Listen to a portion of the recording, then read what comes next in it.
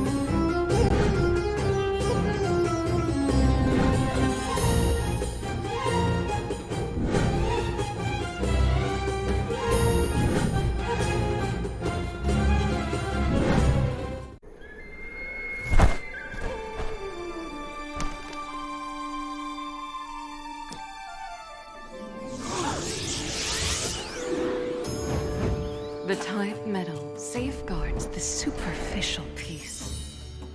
The lack of supplies continues to aggravate misunderstandings. Familial conflicts that lurk beneath the surface never cease. Eventually, trade relations are cut off and contracts torn apart. Thus marks the end of the family bond.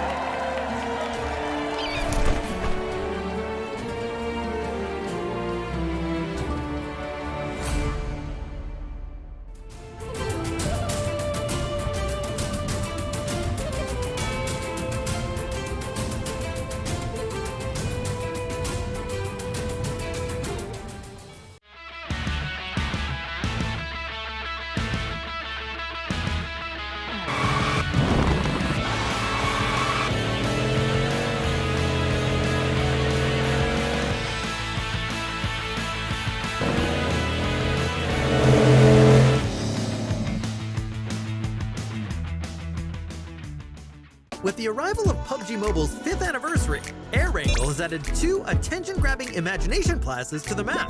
They're really noticeable on the minimap.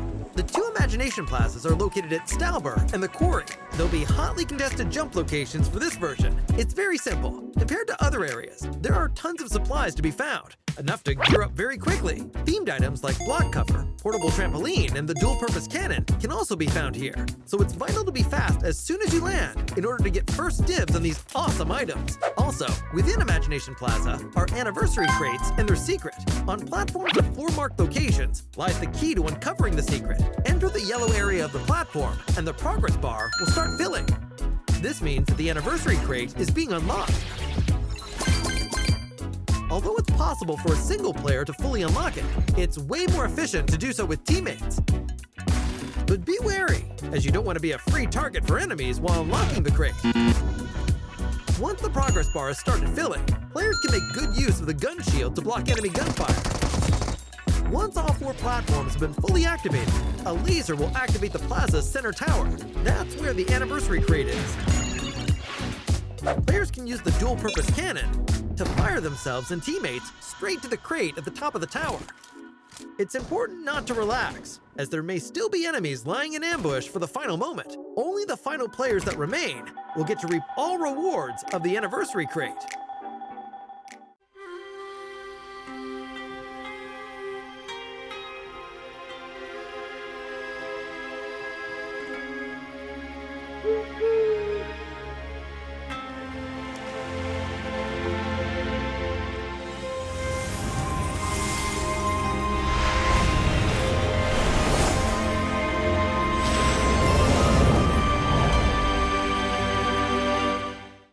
Let's see what new content awaits us in Classic Mode, as well as other general improvements.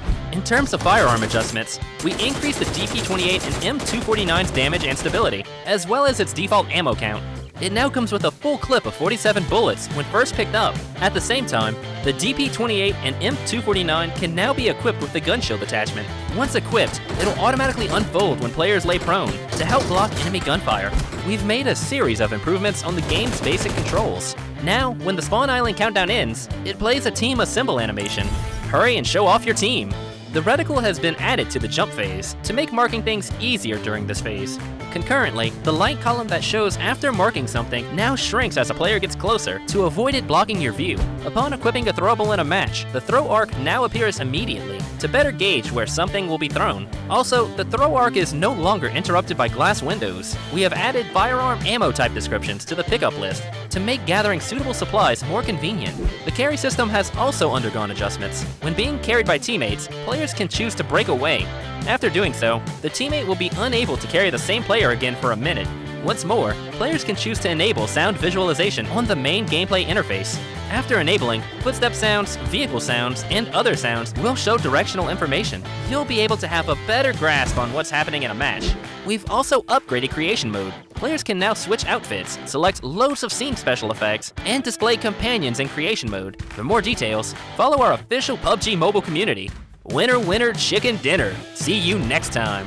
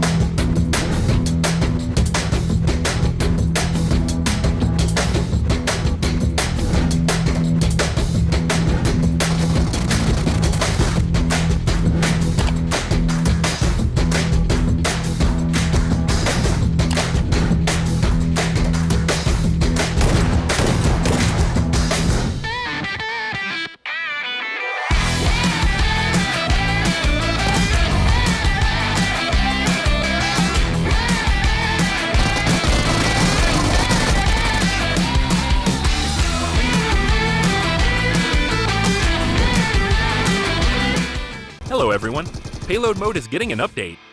This update brings a new, powerful weapon, the tank. Experience the adrenaline of Payload with all new tank battles. The new tanks will be found in Erangel. They have incredibly resilient armor and immense firepower. They can seat up to 4 players. The driver will control the tank's direction and can also look through the tank's gun sights to aim and fire at distant vehicles and enemies. The co-pilot can fire the tank's machine gun for even more firepower. The tank gun and machine gun can both rotate a full 360 degrees. The tank is extremely durable, and passengers will not take damage from gunfire, grenades, red zone bombing, vehicles, or other physical threats. But that's not to say that the tank is invincible.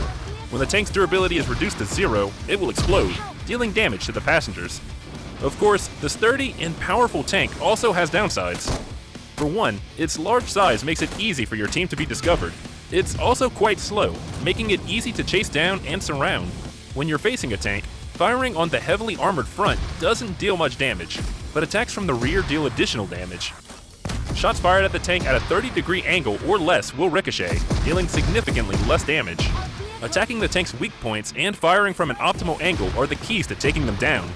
You can also use a bit of strategy, lying in wait while within firing range, and launching an ambush when the enemy comes within range.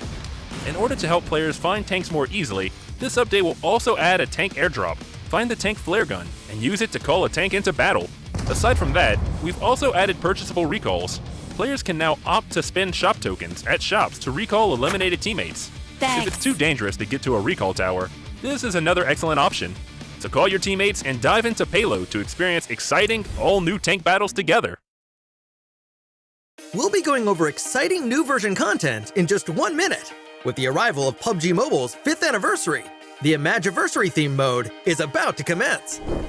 To start off, there are 2 themed areas of varying sizes on the map: Imagination Plaza and Imagination District. They are simply brimming with creativity, with complex 3-dimensional architecture and compact 2-story layouts. Tactics that utilize high maneuverability are now more advantageous than ever. Several newly added items can provide extraordinary mobility. Freely build cover using block cover, which can be used as an elevator when placed directly below a player's feet. Use the dual-purpose cannon to launch throwables and yourself into the air. With portable trampoline, even tall buildings are within reach. Besides these items, Imagiversary also includes a supply converter that can be used to combine different item types. So explore for yourself and discover new crafting recipes. In PUBG Mobile's 5th anniversary, we will be officially welcoming the all-new World of Wonder mode, where you can play other players' creations. Countless maps that differs from classic mode await discovery. What's more, everyone has a chance to become a creator.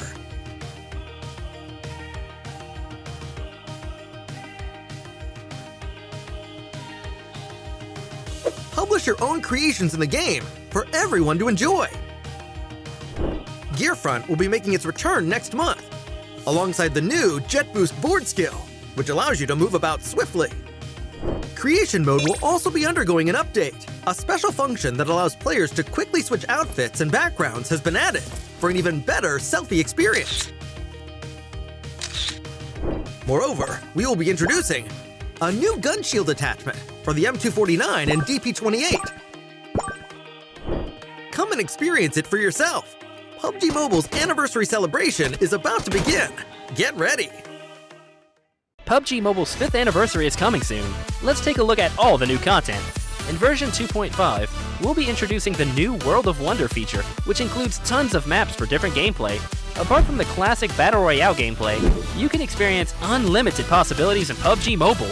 In World of Wonder, even more gameplay maps will be coming in the future, so be sure to keep an eye out on updates for more details. On March 18th, the all-new themed gameplay, Imagiversary, will be available. In this new gameplay, players can use 3 themed items: block cover, portable trampoline, and the dual-purpose cannon. Use them to complete all sorts of creative maneuvers. Block cover can generate 3 different shaped toy blocks, which can be used as a bridge or cover. It can even be used as an elevator when placed below the player's feet. After placing it on the ground, you can touch it to bounce to higher ground. Players can launch themselves with the dual-purpose cannon to travel long distances, or launch all kinds of throwables as ammunition. It's way more powerful and effective than a regular throw. Get your creative juices flowing and come up with different combinations to unleash unexpected tactical effects. Furthermore, your backpack comes with a unique item, the supply converter. You can use the device to get new supplies by converting them 2 for 1. Give it a try, and you might just discover something unexpected. At the same time, the large new themed area, Imagination Plaza, will appear in Erangel Stalber and Quarry. Battle it out to occupy designated locations and compete for a vast amount of advanced supplies. The small themed area, Imagination District, will also appear in Erangel and Livik. Explore these areas and get your hands on supplies. Classic Mode has also undergone several updates. DP28 and M249 can be equipped with a new gun shield attachment. Once equipped, it can be used to block enemy gunfire. Supply shops are now available in Miramar, Vikindi, Senok, and Payload to provide players with an extensive array of tactical options. In Payload, powerful and heavily armored tanks will be available. Drive them into battle. In Metro Royale, there will be loads of updates to items and mechanics for you to explore. Creation Mode will also be undergoing an update. You'll have access to many creative functions, such as change outfits, emote change speed, scene effects, and more. More options will be added to the camera and chat, so showcase your brilliant captures. The all-new Nusa Tycoon event is available in the new version. During the event, each player gets their own island. Nusa coins can be used to upgrade buildings, which raises the prosperity of your island. As your island's prosperity increases, your island's appearance in the lobby also changes. Upgrade buildings and manage your island with friends now to unlock more advanced appearances. For more details, follow our official PUBG Mobile community. Winner, winner, chicken dinner. See you next time.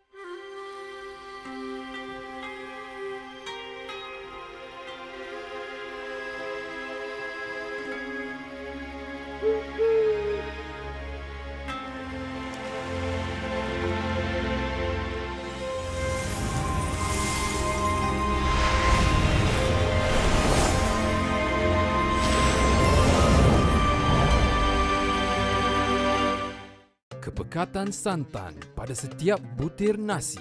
PUBG Mobile. Kepedasan sambal menjadi pembuka selera. PUBG Mobile. Ikan bilis, kacang serta timun. Nasi lemak, pilihan pertama di hati. PUBG Mobile.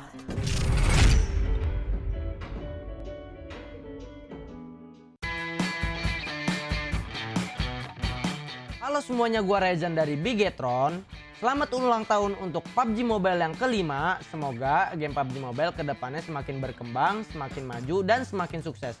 Nah, buat kalian jangan lupa terus ikuti perkembangan gameplay PUBG Mobile karena bakal banyak event-event seru kedepannya. Thank you guys. Merhaba, ben Türkiye'den Solkay. PUBG Mobile'in 5. yıl dönümü kutlu olsun. PUBG Mobile'in yeni yıl dönümü etkinliklerini sen de oyuna gelip keşfedebilirsin. Hello guys, it's me Suvin Kumar Prajapati र म team DRS नेपालबाट खेल्छु र happy 5th anniversary PUBG mobile र हजुर नबिर्सिनु होला 5th एनिभर्सरीको event आउँदैछ, हजुर स्योर खेल्नु होला। Thank you. Hello everyone, here is Lord from Iraq. I'm here to wish PUBG Mobile a happy 5th anniversary. Really happy to accompany PUBG Mobile through the 5th year. Hope to bring more fun contents to the players in the future. By the way, remember to try the new anniversary gameplay and rich activities for the limited time. See you there. Halo semuanya, gue Luxi dari Persija EVOS dan gue mau ngucapin buat PUBG Mobile buat ulang tahun yang kelima, dan semoga PUBG Mobile makin rame, makin seru, event-eventnya juga makin makin seru banget deh pokoknya, dan kompetitifnya juga terutama semoga makin ketat ya. Dan buat kalian jangan lupa ramein event nanti ada di game PUBG Mobile ya, di dalam game kita seru-seruan bareng di sana. Oke, sampai jumpa, dadah. Hello अस्सलाम वालेकुम, मेरा नाम आयुट उज़न और मैं आयुट का इन game leader हूँ। मेरे तरफ से PUBG मोबाइल को 5th एनिवर्सरी बहुत मुबारक हो। मैं ये गेम 5 साल से खेल रहा हूँ और इस गेम में कुछ नए एक्टिविटीज़ आने लगे हैं। तो चलो मिलते हैं वहीं पे। अल्लाह हाफिज़।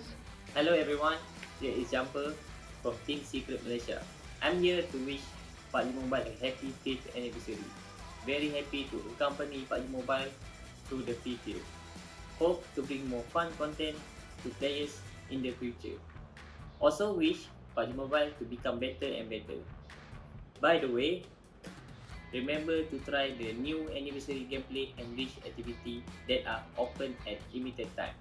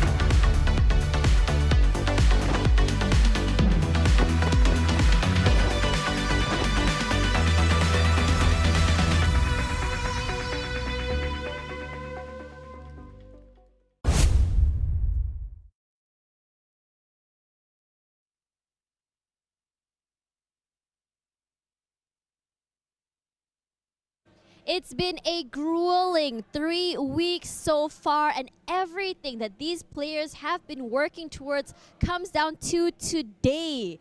The do or die situation, the final day for the final push to get into the grand finals. I'm Tash ready inside of the arena once more, where all the teams and players are just coming together here to just see what they can do to make it to the grand finals on the last day. And if you didn't know, there are some teams that will be playing and some teams that won't. The teams that will be playing will be trying their best, and the teams that aren't, well, they'll be waiting with bated breath. Behind me, I have Alter Ego's booth here, and you know I love talking to the Indonesian teams. Let's see Fnatic's around. Fnatic, you want to talk to me for a little while? He looks very nervous.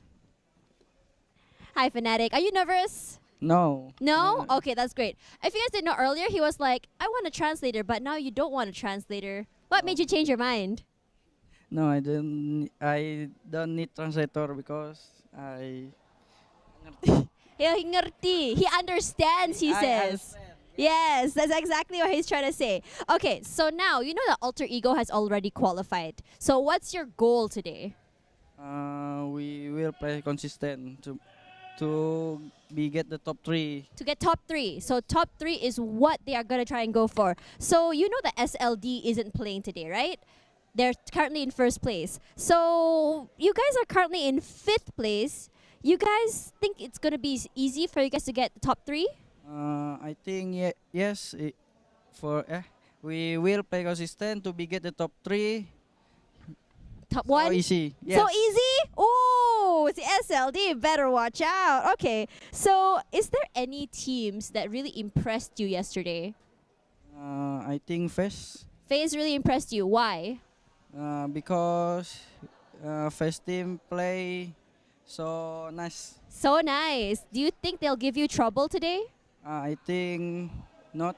No, they impressed you, but you're not scared of them. No. No. Okay, that's really cool. Now, do you have anything you want to say to any of the teams or players before we start? Yes, I want to say to Sam Nandep. You should look at the camera, look into their eyes, you know? I want to say to Sam Nandep because he wrong choice team for this town. See you at final, Dep. Wow, see you at finals, Dep is what he's trying to say. Thank you so much, Fnatic, for the interview. You know what, for now, let's go interview some Thai teams here. Thank you. I'll see you in a little while. Bye. Okay, thank you, bye. All right, so now this is going to be really cool because if you guys didn't know, we have a player that just made his return into the scene here today. And it is actually a team here from FaZe. And let's have a chat with Onsens, who wasn't playing last week. Onsens, are you here? There you are.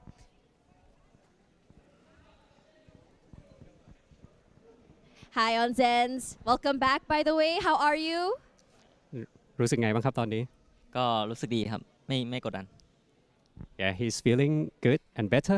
He's feeling Even good and better. yeah. He went to the military, right? Yes. All right. So how was military? What's it like going to military and seeing your friends compete here? Did you feel sad? รู้สึกยังไงบ้างครับกับที่ต้องกลับไปเกณฑ์ทหารอะไรแบบนี้ครับ ตอนแรกก็รู้สึกกังวลนิดหน่อยครับแต่มันผ่านมาได้ก็โอเค He was a bit nervous, but yeah, it's already settled. So yeah, he's Yeah, now okay. It's already settled, and you guys are already in the grand finals. I mean, qualified rather. So, what's your priority today? Now that you're here, like, are you guys gonna be just taking it chill? Are you guys just gonna be playing as aggressive as you can? Like, what's the plan here for FaZe? ก็วันนี้เราก็เป็นที่รู้กันแล้วว่าเราได้เข้ารอบไฟนอลใช่ไหมครับแพลนวันนี้เราจะเล่นแบบไหนครับจะเล่นเน้นแบบเกมรุกหรือเกมรับหรือว่ายังไงครับก็เล่นเป็นแบบปกติที่เราเล่นเลยครับถ้าวงหนีเราก็หาเปิดไฟตีเข้าวงครับผม So he say it depends on the circle pattern once again if the circle not following them they will be more aggressive yeah they will ambush any other teams yeah so they can go to the final. Oh, they are. I mean, you're already in the finals. And speaking of that, though, I mean that now you guys are already here. You guys are already qualified. We already know like what you guys are going to be doing when the circle moves. Are you guys going to try go for the rank points, or are you guys going to go more for those kills? เราจะเน้นเก็บที่คิวหรือว่าเน้นเก็บที่พอยต์มากกว่าครับที่คิวครับเพราะว่าคะแนนแรงพอยต์มันค่อนข้างที่จะน้อย So they are focusing on getting the kills rather than getting the score. Yeah. Oh, okay. We can already expect a very aggressive sort of gameplay, and I'm really excited to be watching that. Now, currently, you guys are number 6. This is my final question for you guys, by the way. Do you guys have the confidence that you guys will make it into the top 5 or even the top 3 today? ก็ถ้าดูตามสกอร์บอร์ดเนี่ยตอนนี้เราอยู่ที่อันดับที่ 6 มีความมั่นใจในระดับไหนว่าเราจะไต่ขึ้นไปถึงท็อป 5 หรือท็อป 3 ได้ภายในวันนี้ครับก็มีความมั่นใจก็แทบจะ 100% เลยครับเพราะว่าเราเล่นตามปกติที่เราเราเล่นก็ตามปกติที่เราวางแผนไว้ครับแล้วก็มีความมั่นใจในผู้เล่นสูงครับ So they are quite confident that they could get to the top 5 or even top 3 because they have their plan already. All right, speaking of plans here, I think I can hear his teammates laughing in the background. Like, I'm turning around here and not even laughing. So, I don't know what's happening in the back there. Regardless, I'm really liking the vibe of the team today, and they seem really confident. So, let's see how they perform in our first match of today. It's about to happen real soon. So, I'm going to toss it back to casters. We'll see you guys in a little while. Bye. Thank you. Bye. Stay tuned.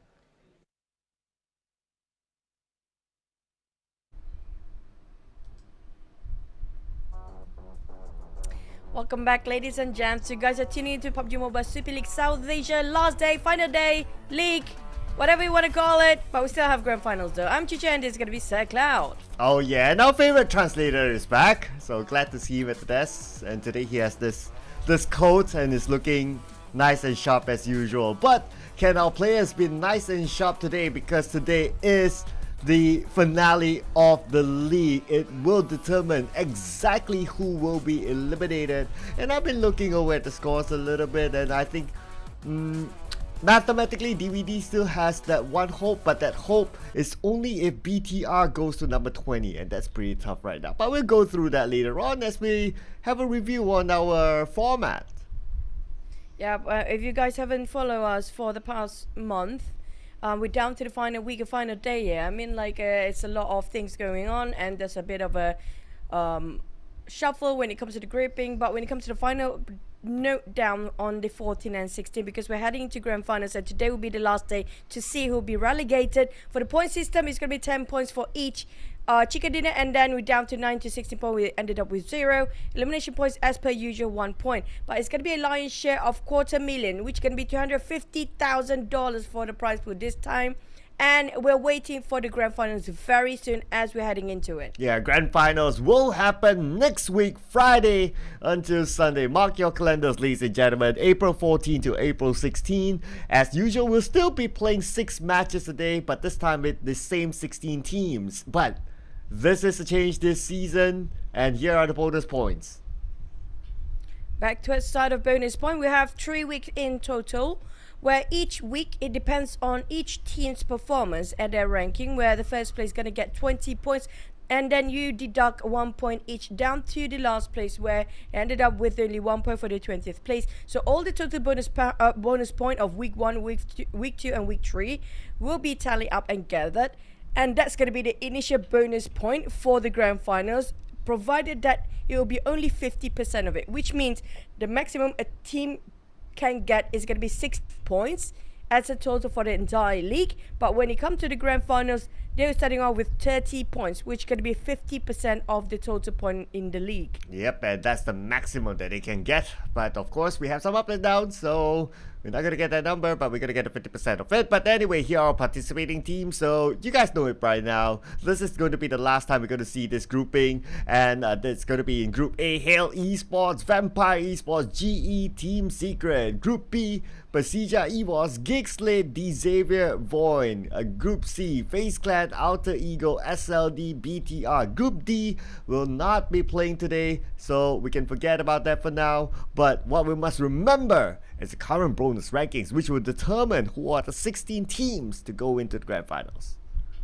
Speaking of the one that will be relegated, it's not based on league points, it's going to be based on this bonus ranking. So far, Box Gaming, DBD, PBNTS is going to be in the red zone so far, but all down to today if they can actually push the numbers up or not. Can they push somebody else's down? The one that actually not safe either is going to be GA, BTR as well. So far, I feel like if you're in the 20s, pretty much safe for now. So I don't know, I don't feel like DS Kick will be pushed down so far, but BTR, GE, Box, DBD, PBNTS, this is going to be the one that in the yellow and red zone, so keep your eye out for these teams. Well, this will affect that too, because it is the weekly rankings as of now. We got RRQ up there with 185 points, but if you kind of look at it, RRQ, they are not playing today, meaning that SLD has an opportunity, Hail Esports has an opportunity. This time around, this week, the points are close enough for that number 1 to be caught up by not only one team, but a couple of other teams. Sem9, unfortunately, they're not playing today as well, so their points will remain static. But, of course, like what Chuchu mentioned, the bottom half, that is going to be the key today. BTR and GE, only 2 points difference. Assuming if BTR goes to number 20, that means DBD can go up. So BTR, they're fighting for their lives today. For the side of DVD, due to how they were not so great when it comes to their bonus point standing, they need to get themselves top 5. I don't know if they can finish off top 5 for today, but so far for top 4 eliminations, a lot of them coming out from the TARS and +1 RRQ for week 3, day 4 here. Now RRQ is not playing. That's going to give so much space for the side of SLD and Hill to push up, especially when it comes to Hill. They have themselves quite a number of eliminations, plus they got themselves the most chicken last week too. Yeah, it is a good gap there, as we can see here, Hail and Face Clan. But if we kind of look at it as well, out of the top 4 eliminations, 3 of them from Thailand. As usual, no Thai, no party. Same goes for the top 4 solo eliminations, with Mela at the forefront. 104 eliminations, but Tony K only 5 eliminations behind the Pico. And Schweppes 98, only 1 point behind Tony K, and that's 6 behind Mela. So Mela possibly can be caught up today. But for so far, it has been almost similar number for the entire week before, but Mela has been maintaining with 5 in the lead against Tony K. That's the closest one. And Mela can actually secure another week Terminator, which going to be the first week was his to take. Week 3, he's standing a big chance of getting that again. Just shows how formidable of a player it is, Mela, for entire team. Now, week 1 best performing team was actually Vampire Esports, while week 2 is actually coming up from Hill Esports and SLD. Take away this week when it comes to the best performing team. Yes, because SLD, they're definitely behind that number 1 spot. They talked about it yesterday during the interview. They really want it. So Can they do it? Of course, that's going to be a big question mark. And if they can do so, they will be the first team outside of the Thai region to get a weekly number 1. Week 1, it was Vampire Esports. Week 2, then it was Hale Esports. Then, yeah, I mean, they'll be looking to try and break that streak. And Thailand right now, they're looking really, really strong. When is Thailand not strong? That's the biggest issue. That's the biggest question right now. How to take the Titans? So far we have to wait until the grand finals, honestly speaking, because I feel like we get to only see the best of them, even including Thai teams and all the other teams during the start of the grand finals. So far SRD shows a lot of promise. So we're talking about the Vietnam start to sliding into the final week now. And for the side of Vietnam, they are doing okay, but Indonesia start to catch up as well. We talk about Indonesia's the one that actually rising up to the occasion first on the second week, and now they start to stabilize in the final week. But when it comes to the matches, this is gonna be our last time to see this league, Cloud. Yeah, it's going to be our last Sandhawk of the league as well. So we're going to review again our top Sandhawk performers as of now. As usual, no title party. And we're going to have Vampire Esports at the forefront. They really like their rank points inside of Sandhawk. They also like their elimination points. But Boom Esports, they like it a little bit more. And today they're playing. Yesterday they took their break. So we might see a very interesting round this time, considering the stats as of such. Of course, we gotta have Alter Ego out there, and we gotta have Hale as well. Hale fairly consistent for Sandhawk for the past 3 weeks. Yeah, okay. I mean, like when it comes to top 5, yeah, you have to give it a Hale. SLD RK has been very consistent the entire week, but for Hale has been consistent since week 2. Vampires, they got himself quite a strong start at first with this tournament and slowly dwindling down, which I'm not sure where they're at right now. They are still one of top teams, but not as how they used to be in the first few days of the tournament or even the first week of tournament. When we meet that kind of Vampires, maybe they will experiment with some stuff. But on the start of a prediction here today, for me, is GE, PB, and BTR. And these are the teams that's not safe down there. For me, I just want them to get up. But in the end of the day, there's going to be somebody to be pushed down. Well, I guess both of us have PBE down there in our predictions.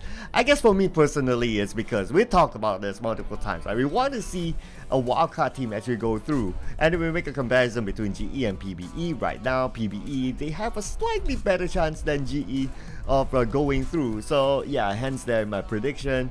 I know, a lot of people will be like, hey, why Team Secret is down there? Well, hear me out here, okay? So Team Secret, the lowest chance right now of going through. However, if you want to end your campaign, you might as well end it on a high. So Team Secret, well, I guess that's where I put them in. And for Gig Slate, they do have the potential. But I heard that today the IGL, Damroot, is going to take a break because he's not feeling well. Hence yesterday, what we saw in the player camps, he's been putting his head on the desk. So who will be the IGL? Let's see if the lineup is as what we understood, and we'll make the theories out of that later. Now, speaking of health, right now it's very hot for the players, and those who are actually staying in around South Asia region do actually stay safe and drink plenty of water because of how the heat wave has been hitting a lot on the side of South Asia these days. And due to the change of weather, of a sudden change of weather, suddenly it's super hot and then it's super cold, and these guys, they've been going in and out of the venue, which is super cool, and then when you go outside it's super hot, and there's sort of a heat wave hitting, and when you go in between two places with different temperatures, it's easy to get sick. So it's really hard for the players, especially in the case of Damroot. I just hope he gets well soon. Now back towards our tournament and who will be relegated. Now I hate to break it, but hey, I think that DBD can't make it. There's one team for sure now, and they are not playing here today as well. So we have one being relegated so far. They got themselves in total, the max is getting 15 points if they manage to maintain the position as it is in the overall scoreboard. But the problem is I don't think they can maintain, because the teams, a lot of them still not finish off all 24 matches.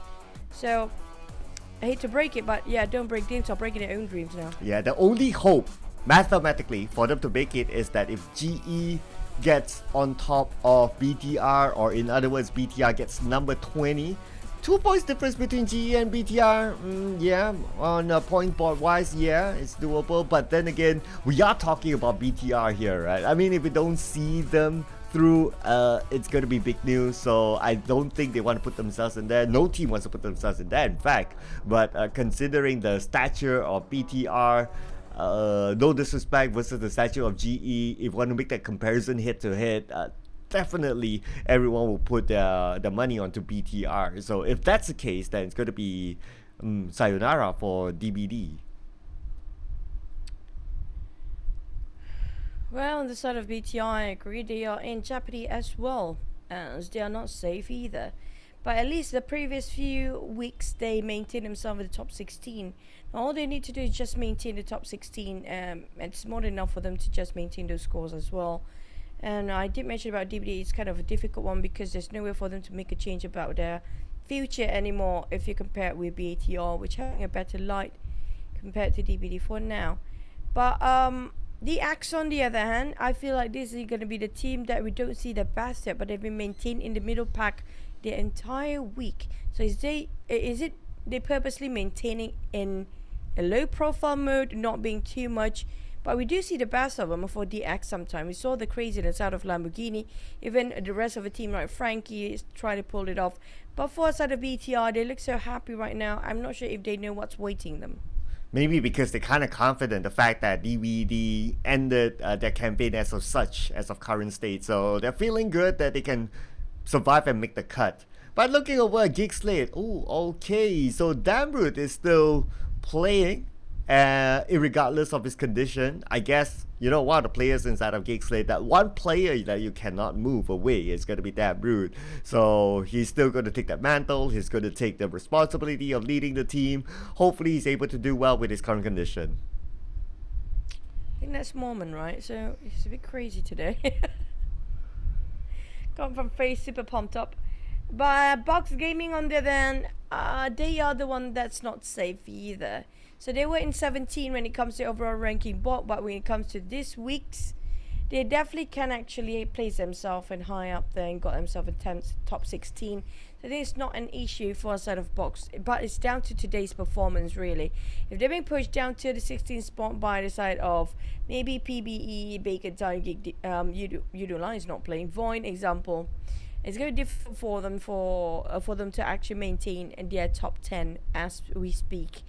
But on the side of Boom, I'm looking for Boom, Alter Ego, and there's one more Indonesian team who love to clash amongst themselves here. RRQ? Is it? Yeah, RRQ, there you go. But RRQ's not playing. Maybe Pasija is going to go crazy today. Probably. Since today's the last day, they might as well. They're at the stage where they don't have much to lose because all they need is just to finish as high as possible and get those bonus points in for the grand finals. They're definitely not in the danger zone, so that's their only aim. Hence, a little bit of weight lifted for them. But of course, like Box Gaming, well, they used to be in danger zone until they performed really well this week, and so far looking so good for them. I do expect to see Box Gaming moving forward without an issue as well. They cannot drop as far as into the bottom 4, so Box Gaming will be fine. That's a unique way to be seated in your chair instead of Alter Ego. But Team Secret, iShot's playing for the past few days when it comes to the final days of the league. Now are you guys ready? Because we're gonna head into our last Sunhawk of the entire league here and finish it off with a bang in Sunhawk, and then 6 more maps, we're done. Let's head and fly into the first ever of map of the final day, Sunhawk.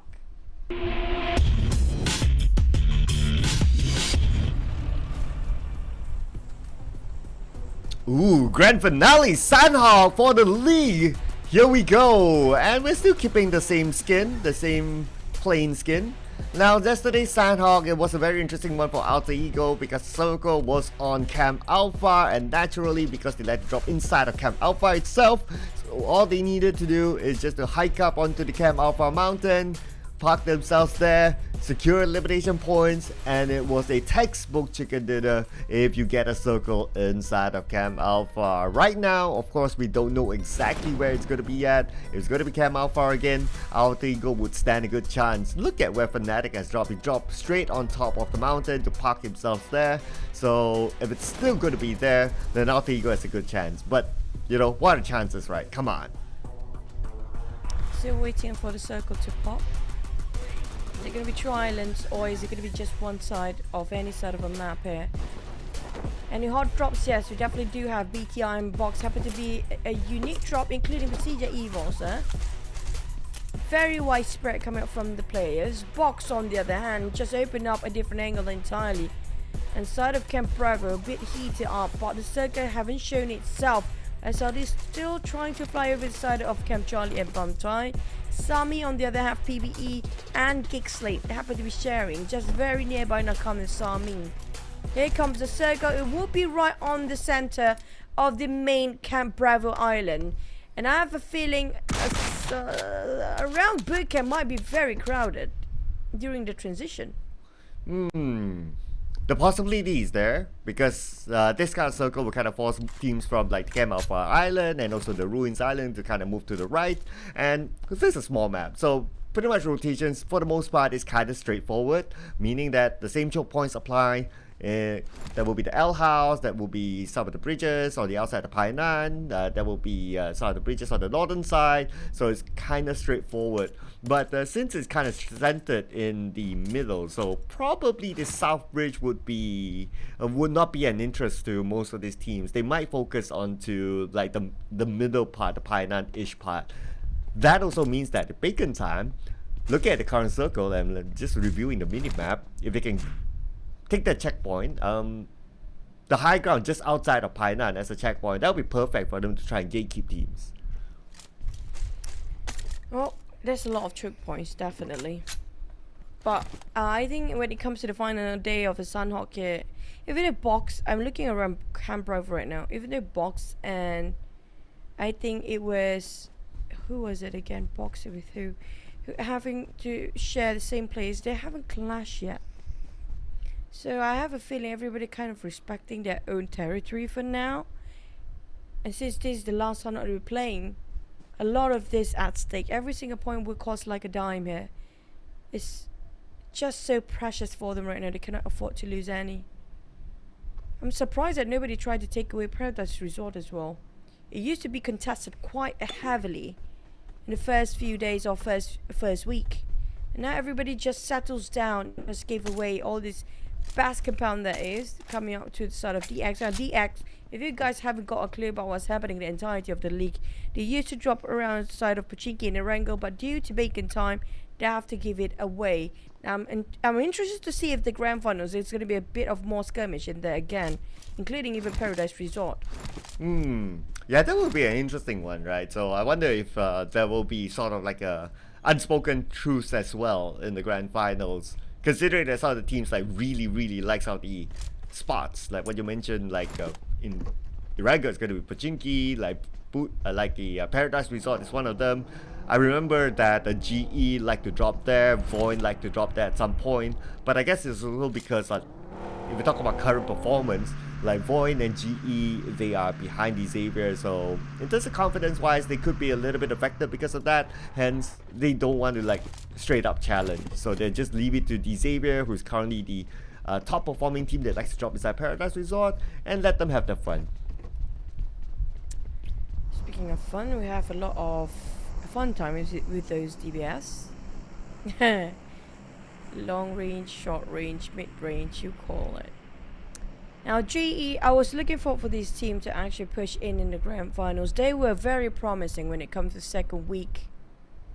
But when down to third weekend or final week here, it feels like they lost the momentum. Back to square one, like how they were in week one. It feels very perplexing for me to know for a fact that they're going backward instead of forward. And I was having huge expectations, and it just frustrating to see some teams being pushed back when it comes to their best by these teams due to how they overthink themselves. Well, since it's the last day, right? So okay, even if they get on top of BTR in these charts, right?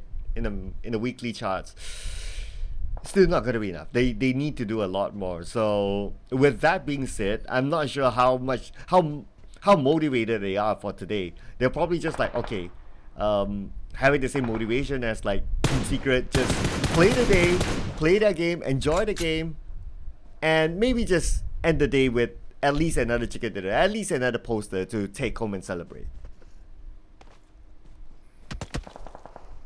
Back on the side of CD, because this is going to be the anchor for the team. Ratface have been showing how important he is when it comes to this lineup. So he's the one that actually makes so much impossible outcome. As long as he believes in himself and his team backing him up, Ratface can do such a wonderful clutches in certain angle. But on the side of Geekslate, a lot of team are taking a bit of, not really a lot, just two to take a bit of a blue zone. There's going to be Alter Ego and Geekslate so far. I spotted our SLD right on top of those compound. Now we have Camp Charlie leaving by the side of SLD, but at the same time, you do know for a fact it's still a bit of a journey for them to get into the circle. And the circle, we haven't seen the last time we saw it is going to be in the main peninsula. We haven't seen the second one just yet. But Sky on the side of Hill, taking the high grounds, but Procedure is going to go for Hunt today. We might see that in Erangel, since Sandhawk is a smaller map, and if you like really go for a hunt and then you like kind of like get into the compound, you fight, teams are generally closer to each other. Third partying can happen, so they might save that for the next round. Look at the current condition as well. They are holding those high grounds, prime position, long range, so maybe they're saving it for Erangel at least. But now reviewing the circle, looks like 100% main peninsula. I mean, it was pretty much the case before this anyway, but it moved up towards one of the hotspots that we talked about when we started this round. It's going to be Paradise Resort, the home of the Xavier.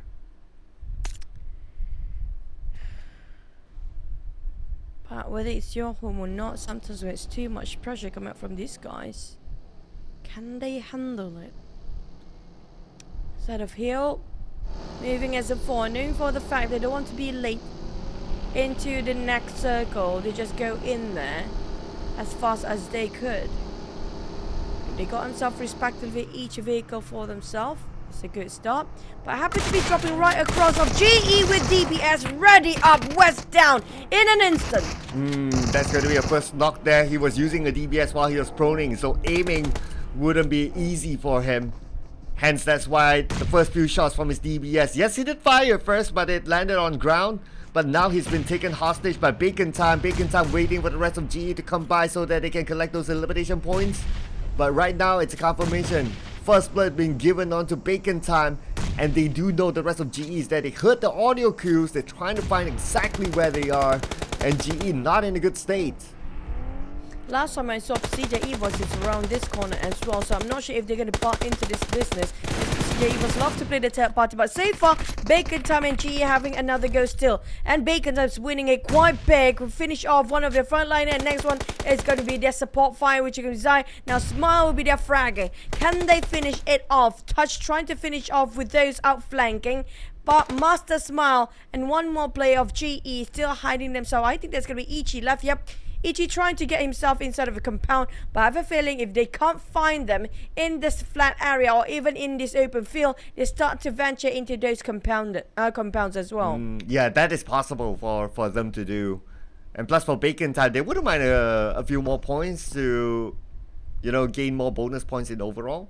So they might go in for the hunt, but not too much of a priority for them now since it's still stage 2 of the circle.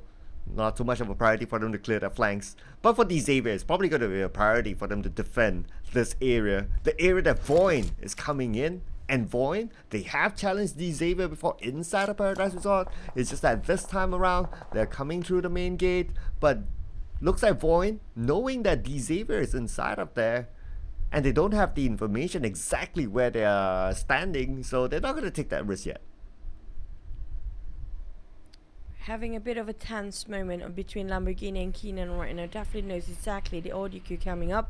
But boom, happens to be coming up from the side of top mode now down to its Paradise Resort. feels like they actually might get into this. Last time I saw boxes around there as well, around Paradise Resort. I'm not sure if they are exactly there still. Side of Alti Gear coming up from the side of our team before crossing that bridge, following the footsteps of Void. Now might be happening, a lot of stuff happening around Paradise Resort. But Alter Ego, I feel like they will start to push downwards or go south. Due to the circle, feels like will shift now. But if it happened to be on the north, they don't even have to move for Alter Ego and boom. It's going to be a perfect angle and perfect places for them to actually stay for a bit longer. But GE and PBE, even with a good time, might have a bit of a, you know what, rotation down there.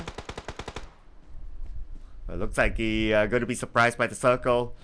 It's a little bit shy to show itself. BTR just, well, that's going to be warning shots. Hail Esports, what a travel it has been for them. All the way from the left side of the, all the way from the right side of Lakawi, using vehicles, all 4 of them in fact, to get into the circle. But right now, it's going to be against FaZe Clan. They probably didn't know what hit them, but it's not only FaZe Clan they need to be worried about. BTR and SO, they happen to be fighting as well, but right now we're back to the side of Paradise Resort, where 4 teams, if I'm not mistaken, are placing themselves in these skirmishes. And Ventura is trying to flush out the rest of Hill from this very small house. Here comes the nade. We didn't see the nade, how it dropped, but yeah. Thanks for the view just now. But back to the side of Smoke, popping up for the side of Hill. FaZe cornered them on the outside, but then nade dropped by Onzens, if I'm not mistaken. Get or double down, or is it Mela between those two? But Onzens and Mela are taking the side flanks. And now there's no way out for Hill. They're being back out and back off. And nowhere they can get themselves even pick out from this. Ooh, if only that nade landed inside. But now the Molly comes out. Victorious with the DBS. Hail Esports only down to 1 player left. And on the other side, Hail Esports will be the first team to go out. But they gotta reset quickly because Pasija Evos is shooting from one side and D-Xavier as well. They're being sandwiched. They can't even reset here. Pasija Evos taking advantage of what's supposed to be their game. FaZe, lucky enough, they got all 4 boxes indoors, so they can actually secure themselves a couple of resources and just take a bit of a coverage at that. But down to FaZe, Ventura is left behind here with an airdrop outside. Pasija Evos, Red FaZe is dying to see what's out there. He's intrigued to see what's going on inside of those compounds, but at the same time he's playing a bit more cautious and now not being too reckless going into those places before. Instead of box, we do have Paradise Resort still on fire. We're talking about DX, Void, as well as Box Gaming around this corner. And I have a feeling Team Secret just passing by, but I'm not sure how much of the distance between them and the others. But Box, from this view, they can even see Boom. Now imagine DX who coming up from the back if Box not being careful. Yeah, this is going to be a tricky one for Box. They can't overshow themselves because we can see from afar, their opponents probably have visual onto them. Box Gaming still on the outside of Paradise Resort. So far it's okay, but D-Xavier clearly knows that they're there because of the nade toss. Right now, PBE, the team that still has a slight hope of getting into the grand finals, but they really need to push hard here. And looks like it's not looking good for them this time, as they might lose cool. But the counter fire by Bomb Boy takes down 9 Noise. They are fighting back. But speaking of fighting, SLD taking the fight against another opponent here, but looks like they're trying to get away as well. Well, we miss quite a number of fights here. Every time we actually move, it's going to be someone that's not really fighting. But PBE happen to be knocked down here. Box, on the other hand, have been on a stalemate the longest time. Boom, and the side of Box wants to go in so bad. They want to go in for the flush against DX, but if they happen to be moving at the same time, it's going to be a trouble. We do have a couple of explosions down there, and it happen to be XLD versus BTR still going at each other, but nothing much more than just explosion of nothingness. Void and Alter Ego happen to be sharing the same place. Paradise Resort feels like a hell now. Oh yeah, Paradise Resort, a lot of teams actually around it, and we have teams inside of it, but that's how the BTR. Here we go, as Ryzen is still alive, 50% of health, but he's taking out the blue at this moment. Ryzen will be shot down. The rest of BTR, where are they? We do see Sata on the other side. He's definitely going to leave this, not going to get involved anymore because right now BTR only has one player. But they'll be glad to see that GE has been eliminated so they can still try to collect points to pull away. Sort of SLD taking on Procedure Evos after BTR just now. Kick taking on Box, while at the same time Boom having a bit of a trouble. PBE on Bacon time. Gig trying to run away from the blue zone, and the blue zone start to finish off a lot of players including SLD. PBE taking on Bacon time, and plays a finish off PBE where we're not looking at right now because we're looking at Gig Slate who's burning in the blue zone while Box trying to keep them at bay. Now it's gonna be Lovey, spotted out Miko's running out on the flank side. Boom taking on Gig Slate at the same time. Now Kick being cornered left, right and center, while PBE taking against Procedure Evos. Bacon time on PBE and Bacon time being eliminated. This is not great. So many teams actually being pushed in. Now that's going to be the last of Gig Slate, while BTR is still in the blue zone. We're talking about Boom, Paradise Resort, as well as a DX and Box Gaming. Void and Alter Ego. Whoever on Paradise Resort so far has been safe, but they start to open fire again. Yeah, they want to defend their ground for sure against other teams. And looks like the circle shifted and Paradise Resort is still in it. The Xavier, they can stay put, they can stay still, they can stay chill for now. They just need to make sure that the entry points inside Paradise Resort is not compromised. Boom Esports, they definitely have this idea, but they need to get the information. They need to be sure that the entrance is not guarded. Just wish you get to see more of those fights. Sort of Boom, DX, SLD. FaZe happen to be stuck in between of DX there. Feels like wherever the camera pans out, it happens to be nothing that's happening in there. Bit frustrating for me, I'm sorry to say that, but I'm a bit frustrated right now. Void taking on the Axis side, just taking over this compound as well. I'm surprised how DX is actually giving away the compound slowly instead of gatekeeping people from coming inside, because they have been since the start, Cloud, DX. But wait! Rosemary! That's so far! Well, that escalated quickly. But anyway, Rosemary, he happens to be always the first one from Boom to go out. But if he does survive long enough, then he's able to carry the team really, really hard. But right now, at this current state of Boom, without Rosemary, only like what? 3 players left. It's gonna be hard. But it's gonna be hard as well for PBE as they seem to be losing the fight against Team Secret. But PBE fighting back. Okay, that's gonna be a knockdown on the jumper. Kid in the compound. But then again, the other members of PBE will be pressured by the blue. Raimon might get knocked down by the blue. Team Secret, Kid, saved. He still managed to corner himself. Still has time to reset. But with the downfall of iShot, it's down to our boy to buy him time. Can he stall? I don't think so with that DBS now leaving with only Kid left. Kid, he popped the smokes. He wants to toss the nades, but if he tosses it out, he will just nade it his own teammate, and that's what happened. Jumper down, cannot be saved anymore. With that nade finished off by the side of his own teammate, denying those points. Kid, can he pull it for the rest of the team while we're hopping over to Vampires? Fighting against Alter Ego before we're... Yep. Well, Vampire Esports now, lower ground, not in the position that they want to be in. Let's see how Alter Ego can take advantage of this. They know where Vampire Esports is at, but Fnatic is down though. So Alter Ego playing with 3 men right now, 2 men active, knocked down to Fluke Camp. Schwabs super duper low, but Tony K went up to the high ground. Nice flick there by Octa, but the counter fire came in from the other side. That kind of saves Schwabs, but Schwabs too low for him to tank any more damage, and Potato will win the fight. At a cost for the side of Alter Ego, leaving with only 2 players. DX, I'm surprised how they just leaving and letting all these players slip by to their compound. They had it at first, and now Boom and Void already taking dominance over their house. It's going to be the initial drop spot here. DX on the other hand spared themselves with those ZBS, with their rifles on their reserve gun for now.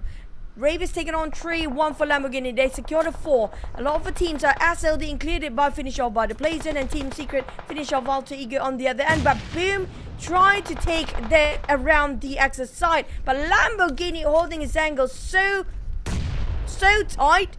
There's nowhere in for this guy to even pick down. Oof. Look at them, but too much Hexas cooking it up from behind with those DBS, taking Lamborghini down. Well, if you don't have Yummy, you have Hexas. Nice 2 knockdowns there by Hexas. But you gotta be careful, you gotta reload, you gotta reset quickly as the rest of D-Xavier might want to take him out. But the rest of D-Xavier are in the zone, so they only need to wait for Hexas to show himself. Hexas will not go down without a fight. He managed to reset himself. Now he's out in the open. Let's see how he goes through the 2 members of D-Xavier. He started off with Frankie, but it's gonna be Rabis that takes the final shot onto him. The jump shot was well worth it, down to 5 teams there. And Rabis tried to save his mate, but the problem is he knows for a fact that he can't save him anymore. He jumped out from there, realized the Blues is too close and it's a corner. He doesn't want to jeopardize the entire team. Have to make Lamborghini the scapegoat for now. I'm not sure, yep, they can't save him. SLD, Alter Ego, Void and Team Secret. None of these teams actually do have a 4.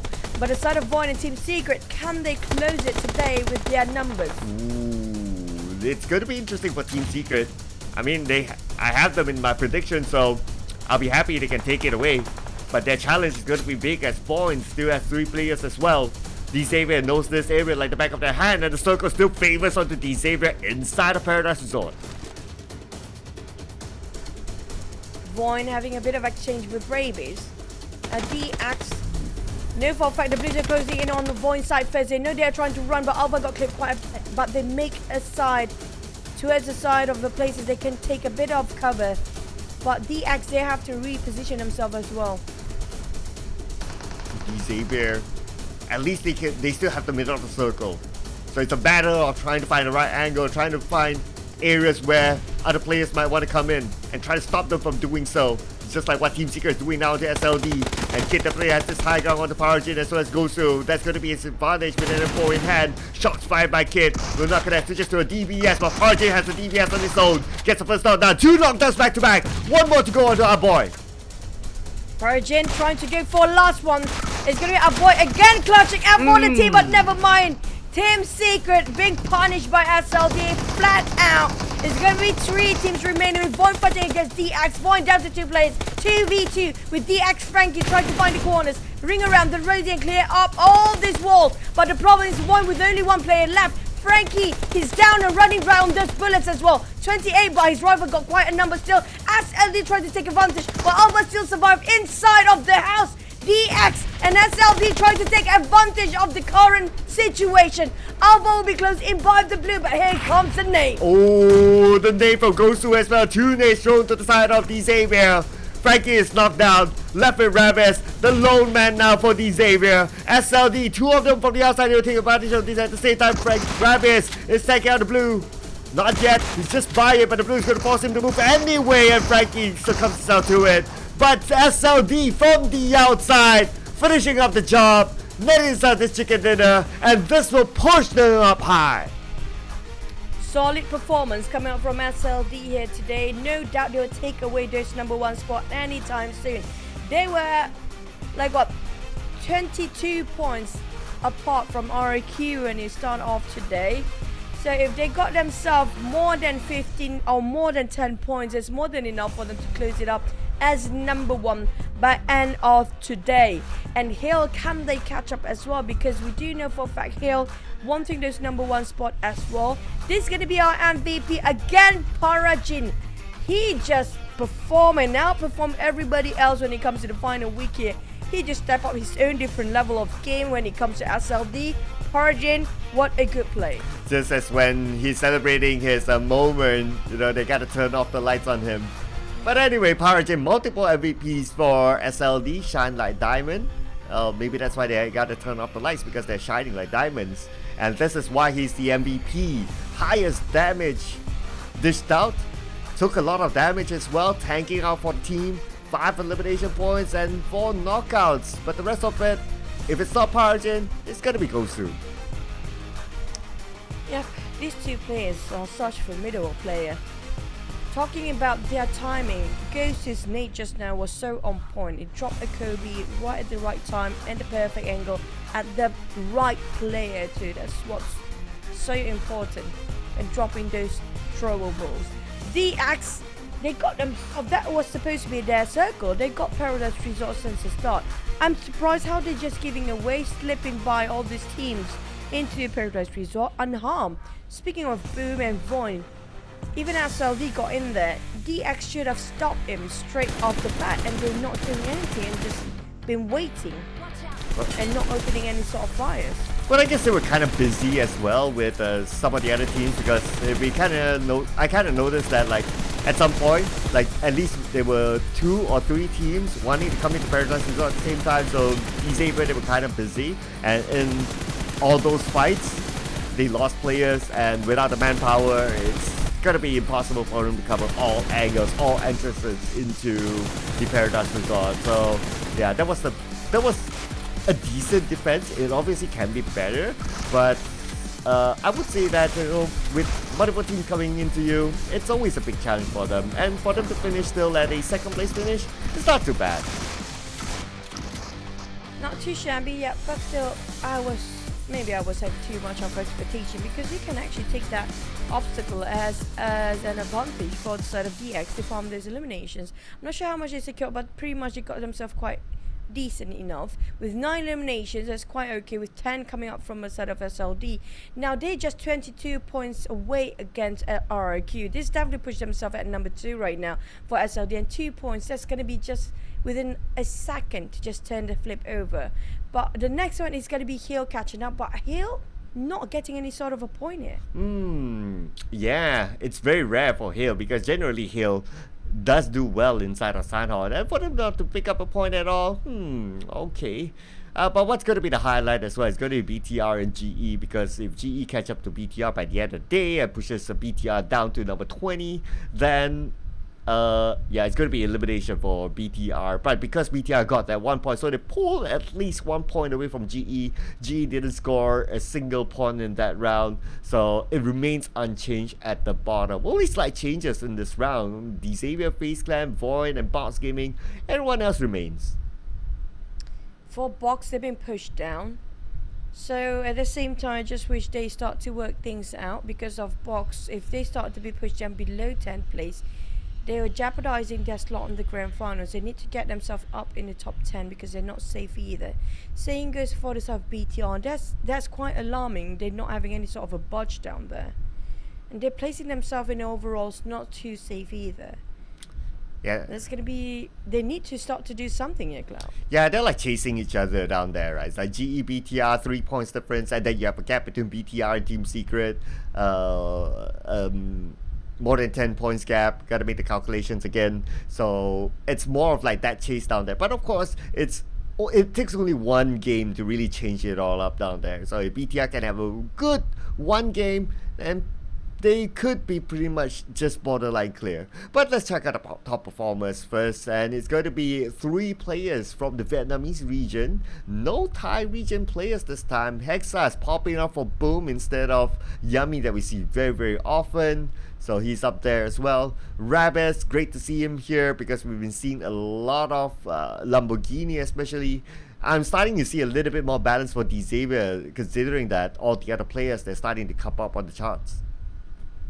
Yeah, we're just waiting for Frankie to actually popping up his name down there. But when it comes to the first ring of the day, there's no time to lose. There's nothing else to hold you back anymore coming up from these games. For the guys down there, I'm talking about Box, Bigatron, DBD not playing, GE, PBE, and Team Secret. They have to fight for their lives here. We're talking about the entirety of the season. For you not to play in the playoffs is going to be really tough for them. Hell, UDU Lions are a QNS, so they'll be the top ranker performers. And just to remind yesterday, there's no chicken dinner coming from the Thai teams again. So I'm waiting if they're going to rise up today like how they did before. When they didn't have any chicken, the next day they got themselves dominating over the half day at first. With 3 chickens for the Thais, or 4 was it the entire day. Now, will they have another sort of a wave here from the Thais, or they just keeping it quiet while the Vietnam are trying to get themselves a big momentum? Yeah, well, I'm not going to discount the Thai teams. I mean, like what you say, right? We did see that there was that one day that they didn't get the chicken dinner. The next day, they just went amok. So, considering that, based on the stats as well, Hill Esports, they do love Erangel, so it gives them that sort of a stature that, yeah, if anyone would answer the question, yeah, looking at stats, look at the numbers, Thailand, they do really like Erangel, especially for Hale Esports, and they have a lot of potential of getting into the getting a chicken dinner inside of this. Yesterday they did not, but if we take the trend of one day they don't, the next day they will go all the way, then probably the answer is yeah. Well, I'm not too worried, except for maybe the one that actually have a lot to fight for is going to be Mela. He tried to get himself again the MVP, and we do know for a fact when it comes to the MVP, the Terminator of the Week, they'll get themselves an extra bonus prize, which I'm not mistaken is going to be $500 if I'm not mistaken. Yep, for each of the players, it's going to be best performing team 1,000 for each of the team. Now, for me, GE, PBE, BTR, I mean, like, these are the teams that definitely, I'm not going to predict them getting chicken. This is the team that are in the dangerous zone. GE and BT are close enough to secure those slots. PBE, they have to work things through. Yeah, I'm kind of hoping as well that, you know, any of my predictions get the chicken dinner. Team Secret actually look pretty decent this time. I mean, they won that fight with Kid being the last man. Yeah, they lost Jumper because they had to deny his point, but that's a-okay. They still kind of lasted a little bit long, and they still got a good number of elimination points in total. Of course, for them, with 5 more games to go, I can say that their chances are close to 0% of getting into the grand finals now. But yeah, as long as they can have a good last day, if they can still pop up with the chicken dinner just to end the day, then that is at least something for them to take home. That I think right now is the bare minimum that we can try to expect from them. Do they have a shot at getting number 1? I mean, like for PB and Team Secret, the only way for them to actually, I'm gonna tell you the truth right now, you like it or not, for all of you guys out there, so I happen to be their big fan. PB and Team Secret, like it or not, if they want to get themselves in the grand final slot, they possibly still can, but they have to place themselves in the top 2. That's the minimum. That's the minimum. I'm not even talking about the maximum. That's the bare minimum. They have to be in the top 2, like it or not. That's the worst case scenario. But if they can actually do it in the within what 5 more maps to go, how much of a gap that is? 100 points, 120 points. That's going to be like what, 5 times 3? That's 15, 20 points, 20-ish points per round. It's gonna be a tough one.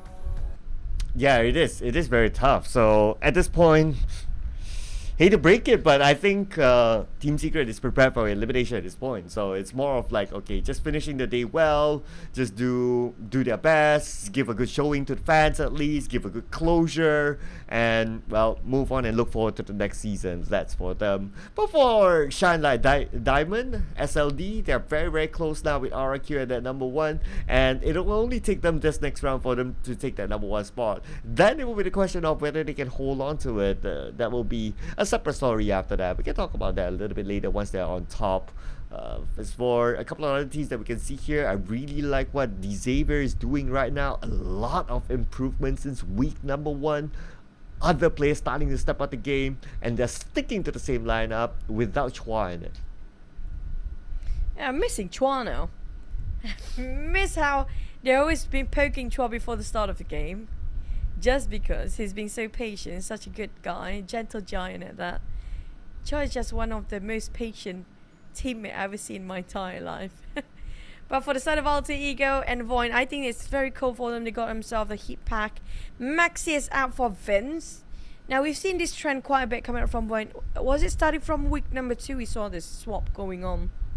Yeah, thereabouts. It's because week 1 they did really, really well, so it's understandable if they maintain pretty much the same lineup for most of the game in week 1. Week 2, yeah, I believe it's where they start to switch things up, because week 2 wasn't great for Void, but at least this time around it's okay-ish for Void. It can be better because we saw what happened in week 1, so we should be able to see them in the next round without an issue. And if we talk about like, okay, who's the right composition for Void at this point, I don't think we really clearly see one yet because of the level of inconsistency week after week. So I think they're still using this last few games for the day to just try to find the right chemistry in preparation for the grand finals. Inside of Boom, also the same kind of swap. Bubuhu first entering the first 2 maps of Erangel. Then Bubuhu usually swap with either Keymine and who was it, one more? Pombit? Pombit. Yeah, Pombit and who else they will swap? Pombit, Hexas. Crazy, Keymine. Hexas, yeah, Hexas. Yeah, it's always Hexas for Boom. Second half of the day though. Yeah, because Yummy is pretty much unmovable. Yeah, he took a break a little bit, maybe because of burnout, and that's totally understandable. I mean, it's really hard to really maintain that sort of performance that Yummy has shown us throughout this PMSL. So if they were to give him some leeway, just take a break, take a breather, it's totally understandable. That was exactly what Geek Slate did yesterday, when we were kind of surprised that Snipes took a break, Mika took a break, and it's because of the same reason as well. But hopefully these teams still have it for the last 5 games today, ladies and gentlemen. So we will be starting our final Erangel inside the PMSL League. Let's head on to it.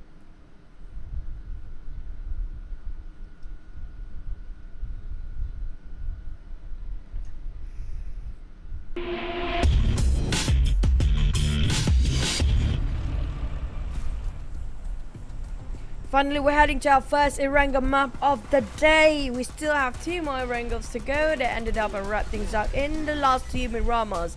I guess ready to head into the last of the last days in the league of PMSL Super League South Asia. On the northern side, we're starting off from Zaki down to Lipovka with the circle BSMB. Yesterday we got an SMB and it was really interesting. I wouldn't mind it by now because in this week we haven't gotten that much. We got a lot of that in week number 1, so a little bit missing it. But for Team Secret, alright, since the flight path is far away from military base, they're definitely going to switch it up. And the fact that 7-9 isn't playing today, Team Secret drops into Severny, will be unchallenged because 7-9 is absent. So that's going to be one change. Vampire Esports into Zarki. Not the spot that normally teams like to drop there, but it's again because of the flight path way up north. They have to make changes. Waiting for any hot drops there. Because of how the flight path just on the northern side all day long. And like it or not, these guys will have to have a bit of a clash. It's down to the circle to see if these players will have to clash early or not. It's going to be a very generous one still. Like, not too generous, those dropping on top of Zarki, which are going to Vampires, as well as BTR on the North Joggle Pool. But the one that are dropping on the right side of the map is going to be a huge one because they're right on top of those flight path and the circle happens to be there. They don't need to move. But the problem is there's not much good compounds on the top right corner where the circle comprises because Pachinki is not in it. Those on the southern side have a lot of places that you can loot on. It's not inside of it, but we still have Yasnaya in it, so it's quite decent enough with Rozok alongside Yasnaya. Well, if we talk about like the teams who drop on the north, right, I actually kind of think that they would like this kind of circle. It's because if you drop on the north and if you move to the right, you have lesser teams to deal with, as compared to if you're in the main peninsula and you need to move to the right, there are a lot more teams to deal with. And if you look at the map structure, there are close to no choke points if they choose to like go all the way to the right around the areas of let's see, even if it's Yasnaya, even if it's just on the far right, so they will have a lot of space to play with. But if it's like the opposite, if like let's say the circle is on the left in a similar structure but they drop like say Kabeshki for example, then moving left can be a little bit tricky, especially if they move left and the circle went down to South Jogo Pool, then we're talking about the bridge that's going to be the choke points and so on and so forth. So this kind of circle, I think for teams that, especially on the top, last we saw it was Hill Esports. I think we had Team Secret as well. We had another team, I believe it was BTR. They will enjoy this kind of circle. Instead of Geek, not so much. They're on foot right now. Can find any vehicles by themselves. Don't have too much loot. Lucky enough nobody's actually passing by or driving to its side. If not, they'll be doomed of how low they are when it comes to those gears. We do have Box kind of running and stuff. Quite okay for now with the gears. Procedure Evos and SLD around Yasnaya and Poliana. I have a feeling we might actually have more than 2 teams occupying Yasnaya and Poliana in a very short time because of how the circle were. Plus, depends on how many teams can get themselves couple of vehicles to work around with, because if they don't like how Geekslate was, a bit slower rotation and a bit slower navigation. Milta on the other hand will be occupied only by Vaughn. A bit peaceful coming up from them, not too far off from that circle as well. They are on the right side of the map. But Team Secret now, can they pull this off? If that is the question for now, I would say no. As a straightforward answer, I kind of feel that they know it themselves as well. So I guess, again, the objective for Team Secret today that they're playing is just to have a good ending, to have to just give the fans something to be happy about, as we call it bowing out gracefully. So yeah, more of just trying to get a good performance, maybe a chicken dinner, and look forward to the next season.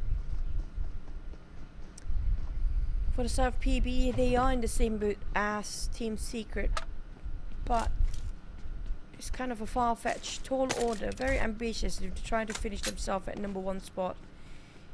Right now, RIQ and SLD just 2 points away when it comes to getting this #1 in the chart here for today, because #1 is not playing here, which is going to be RIQ, Sem9, UDO Alliance, as well as DBD in the side of Group D. Group D is not playing, so that's going to leave #1 spot open up for SLD and Hill. But Hill, when it comes to progress of those points, just our first map of Sunhawk, they haven't got much, and it's opening up the gap, stretching out with SLD. Alter Ego, kind of a stretch still to catch up, but it's not impossible with their lineup, because Alter Ego, they are type of teams, like, if they feel like they're doing it great, they're gonna steamroll and got themselves almost 20-ish eliminations. Yeah, it's almost like the theory of like what the foreign players say during the interview. It's like, oh, if one person feels well, everyone feels well. If one person doesn't feel well, everyone doesn't feel well. So that could be the case, right? Like, yes, Yummy have been really popping. That's for Boo. Rosemary have been really popping off in certain times, but there are also times that he didn't really pop off as well. So we can see that if he doesn't, then everyone kind of don't really pop up. So I guess they need to find that, like, okay, if he doesn't, what are we going to do from there?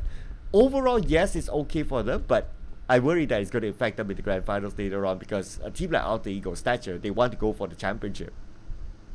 I mean, like, they can actually pull it off, honestly, coming up from Alter Ego, because of how the others are starting to level up or rising up the occasion. I'm talking about Alter Ego, not just coming up from Rosemary these days. We saw yesterday Octa been pulling off a heck lot of work by himself, putting a lot of effort in it too. His progress is huge compared to how he was in week #1.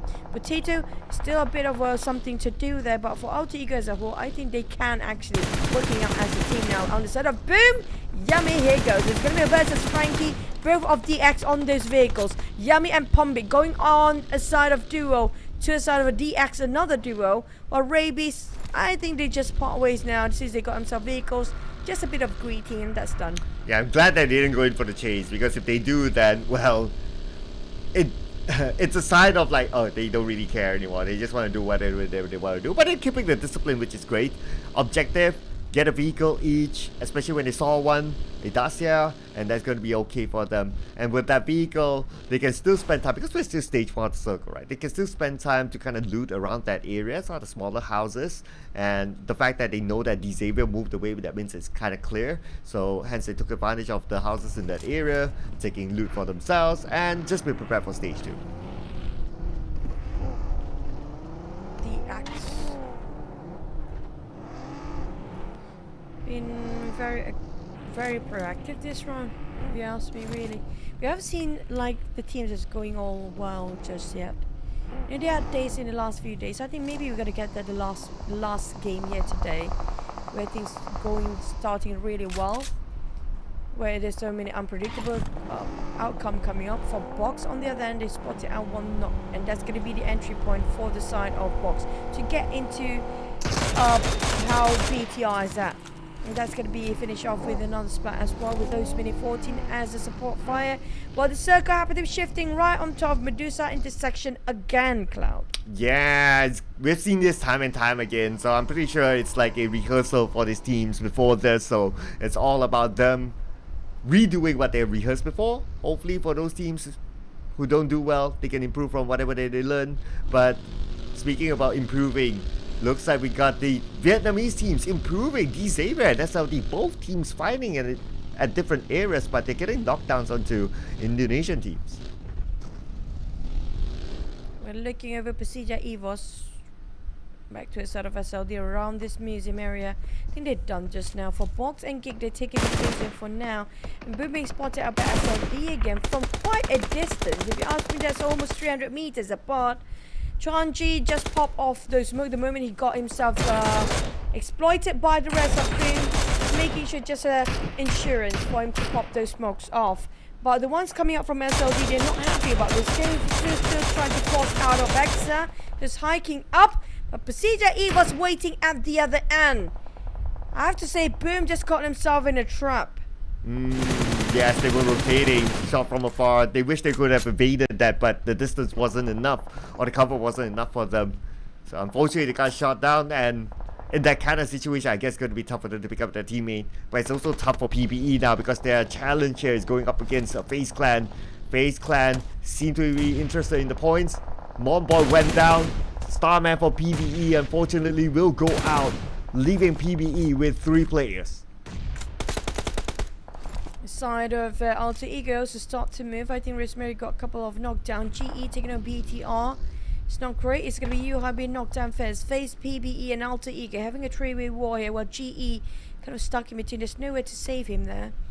Well, Alter Ego want to take the advantage of eliminations, but it's just so hot with this terrain.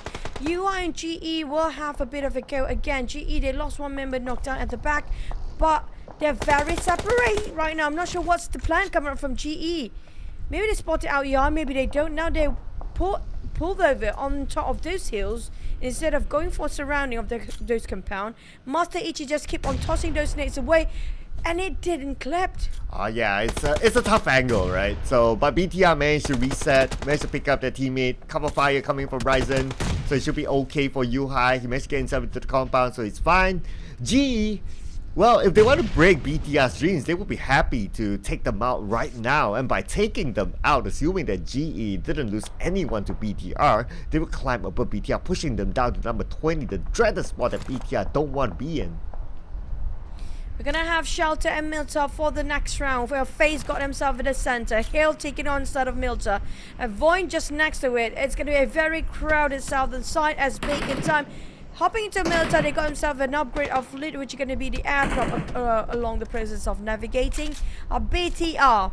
How is their team coordination works out? Can they hold their ground, including Vaughn here? They got a couple of shacks. They got themselves some apartment to work around. They got themselves just 4 walls. But the moment if they got flushed out, it's going to be the end of them. Lucky enough, they're not being spotted by the rest of the team. GE taking a bit of a bunkers around the shelter area. Now, we've seen this before. If they decided to go on the just into the tunnels or the underground area of shelter, that's going to be really tough for them if the blue zone kicks in, if they're not in the circle, or even if the other team flush in their 2 sides, they're trapped inside. So I don't know, getting in the tunnel is great, but under certain conditions it's going to be the worst possible outcome. Yeah, or if a vehicle gets blown up at the entrance in a certain angle, then there will not be an escape from there. But you know what, sometimes you gotta take that risk, and because the circle is still there, so I guess it's a calculated risk by them.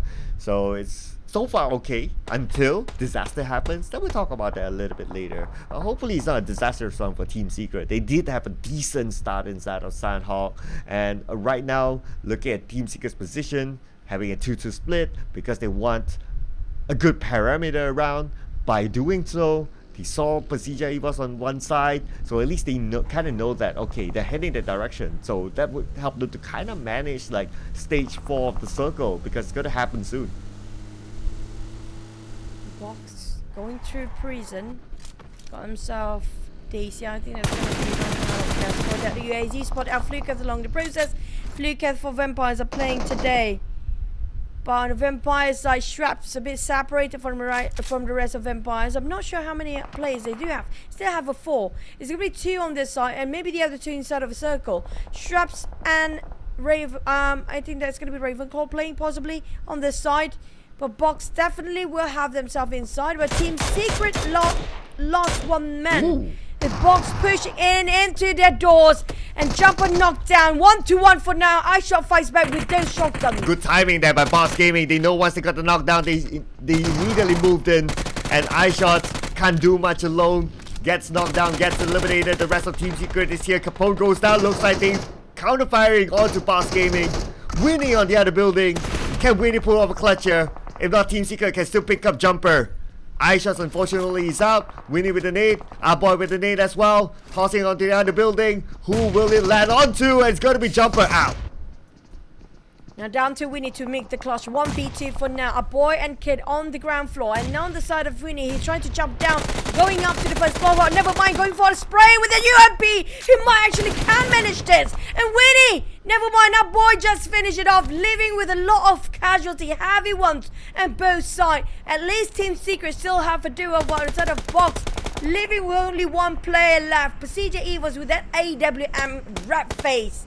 Got 20 reserve bullets. He wants to reserve it as much as he can, but he wants to take a shot so hard. He got himself a bit of trigger discipline, not giving away his position. Procedure is hunting like a hawk. If only Levis joined the fight, but he chose to play a backline support role in that pursuit to take over the compound, and that gave Team Secret their opportunity to win.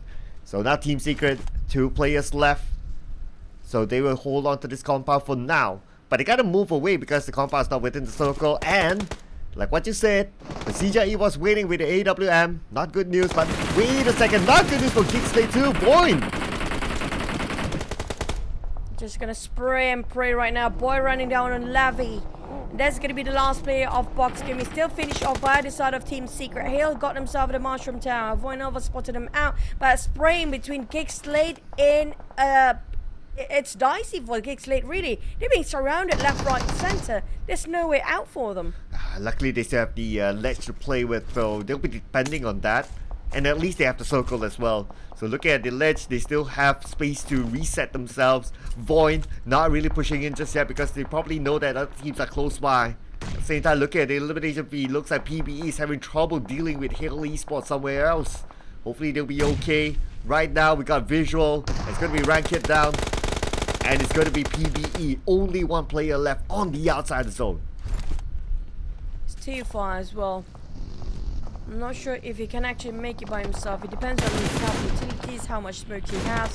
Instead of Hill, they got himself quite a win just now. Octa be lost on the side of Alter Ego at first. Got himself one elimination by the hands of Rosemary. They are spreading out quite wide on the side of Alter Ego, forming a triangle. Team Secret again caught himself in a dicey situation. Finished off by the hands of SLD. Bacon and Hill. Bacon rushed into Hill compound just now, and they greeted them warmly. And Hill taking one by one, limb by limb on the side of Bacon. Time now burning off Sky, but Amstel, the last remaining member coming from Bacon Time right now. Noise being knocked down as well. And Sky only literally greeted warmly with the Molly.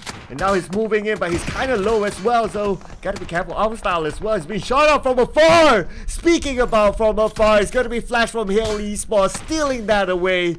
And that is gonna be a nice one there from him, giving them 5 elimination points now, dominating for Hill Esports. This is smart coming from Hill. They are taking different towers on 2 different angles and splitting themselves here to get a better view and better angle of what's happening, and just guarding over the southern side of entry. Vampire Straps knocked down, and here comes Rosemary going in for the push, but they do have those smokes temporarily, so Rosemary a bit hesitant to go in for the rush. But we're talking about Procedure Evils and SLD on the move. This is not just Alter Ego trying to go for the hunt, as well as FaZe, and the circle happened to be shrinking. It's going to be right on the south and in between Milta and Shelter. And the ones in the center is going to be Boom, Kick, Void, and FaZe. He's splitting himself into 2-2. Oh, at the same time, looking at BTR, they need to manage the road. Right now, BTR playing with 3 players. GE still has a chance of overtaking them in the weekly rankings. So BTR need to be able to manage that. Unfortunately, they'll be gate-capped by Void, who's just on the opposite side, and Void has a compound. Right now, focusing on the Alter Ego versus Vampire Esports. Both teams on the outside of the circle together with SLD at the bottom. Comes, oh, Molly. Close enough for Rosemary. Might be burning off there. Quite warm. Tony K and the rest of Empires are giving a bit of a pressure on side of Alter Ego. Will they respond to this? They respond with triple nade in the hands of Alter Ego for now, but Tony K keep the pressure on with nade. Tony K never fail. But the one that actually outplayed them is going to be Rosemary taking on Flukev. Flukev on the ground.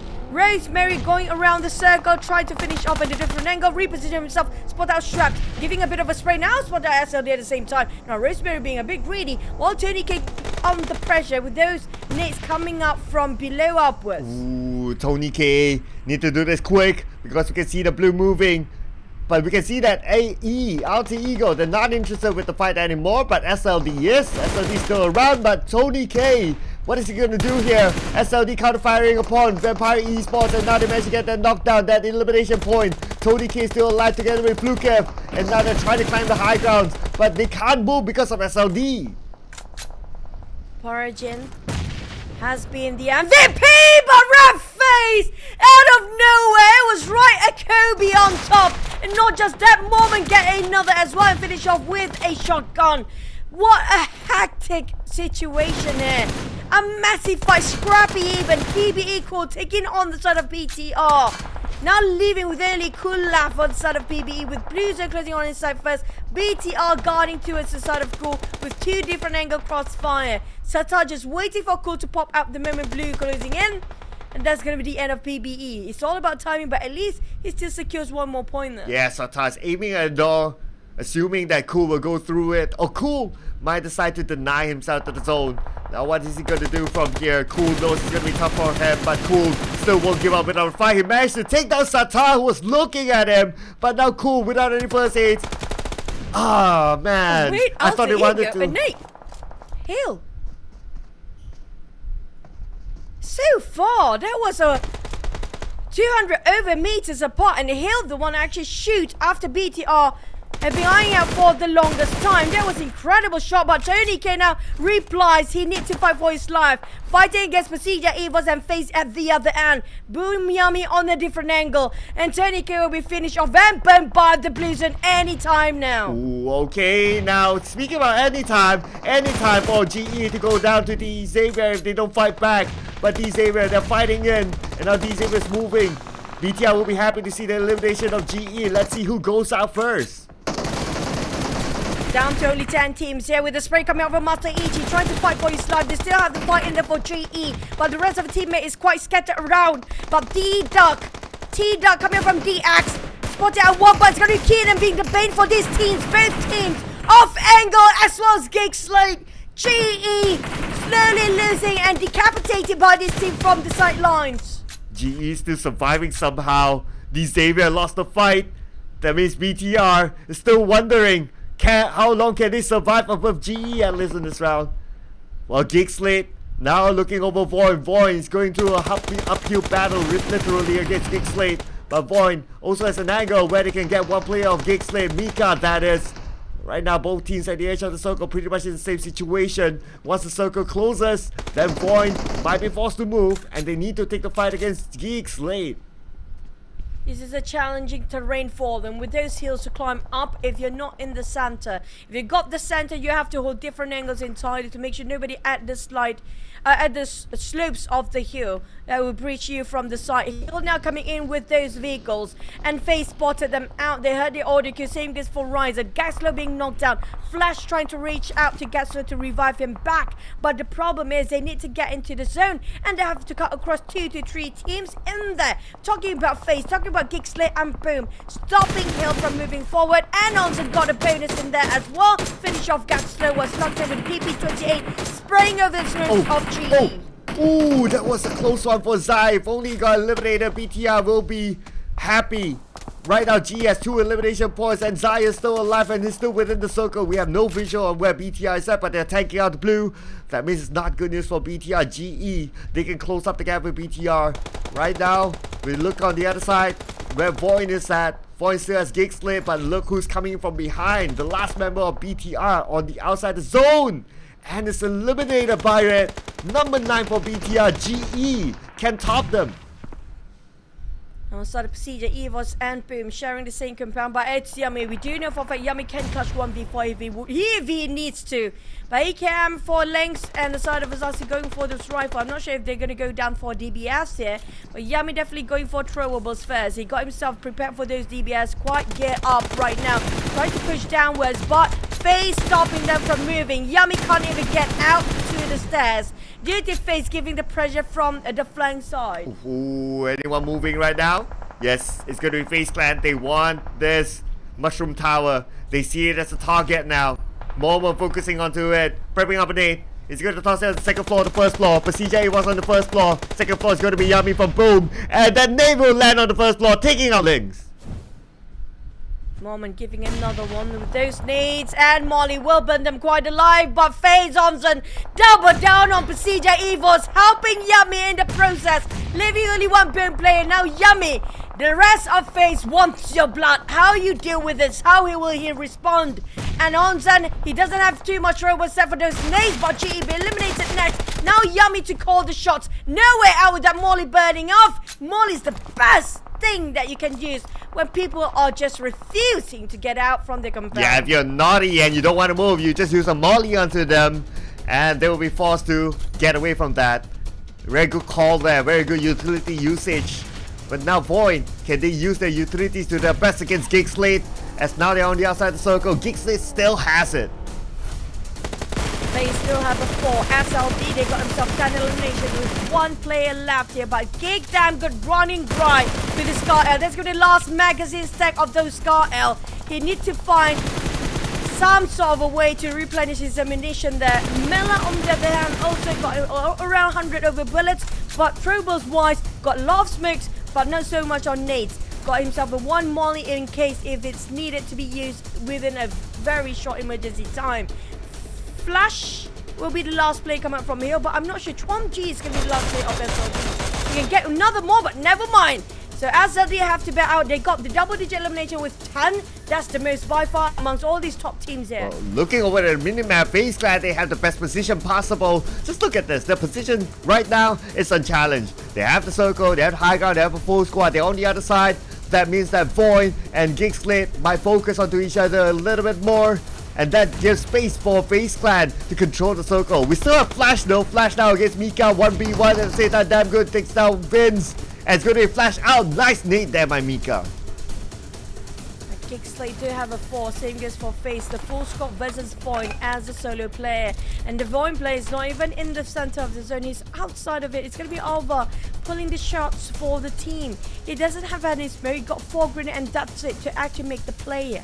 He have to be hoping for FaZe fighting against the side of Gig, but Moment just didn't clear the corners. He's clearing out, he got Moment first. Alva giving his last best here while he's being hunted down by the rest of FaZe. Six secures another point. Victor is just trying to bit of a redemption. They're coming up for FaZe, losing their men a bit too early before fighting Gig Slate here. And now they'll be hunted down by the end of the earth. But over! What a clutch! Got almost 2, but Gig finish off over from the side. Oh, beautiful there by Gig. But now FaZe Clan, they lost players. Gig now has a full squad. So it's looking good for Gig. Could this be the moment for Gig to secure that chicken in the FaZe Clan? They need to reset quickly. They're still on the outside of the circle. They have 1 player there. And it's going to be Mela. But then again, Mela, high guard advantage for him. Now FaZe Clan, they're opening up a little bit more as compared to Gig. But Gig, they still have the numbers. They don't have a vehicle though.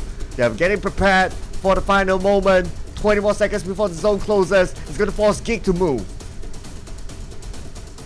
Well, Gig definitely have the upper hand when it comes to manpower. But they've been closing by the blue zone a bit, and they got themselves vehicles at the back. They do have a couple of plugins around there to work around, but FaZe, Mela start to drop those smokes. He knows for a fact that he will force himself forward to take this fight, and to avoid this run down coming up from those vehicles, he needs to make sure they can't see where he's coming from. Mela prepare himself with the DBS, waiting for the height coming from Gig. From this view, it's quite hard for him to actually point them out. But you can see through what's happening on down there, and it's going to be a bit more difficult when it comes to go to ring against Gig Slate, but it's not too bad either. The moment they saw somebody poke out their heads to a sort of FaZe, they can just decapitate it within this distance. So it's a fair play coming up from both teams, but do they have enough throwables? This is when the throwers will be massive mouse, but Damn Good got the entry frag first. Onzes on the ground, bleeding out. Oh, nice off aggro shot there by Damn Good. And without answers, it's gonna be tough for FaZe Clan. They still have Mela, though they're top eliminator. But right now they don't have the numbers. And Gig Slate, they have the confidence. They're focusing onto Mela. Mela's moving away. Mela shows himself. Shots fired by Mika, and Mela goes down. Ventores, the man left. It's gonna be tough for Victoria to just clutch it against the entirety of Gig Slate. We're talking about 1v4 here. With an open field. Damn Good with a drift. Got it with a fashion. What an ending. He ends it with a style. That's gonna be Damn Good. Secures the chicken dinner on the side of Gig Slate. Nice one by Gig Slate. A good ending there. They were against the odds at some point because they were at the lower ground and they were kind of clumped up with each other, but they managed to find way to open up and do that crossfire shot. And from that knockdown opening from Damn Good, that was their chance, their opportunity to actually get up to the high ground against FaZe Clan. And of course, well-deserved MVP for Damn Good. 5 elimination points, 689 damage.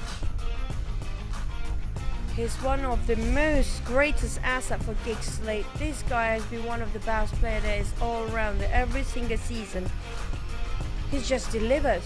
It's so hard to see Damn Good not performing. I know, right? It's very, very hard. That's why, however he feels, he's unmovable. Like, all the players they have swapped. You have swapped out Mika, you swapped out Snipes, Zilin, Stuxness obviously, but you cannot swap out Damn Good because he's just damn good. Yeah. Stats don't lie, right? And here we have Gig Slate. Obviously, they got number 1. Good amount of elimination points at the same time. And they truly deserve this chicken dinner. And I must say that actually before PMSL, I actually texted Damn Good for something else. Not related, but yeah, because of that he got the MVP. Just putting out there, I texted Damn Good, just say it. Done clean. Hashtag. So just say it. So far for the teams to watch, I mean, like Gig Slate, they are not their best performance when it comes to their format, but they are in the middle pack, so they'll be okay for now. We didn't mention about the teams down there. FaZe, SLD and Void, these are the teams that kind of secured themselves, including Gig Slate, if I'm not mistaken, when it comes to their slot in the grand final. So I'm not worried so much for these teams, and they're well deserving. That's why they are up there. They're not having this pressure. You know what? We don't know if we can get the grand final slot or not because they have been consistent. There's always that key to be consistent, even though the adversity, and you have to face the fact that nothing is constant in the game to be consistent. But speaking of the teams that really need to push themselves up, TS, BTR, and JP.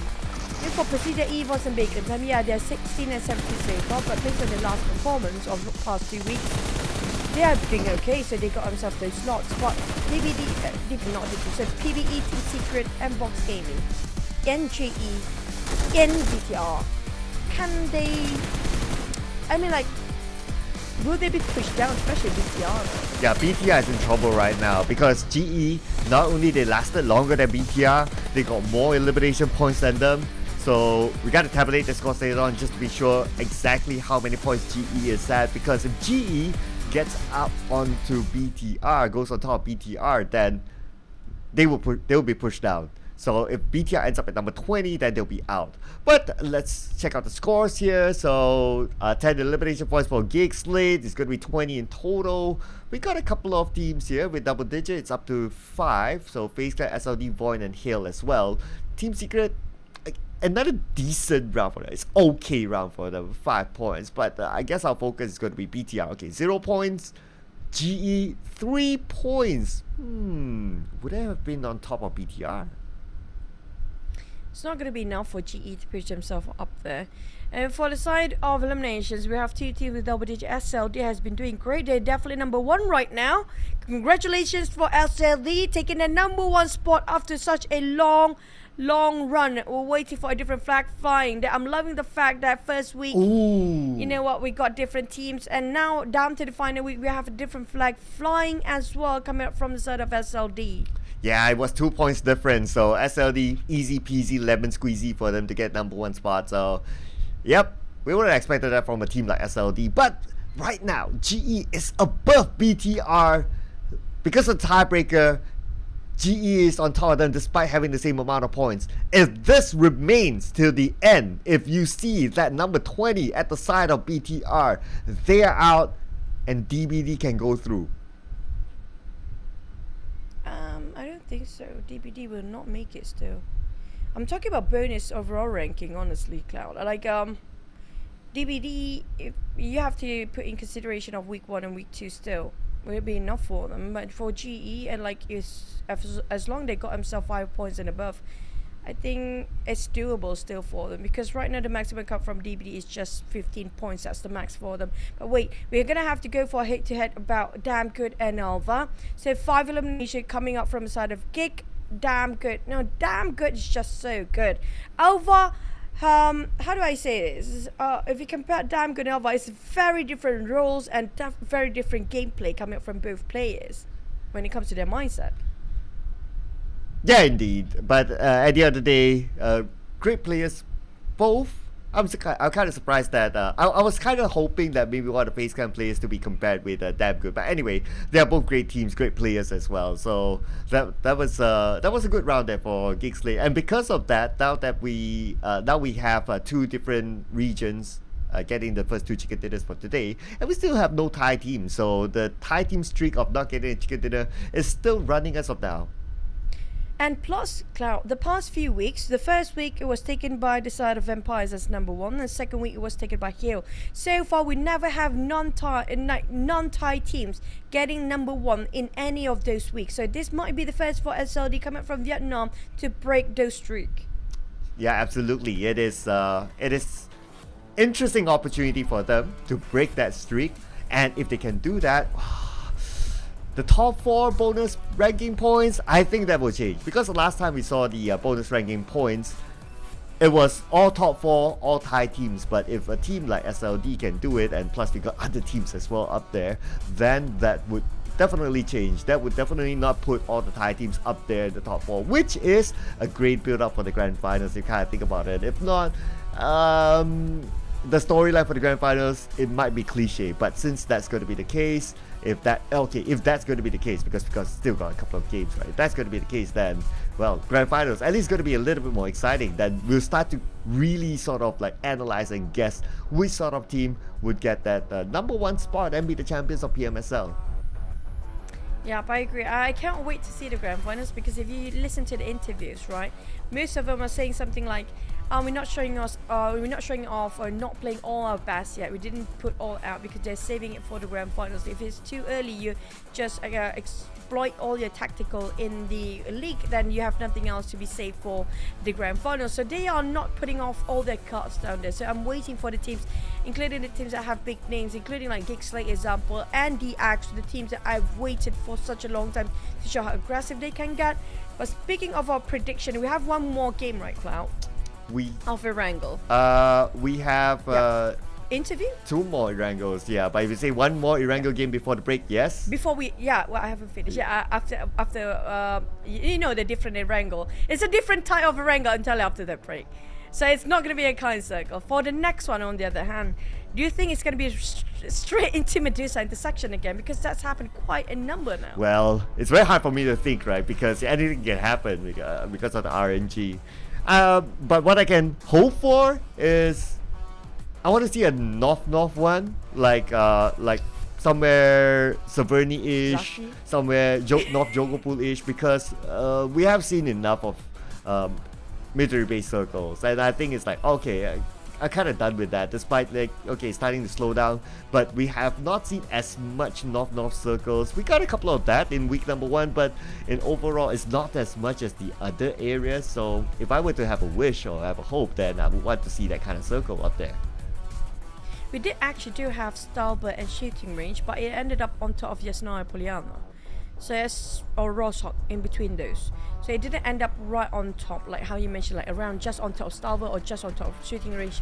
Or just it seems Zaki never exists. I mean, we've never seen Zaki, right? Never once. But I wouldn't mind Ferry PS Circle with a bit of SMB in it, where we haven't seen that for quite some time now. We never get ourselves Bridge Circle, even though we got a platform on the bridge these days. That never happened. But I mean, like, I've had too much of Medusa intersection, and it was really a tough one by the end of it. Maybe because of how the open of the field was, and plus there's so many roads in between, so the players have to cross the road and have a lot of smoke to use, and it's just too much of that. But as long as it's not on top of Pachinki, I'm okay with that. Yeah, not Pachinki, not Yasnaya and all that. But you know what's not? We are not going to not have an interview. So we're going to pass it on to our host. Of course, it's going to be the beautiful Tash Buddy. Go on, take it away. Woo, the heat is coming to the table as the scoreboards are shifting. Tash Buddy here alongside Team SLD with Parajin, to be exact, to tell us just a little bit about today. Because if you guys didn't know about the scoreboards, Team SLD has managed to overtake RRQ for the first spot today. Now, your team has shown a lot of growth in the last 3 weeks, and it is honestly so phenomenal. Do you think that your momentum you had in these 3 weeks can be brought over to the next? Như mình đã thấy thì đội của mình đã rất là nỗ lực và hoàn thiện từ những cái tuần 1. Như vậy thì cái phong độ mình sẽ tiếp tục giữ và cho những game sắp tới và trong những tuần tới không? Theo em thấy thì mọi người đang ở trong phong độ rất là cao, cho nên em nghĩ tuần tới tụi em vẫn sẽ giữ được cái phong độ như này. I can see the momentum of the team is still keep the best performance, so I think we will still get the best result for next week. All right, best results from SLD is exactly what the Vietnamese fans want to see. And other than snagging the first place spot, do you guys have a plan to be the first Vietnamese team to grab 200 points in this league? Trong trận chiến này thì mình có dự định là sẽ đạt 200 điểm, đạt được 200 điểm. Theo em nghĩ thì 200 điểm thì cũng khá là nhiều, nhưng mà tụi em đặt ra mục tiêu chắc tầm 199 điểm thôi. 200 points is too much. We only plan for 199. 199. Oh, come on. That's just 1 point behind. You know, like when you go supermarket, you will buy things worth 9 ringgit and 99 cents instead of 10 ringgit. But I guess it's the same thing. Okay, now coming back to you guys here. This is a very spicy question.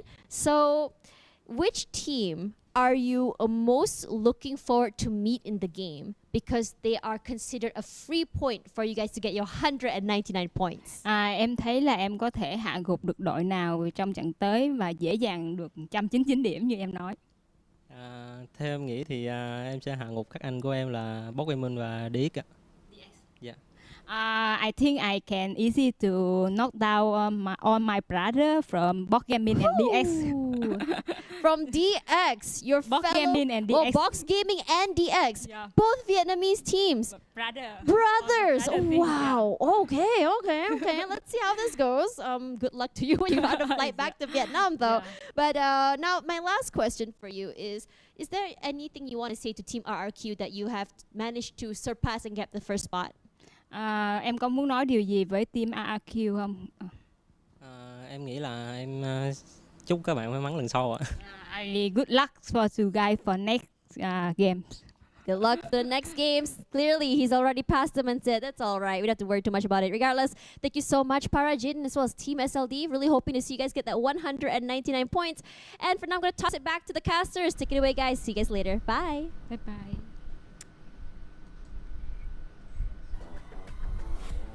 He gave them a discount. You just want 199.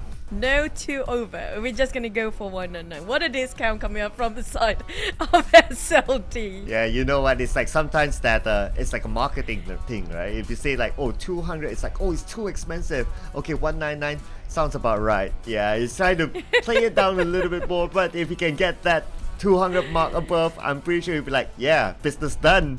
But it's still back to business for our teams, Choo Choo. The day is not over yet.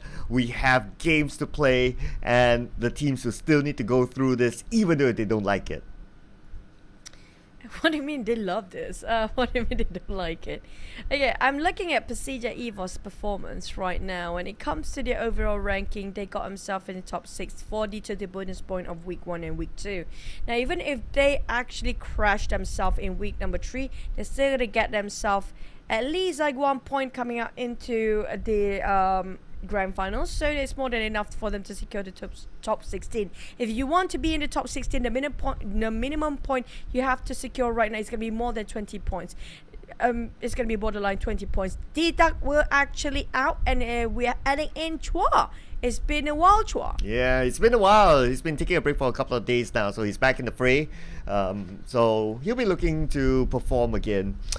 Well, I'm still going to stick to my mathematical calculations, if you don't mind. So I'll be looking at that. But okay, we'll see at the end of the day, of course. And Xavier, well, they'll be okay. They'll be fine.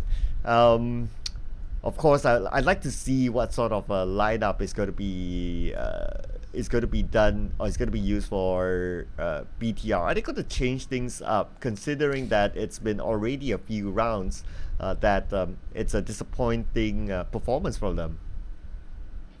I agree, but so far they are at the borderline of 16th place. I think it's quite a risk if they want to play it like GE do have a shot still getting into grand finals, Bigatron as well, but if they start to flunk this one out with getting themselves at the bottom, they barely got any points to secure themselves enough to just make sure they got, you know, the slot for the grand finals. In that case, we have to depend on Box Gaming, which have been great today and this week. So Box, I have a feeling they will surpass the side of either GE or Bigatron and start to push them down when it comes to the bonus ranking by end of this week. Yeah, that's why to me, Box Gaming is a non-factor anymore, because they definitely, through looking at how they are currently at, don't think they'll drop it to the bottom four. So yeah, so they'll be okay. But of course, for a team like GE, a lot of work to do. But for like a BTR, yeah, some work to do. But let's see if they can do it in this round. Before we go on to our long break, let's head on to it.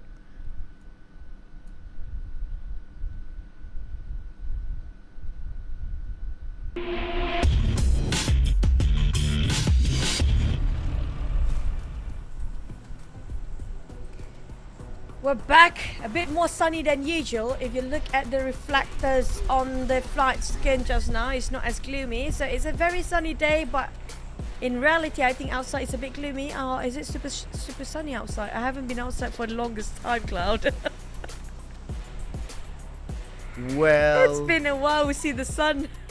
Well, I've been outside quite a bit. I mean, managing 46 boys and girls for the upcoming event next month.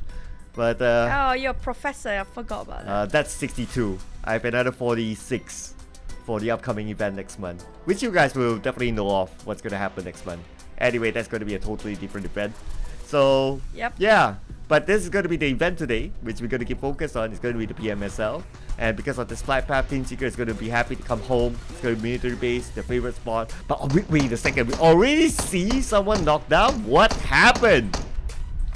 PBE taking a long fight against the side of Voin, and that's going to be Voin players knocked down off the bat, and PBE want to go and close in for the shot. So it's going to be Ranked Raimon giving away, Keenan. There you go, Keenan will be the first one to go out. Keenan actually played very well this week, but this is not going to start. We do have Gotcam Mountain plus left side circle entirely, and the flight path mostly dropping on the right side and the center. So it's going to be a crowded migration later in the center of Gotcam Field. We've seen this before, like not too long ago. Excuse me, not too long ago. So again, same theory applies. Circle on the left side, and there are a lot of beaches there. Yes, you can go through the beach, but we've seen what happened to Team Secret that time. They went through the beach, and then there was like teams just waiting for them. Not really waiting for them, but waiting for rotations coming in.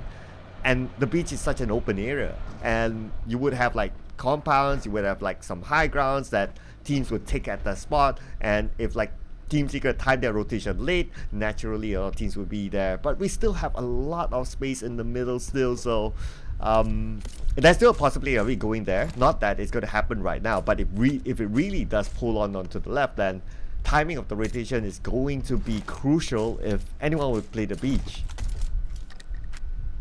That's kind of true. And I'm waiting if PBE going to go for the boat. If they want to, they can, because they love the boat, as always. But PBE, they definitely got themselves an advantage when it comes to those first elimination against Voin at first. But speaking of taking a boat, it's going to be a really long sort of cruise coming up from the right to the left side. I mentioned before, it was Keenan to be shot down by Rankit from afar with the M16, so that was definitely in their hands. And it was fast reaction coming up from the side of PBE to finish off in an instant, because they know for a fact if they delay it a bit more further, they're just being hesitant. The rest of Void will start to back up, and there's no way for them to have those window of opportunity again. Yeah. So this the thing about like PUBG Mobile, right? If you happen to be caught like that, it's punishing. It's big, and you need to wait for, like in this case right now, because we're like the round before the break, you need to wait all the way until the break ends, which is gonna be 1 hour for break fasting, for you to like restart yourself and play again. So going down like that, hardly even touching the ground, oh man, it really would affect the player's mentality. It's true. Now, when it comes to the final of the day here, when it comes to mentality-wise, I mean, like, these guys have nothing else to lose. They just have to go for the fight and don't think about it as a tournament anymore, because this is the last day. Nothing to hold you back. If you want to go for the kills, just go for it. Nothing to stop you except for yourself. And this is the time for them to, you know what, this might be our last map. They have to start to think it that way now, because some of them will be relegated. And this is their last show, their last performance, to show us what they have. Yeah, and if you think about it, it's going to be the second last in Rango, and then after this is going to be the last. After that, it's going to be a totally different map, and it means a lot of adaptation needed in a big different map, of course. So if they want to show that they are good with Irango, then this is probably going to be their last chance inside the league.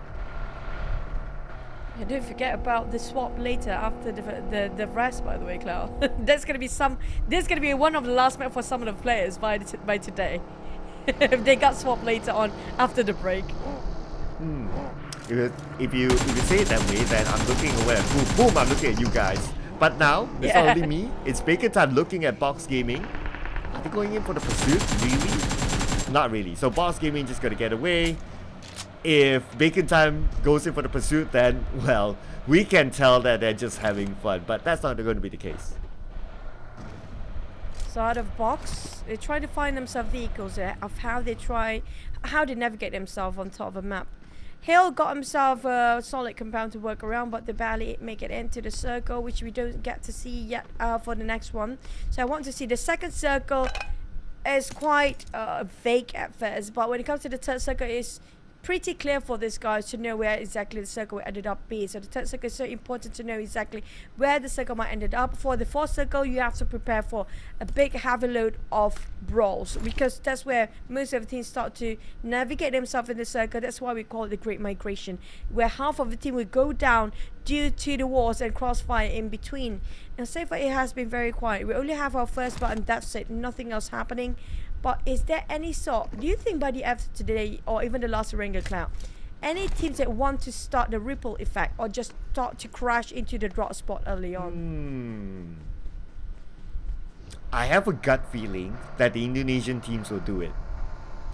Because, okay, one reason is because like they have done it before.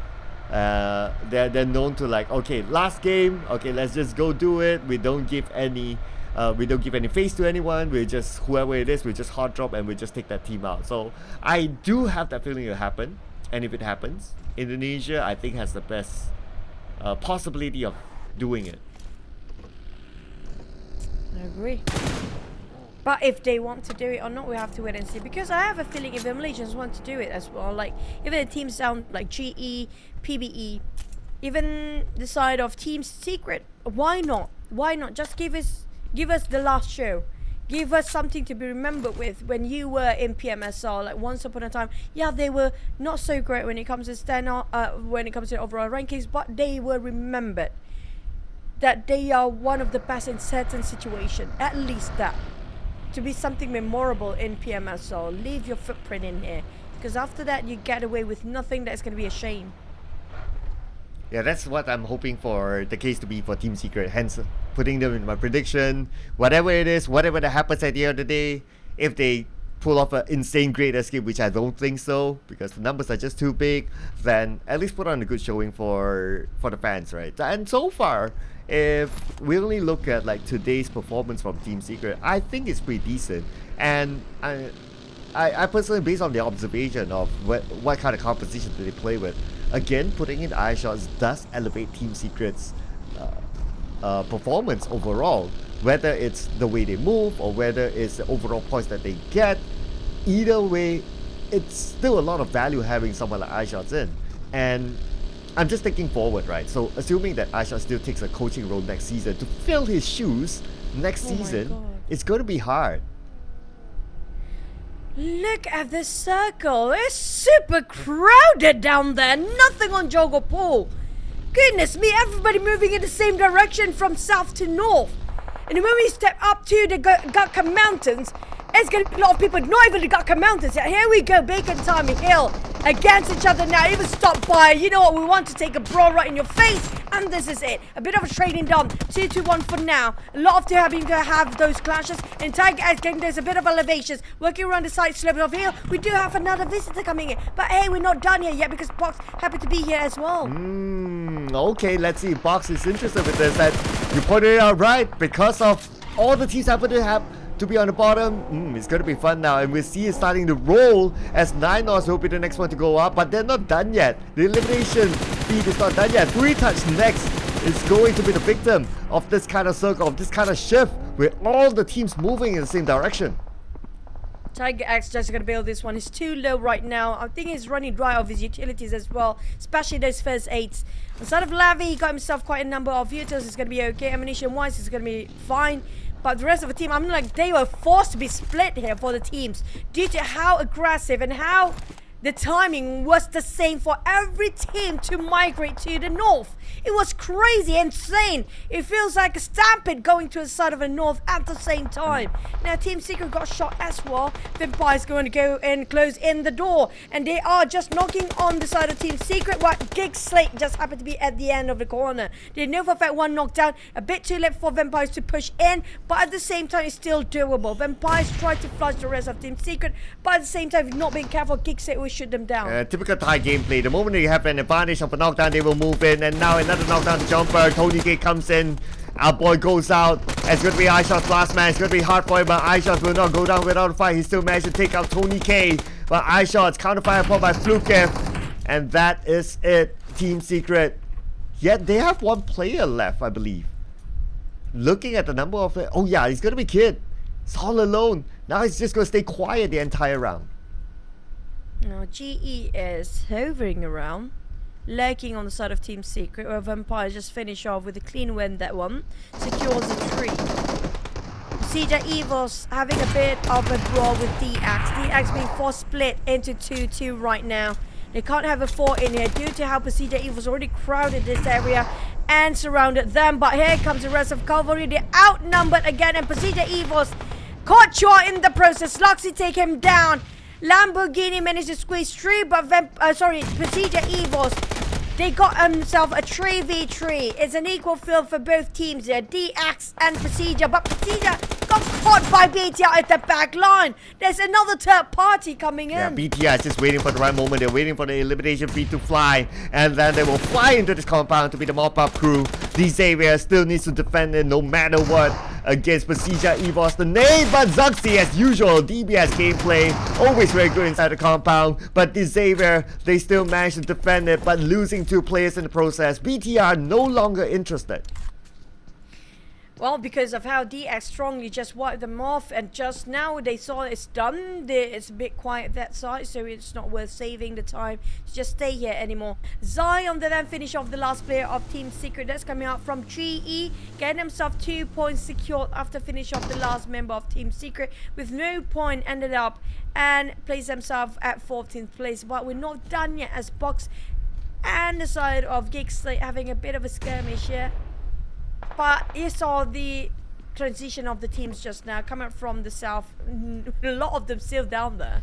Yeah, I know, right? Everyone's kind of stuck there with each other, so it's going to be hard to move.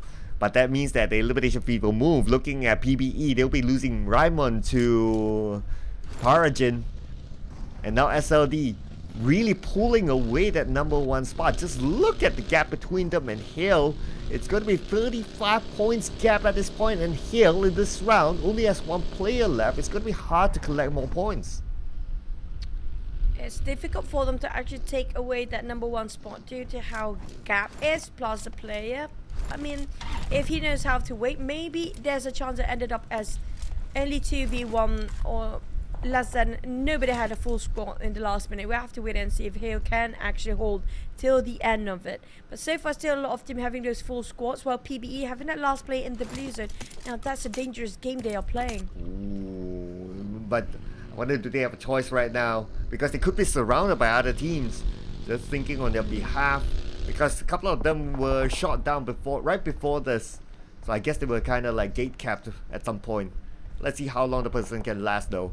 Hopefully be able to make a long rotation from the right back in, but need to be prepared with the utilities to heal up if they choose to do that. Shrubs and Vampires in the center of the field right now, but do have some elevation. They're playing alongside with those pits, and between them have a hill, 2 hills. In fact, they can actually take covers from that. It's very smart for Vampires to stay here for a bit longer. Based on the circle, just waiting for it to pop for the next one, which is going to be less than 10 seconds away. We get to see the 4th circle, and now I think almost half the team down, only remain with 13 or 10 teams down there.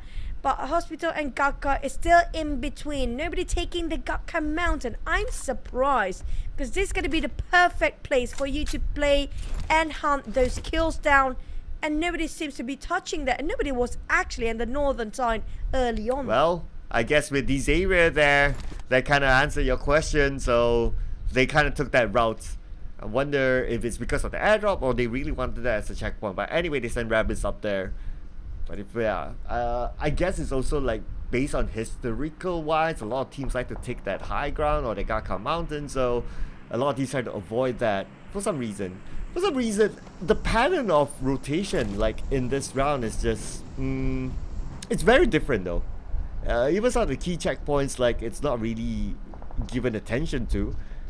I guess it's also partly because of the theory like we talked about like earlier this week, is that this is the week that some teams, they want to do something different, they want to experiment, and maybe some of those comfort places are not taken for that reason.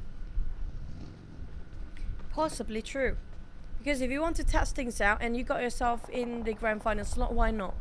Because if you want to test out it during the grand final, it's not going to work out. The tension and the pressure is going to be different. Even if you test it out in the scrims, it's way different than the tournament itself. So if you want to try it now. But for Set of Void, maybe that's one of the reasons why they lost Keen in the first place. They might try out something that's out of their comfort zone. But on Set of Box, they definitely want to get themselves in the circle first. They have to cut across Void if that's something that they wish to get to.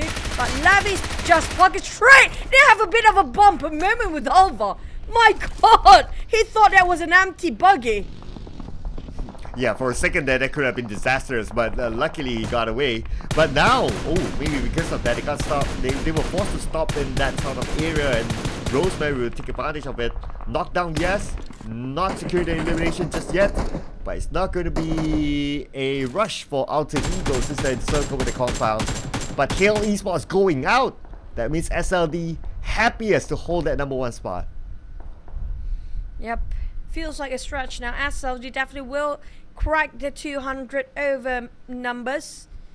It's going to be 200 over for SLD. Even if they want the discount for the 199, they're going to get over it. They have to go for 200s right now. And it's still the third game of the day. We're not even finished off like one last minute or whatever. But this is definitely going to push a lot for SLD. The first time we're looking at Vietnam getting number 1 in the final week. Before this is always the ties. But FaZe still can catch up the top 3 here. On the side of GE, can they make it? Every single point is a dime for GE. They can still have the shot at the grand finals, but they cannot cannot afford to lose anybody. In this case, West, one of the pillar knockdown. Yeah, considering that BTR, they got 3 elimination points, so GE, they cannot afford to bottle this. And D-Xavier's not helping, definitely, but D-Xavier, they would want the points for themselves because they want to climb up against Alter Ego, at least in the overall weekly rankings. And that's going to be a start for them here, opening up their account. not really opening up their account. They already got 4 eliminations in total. But for GE, gonna play the rest of the round without West. At least they are up north instead in the circle. But the circle might shift now. And it's still not too far from GE. Not too bad. I mean, this is supposed to be their map here. And FaZe got themselves as well with Boom in the center. Vampires come up from south. Due to how crowded the south was before, and it's getting less than ever. And there are some teams playing the Blue Zone, which is going to be PBE, which has been quite a number, a long time. That one PBE player playing in the Blue Zone for the longest there is. It's always blue flickers on the side of the PBE, that one player. I'm not sure who was it. It's one boy. Yeah, he hasn't moved for the longest time, I guess. No vehicle. That is the only answer that I can think of right now. If he has a vehicle, then probably he would do something else. But this is not helping him. As Boy is overlooking Monboy. Monboy doesn't seem to be healing up. Probably he's done. We should be seeing him out now. Yeah, he's out. So that is number 12 for PBE. Only managed 1 elimination point. But D Xavier, not 1 point for them. So far it's 4. And they can still rank it up. With this elevations and this view, why not? They got a clear view to the side of SLD, even Boom on their left side, but Ravens have to be careful. It's running low when it comes to those ammunition. Going in with a shotgun. We do have DS coming up from dominations, coming up from their side. FaZe taking on GE, a bit of exchange, 1-to-1 trade. BTR taking on Gigslate at the same time. But the one that fights is still DX versus SLD. I want to see those mountain fights right now. We don't get to see because BTR fighting Gigslate at the same time. Alter Ego trying to take advantage. Alter Ego playing in the Blue Zone while Gigslate barely hanging on. Gigslate taking on BTR, box against Void on the other end. While Gigslate trying to respond, they're running dry with their examination. Ryzen will spot out Gig Mika and will finish him off straight. Ooh, there's one player of Gigslate behind. And normally that's damn rude. Yes, it is. It's going to be damn good. Normally taking the support position. But GE is out. That means BTR will be a happy boy this round. It's an opportunity for them to gain more points to just be on top of GE. And yes, they will with that elimination onto damn good. Plus Void is eliminated at number 10 with 1 elimination point. Gigslate number 9. Down to 8 teams here with SLD. This fight is just so hot due to DX caught themselves those elevations. But it's going to be 1v1. Swongs in down the ground, bleeding out. It's going to be down to Parji to make the call. But will Boom steal it away if they can see through? Nobody can see through because of how they were in a head right now. It's going to be 1v1 for both of them. Lamborghini scared and surprised off by those nades just now. But on the side of Parji, slowly just going to fall back. Lamborghini, he have to cut across Parjin either way by the end of the day. I'm waiting if FaZe spot them out just yet because FaZe still have a tree and they're right across downtown of where they're looking at right now. Yeah, there comes the shot coming out from the side of Boom and the side of FaZe. But Parjin still plays around the smoke. Here comes another nade from Lamborghini. They both are trading those nades away. It's down to who get who first. Ooh, yes. Ooh, they're trading. But looks like both nades kind of missed. But Parjin not depending on the nades. Shooting onto Lamborghini now with the high ground. Definitely he'll go for it.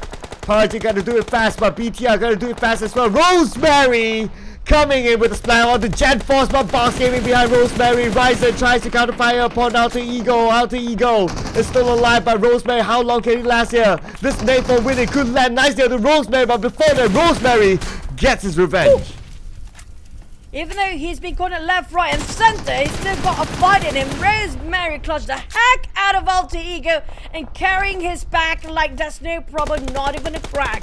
Now Fanatics here comes to help on Rosemary knocked down, but he just caught himself in a trap. Rosemary's still there alive, but at the end of the day, Box will deny that. Potato Next throwing their bodies like it's shields. That is nothing, and now ended up with Box. It was well worth it. Potato, what a good call. Bought themselves a bit more longer time, but it's a heavy casualty on the Alter Ego side. They live with it only Okta and Potato for now. Ooh, that was a splat ending. Another one into the board, ladies and gentlemen. But now Alter Ego need to face up against Vampire Esports. Passing by Vampire Esports in 1 blood with another splat by Fluke this time. And Fluke is not done yet with Okta. Okta is still alive. He's proning, but how long can it last here? Okta with the DBS from that distance. Going to be a little bit difficult considering that Shrub still has a good amount of health.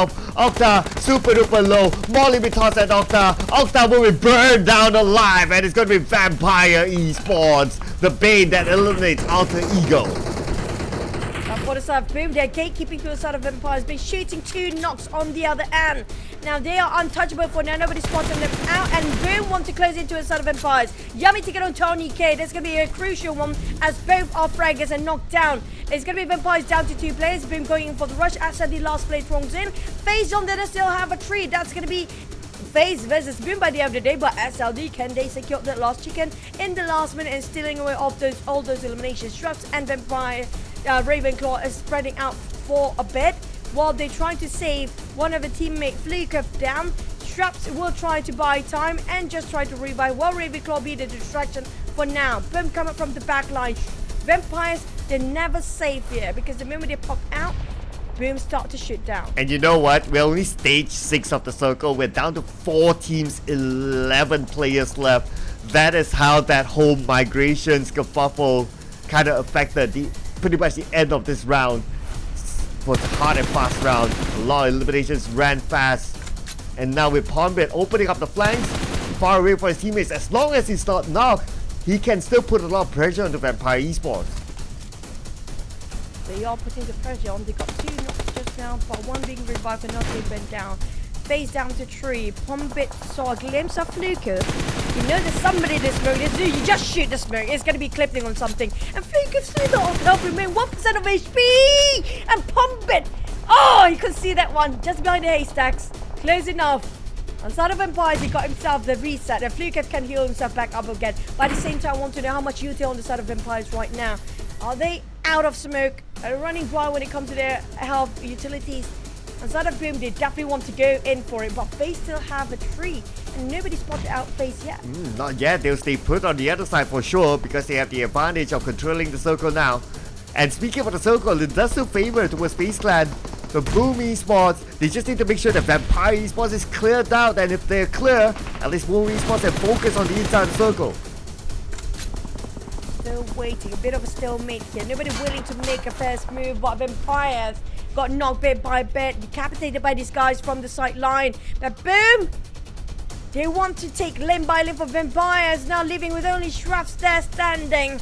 And Shraps spot out only Pombit, but the one coming out is coming from flank. Here comes the whole cavalry of Boom and got sacrificed. Maybe it will be the scapegoat for now, but needed to get the reset now ASAP as LD start to hover his cross on this side. FaZe still a bit too far, but Boom, they got the time to reset. Purge is still standing there. Here comes Pombit and the rest of Yummy May as well.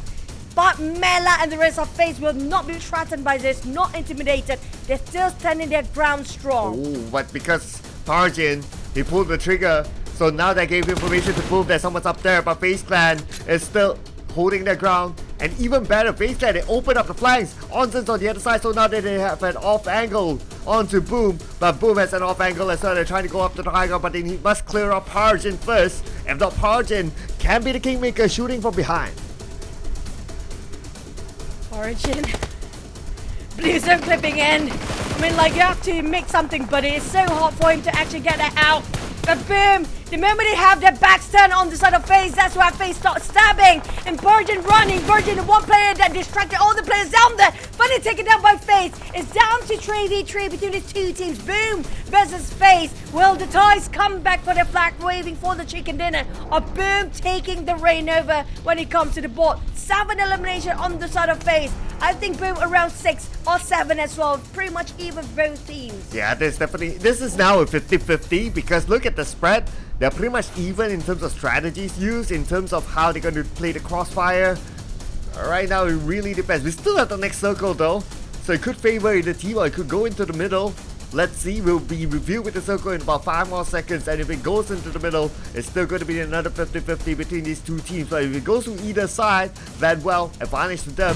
But it went on to the southern side of the road. Majority of the FaZe Clan players still on the outside. So right now they need to plan how they're going to move. Hopefully they have enough smokes to do it. Almost start to make a move here with his navigation into the center with the vehicles. Goes straight into the smoke, put himself behind the haystack, while the side of FaZe and Boom both have structures in between haystack and rock. that's going to be holding their ground for temporarily. But Onza's got himself a triangle, both going in triangle mode. But Pombit got down by Mormon's nade first. Mormon pushing in. They got those nades going in, and he goes for more.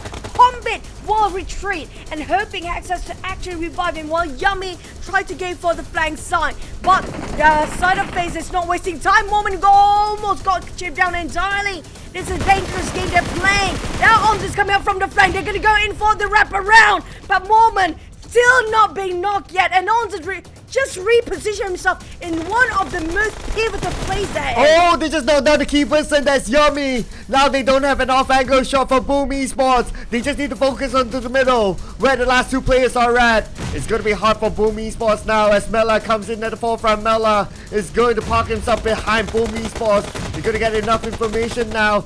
Because of all those shots, Mela's gonna move in, and now Mela with the splatter upon bed. One last man, Hexas against the world, and it's gonna be the tie! Back in the fray, waving the flag in the chicken dinner graphic. Has been 1.5 days. We've seen ties taking chicken dinner. Final day are back on the final day, and second last wrangle of the day as well. And yeah, I mean, like, that was an equal feel coming up from FaZe and Boom at the same time, but it was such a patient game played by FaZe. I think both FaZe and Boom was well deserving. Anybody who got that chicken, it was a huge clap for them because their team coordination, their teamwork was remarkable. For them to actually last it that long. Both teams have been grinding and have been bulldozing so many teams from behind, but when it comes to numbers, they didn't secure those double digits. Yeah, but yeah, at least it's a decent round for them, right? Okay, we gotta take a moment to admire the dance. I think Moment did it a little bit too early. So now the camera's on you. Moment, camera's on you. Okay, never mind about that, but at least we know that he's a good dancer. Okay, hopefully you'll be able to show it to us again. Okay, here we go.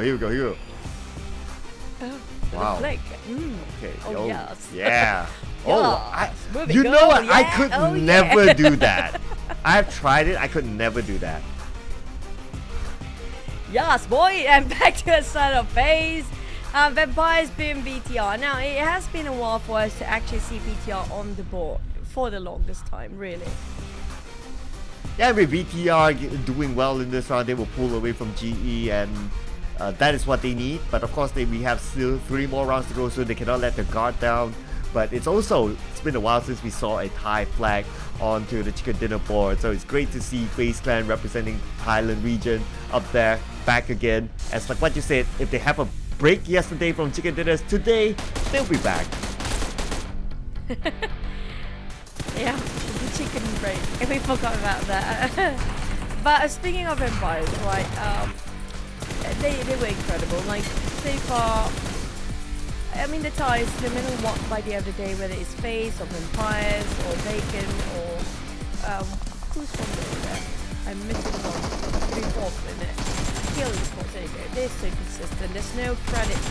There's no discredit or no credit can get actually taken away from them. It's well deserving. They've been grinding the heck out of it. And when it comes to teamwork, you have to give it for this region as well, because you see how they've been talking a lot with each other. You see how playful Momo was. It's those personalities that keeping the team together and have a good communication in game. Yeah, absolutely. I mean, they're definitely playing on a different level now. Despite SLD, number one, yes, we gotta give it to them. But in terms of overall consistency as a region, I mean, Thailand is just Thailand. Next level gameplay. And even the top 2. Points collected. Vampire Esports, FaZe Clan, obviously for Thailand, 20 points, 12 points. That's great for them. It's good. This time around, it's the only round that Team Secret not picking up a single point so far today.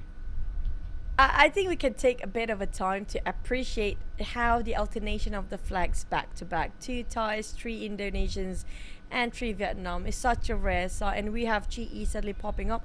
No Malaysian teams out there. Gig and Team Secret both are having 15 and 16 place. PBE will have to settle with 1, but I love this pattern of flag. It feels like, wow. Yeah, if only like the like Hale Esports and Bacon Thai can be up there, right? Then you'd be like, okay, it'll look a bit nicer. Then you just put all the rest of them together, then it'll be perfect. I know a little bit of OCD there. Totally understand some. Yep. But anyway, yeah, it's rare. You gotta screenshot this. Gotta keep it as a memorable. But of course, Facecare is going to keep this. But they got too many chickens by now.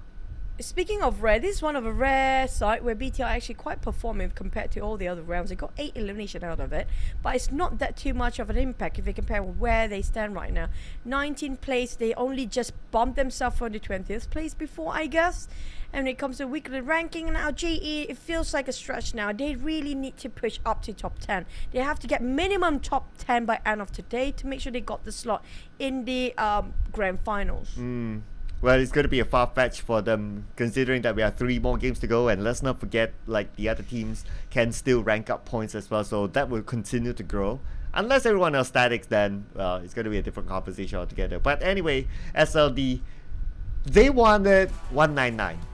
They didn't get that 199. They got 203 instead. So, yeah, great job, SLD. Doing very well up there, opening up a gap with Hale Esports. So, it's a 40-point gap.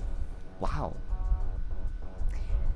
But that's if you compare all the gaps, right? I think this is the least amount of point. But we have to wait until maybe it's the most point by the end of the week, because the most we got was week 1 with 216. Week 2 was 214 at number 1 place. Now, can SLD break the record? Yeah, they're very close now. They're very close. They just need like what?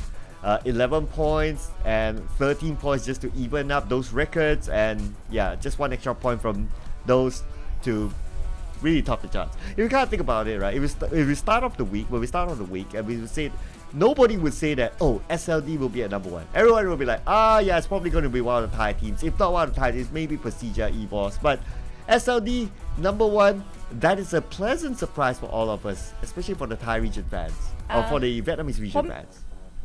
For me, it's not a surprise, because I did mention this quite a number of times, because they got themselves every single week as the top 5. They're very consistent. If you talk about consistency, FaZe is one thing. Every single week they ended up at 3rd place, but this week not so much.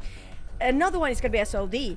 And I did mention this multiple times, between SLD and FaZe, I do want them to actually have a back-to-back interview, including with Hale as well, because of how they are pretty much having very good team coordination and teamwork, despite of having one person as, you know, I'm under the spotlight. They never have those kind of moments. So SLD, I mean, like, no surprise for me. They have been very consistent every single week. It's just they not popping off that flashy plays. That's it.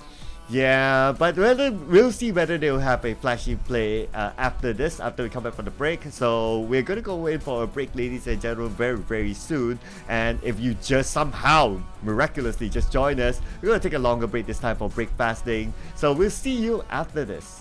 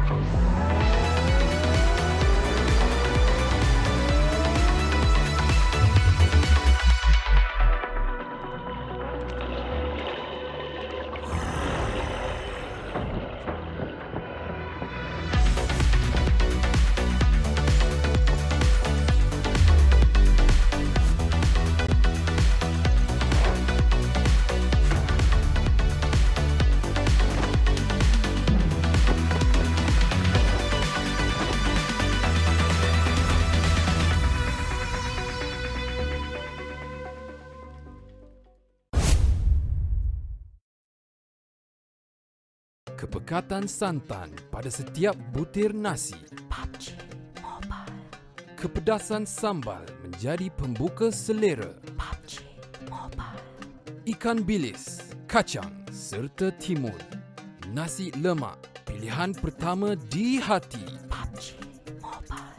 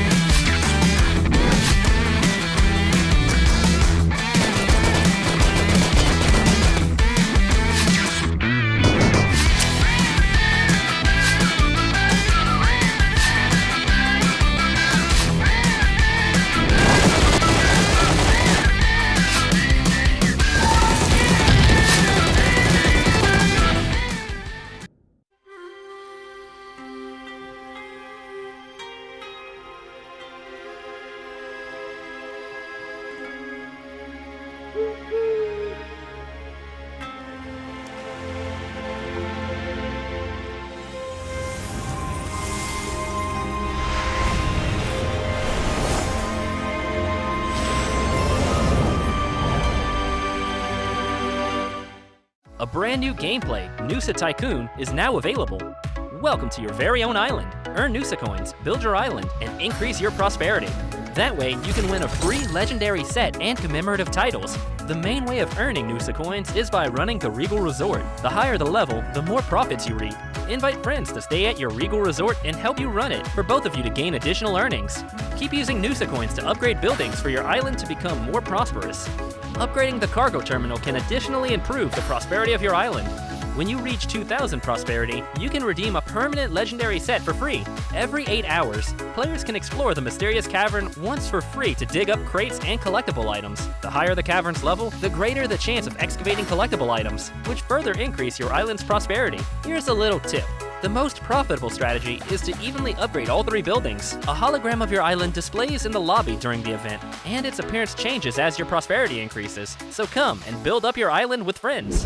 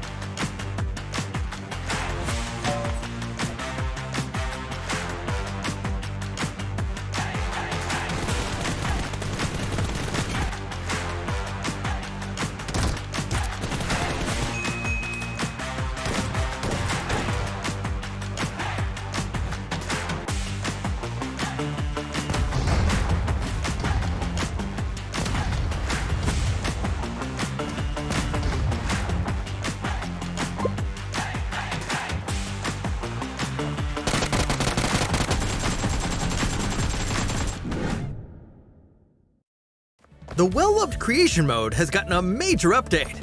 Now, a function that allows players to quickly switch outfits and backgrounds has been added. When you enter creation mode, you will notice that there are 2 new options. They are the function that allows players to add screen effects, and the function that allows players to switch outfits while in creation mode. The function to switch outfits has greatly improved the player experience. All you have to do is prepare different outfits in your portable closet. You can switch between them at any time while in creation mode.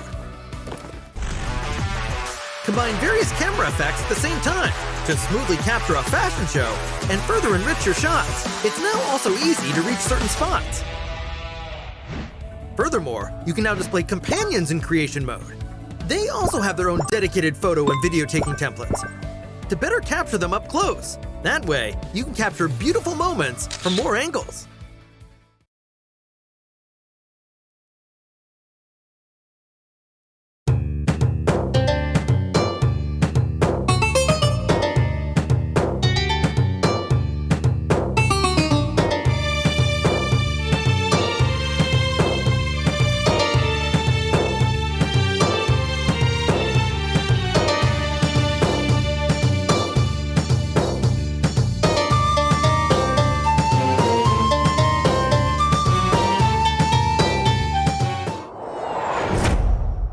In this new version, we've added a new small themed area, the Imagination District, to Air Angle and Libbet. If you wish to quickly check out the new resource point, it's best to go to Air Angle. These widely dispersed Imagination Districts will provide you with new options for gearing up. Try landing here at the start of a match to loot more supplies than usual. Also, similar to the Imagination Plaza, Imagination Districts also offer interactable areas that allow you to get rewards. But since the areas are small, each Imagination District can only be interacted with once. If all teammates jump to the same Imagination District, there might not be enough supplies for everyone. In that case, it's a good idea to split up roles in the team. Some teammates can first scout the nearby area for supplies. Once geared up, they'll be able to protect the rest of the team that's busy interacting with the themed area, thus mitigating the chances of loot getting snatched away by other players. By working together, both looting and interacting can be done at the same time. It saves a lot of time and lets your team quickly move on to the next point.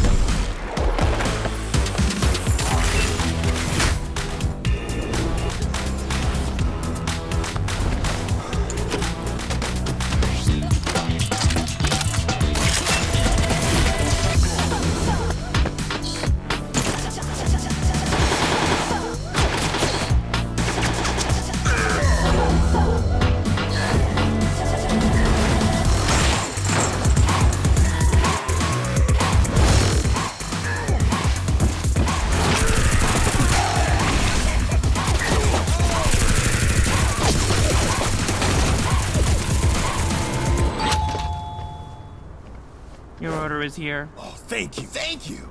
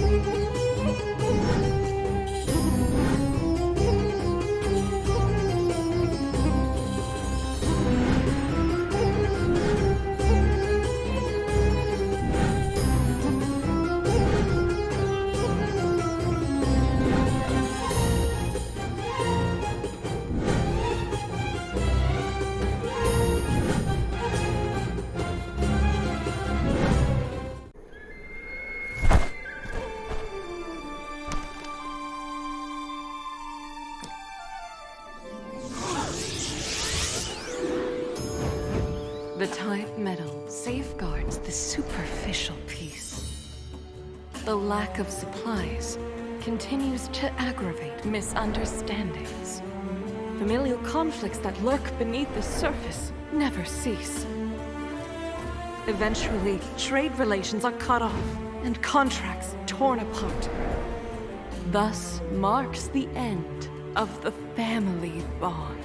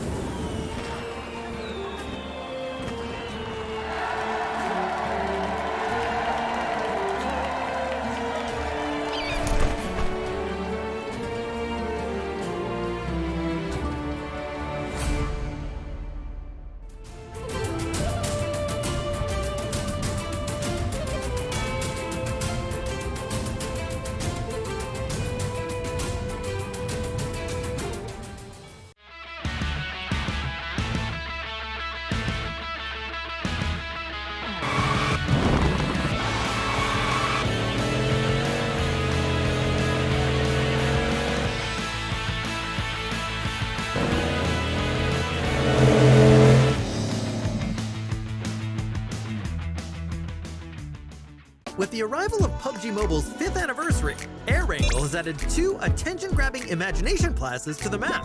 They're really noticeable on the minimap. The two Imagination Plazas are located at Stalber and the Quarry. There'll be hotly contested jump locations for this version. It's very simple. Compared to other areas, there are tons of supplies to be found. Enough to gear up very quickly. Themed items like block cover, portable trampoline, and the dual-purpose cannon can also be found here. So it's vital to be fast as soon as you land in order to get first dibs on these awesome items. Also, within Imagination Plaza are anniversary crates and their secret. On platforms with floor-marked locations lies the key to uncovering the secret. Enter the yellow area of the platform and the progress bar will start filling. This means that the anniversary crate is being unlocked. Although it's possible for a single player to fully unlock it, it's way more efficient to do so with teammates. But be wary, as you don't want to be a free target for enemies while unlocking the crate. Once the progress bar has started filling, players can make good use of the gun shield to block enemy gunfire. Once all 4 platforms have been fully activated, a laser will activate the plaza's center tower. That's where the anniversary crate is. Players can use the dual-purpose cannon to fire themselves and teammates straight to the crate at the top of the tower. It's important not to relax, as there may still be enemies lying in ambush for the final moment. Only the final players that remain will get to reap all rewards of the anniversary crate. Let's see what new content awaits us in Classic Mode, as well as other general improvements. In terms of firearm adjustments, we increased the DP28 and M249's damage and stability, as well as its default ammo count. It now comes with a full clip of 47 bullets when first picked up. At the same time, the DP28 and M249 can now be equipped with the gun shield attachment. Once equipped, it'll automatically unfold when players lay prone to help block enemy gunfire. We've made a series of improvements on the game's basic controls. Now, when the spawn island countdown ends, it plays a team assemble animation. Hurry and show off your team. The reticle has been added to the jump phase to make marking things easier during this phase. Concurrently, the light column that shows after marking something now shrinks as a player gets closer to avoid it blocking your view. Upon equipping a throwable in a match, the throw arc now appears immediately to better gauge where something will be thrown. Also, the throw arc is no longer interrupted by glass windows. We have added firearm ammo type descriptions to the pickup list to make gathering suitable supplies more convenient. The carry system has also undergone adjustments. When being carried by teammates, players can choose to break away. After doing so, the teammate will be unable to carry the same player again for a minute. What's more, players can choose to enable sound visualization on the main gameplay interface. After enabling, footstep sounds, vehicle sounds, and other sounds will show directional information. You'll be able to have a better grasp on what's happening in a match. We've also upgraded creation mode. Players can now switch outfits, select loads of scene special effects, and display companions in creation mode. For more details, follow our official PUBG Mobile community. Winner, winner, chicken dinner. See you next time.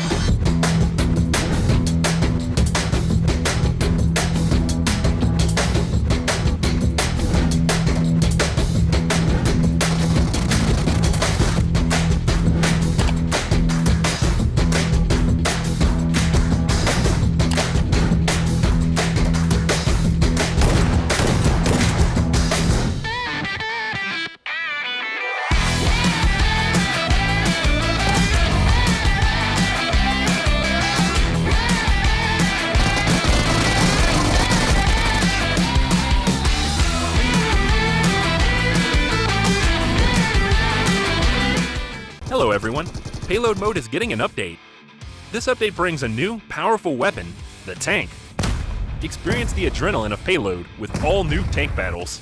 The new tanks will be found in Erangel. They have incredibly resilient armor and immense firepower. They can seat up to 4 players.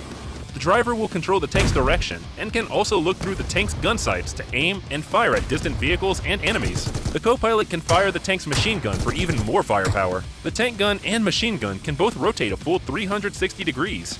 The tank is extremely durable, and passengers will not take damage from gunfire, grenades, red zone bombing, vehicles, or other physical threats. But that's not to say that the tank is invincible. When the tank's durability is reduced to 0, it will explode, dealing damage to the passengers. Of course, the sturdy and powerful tank also has downsides. For one, its large size makes it easy for your team to be discovered. It's also quite slow, making it easy to chase down and surround. When you're facing a tank, firing on the heavily armored front doesn't deal much damage, but attacks from the rear deal additional damage. Shots fired at the tank at a 30-degree angle or less will ricochet, dealing significantly less damage. Attacking the tank's weak points and firing from an optimal angle are the keys to taking them down. You can also use a bit of strategy, lying in wait while within firing range, and launching an ambush when the enemy comes within range. In order to help players find tanks more easily, this update will also add a tank airdrop. Find the tank flare gun and use it to call a tank into battle. Aside from that, we've also added purchasable recalls. Players can now opt to spend shop tokens at shops to recall eliminated teammates. If it's too dangerous to get to a recall tower, this is another excellent option. So call your teammates and dive into Payload to experience exciting, all-new tank battles together. We'll be going over exciting new version content in just 1 minute. With the arrival of PUBG Mobile's 5th anniversary, the Imagiversary theme mode is about to commence. To start off, there are 2 themed areas of varying sizes on the map: Imagination Plaza and Imagination District. They are simply brimming with creativity, with complex 3-dimensional architecture and compact 2-story layouts. Tactics that utilize high maneuverability are now more advantageous than ever. Several newly added items can provide extraordinary mobility. Freely build cover using block cover, which can be used as an elevator when placed directly below a player's feet. Use the dual-purpose cannon to launch throwables and yourself into the air. With portable trampoline, even tall buildings are within reach. Besides these items, Imagiversary also includes a supply converter that can be used to combine different item types. So explore for yourself and discover new crafting recipes. In PUBG Mobile's 5th anniversary, we will be officially welcoming the all-new World of Wonder mode, where you can play other players' creations. Countless maps that differs from classic mode await discovery. What's more, everyone has a chance to become a creator.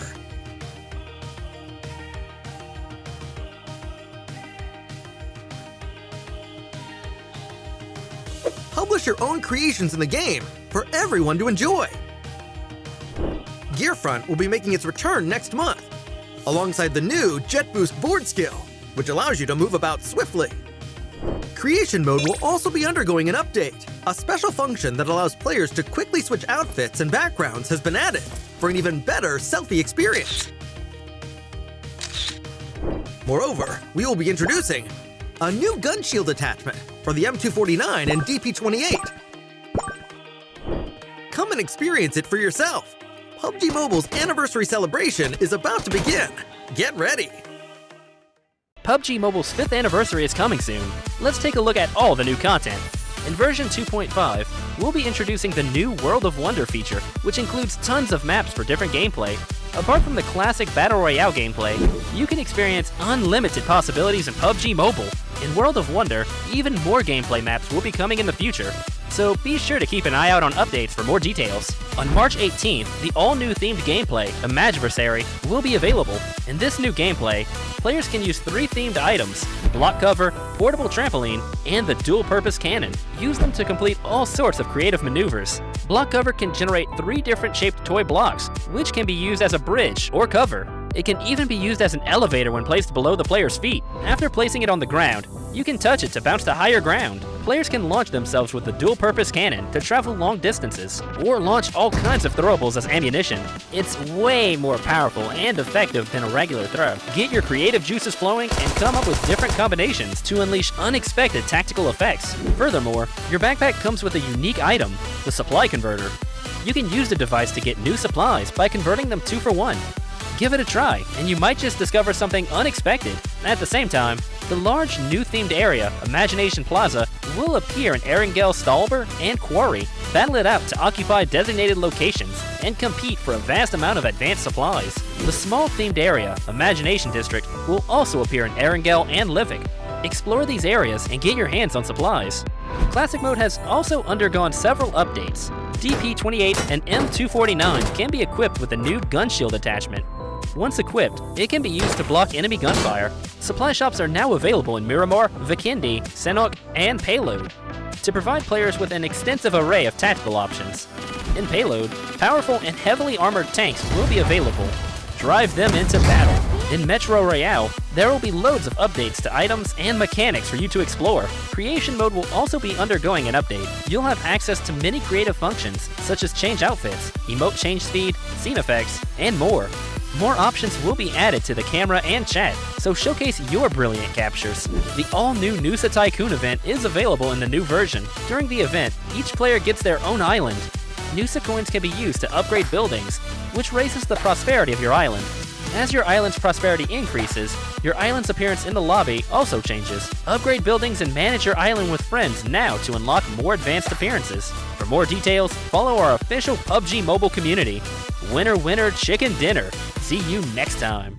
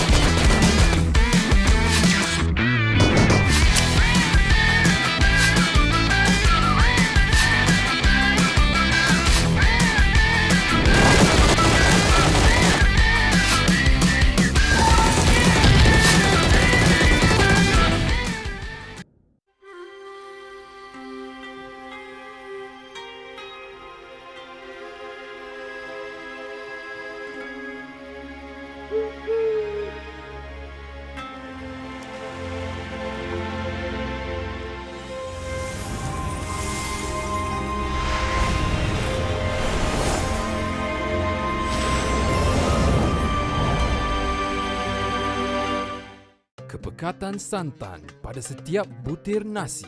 PUBG Mobile. Kepedasan sambal menjadi pembuka selera. PUBG ikan bilis, kacang, serta timun. Nasi lemak, pilihan pertama di hati. PUBG Mobile.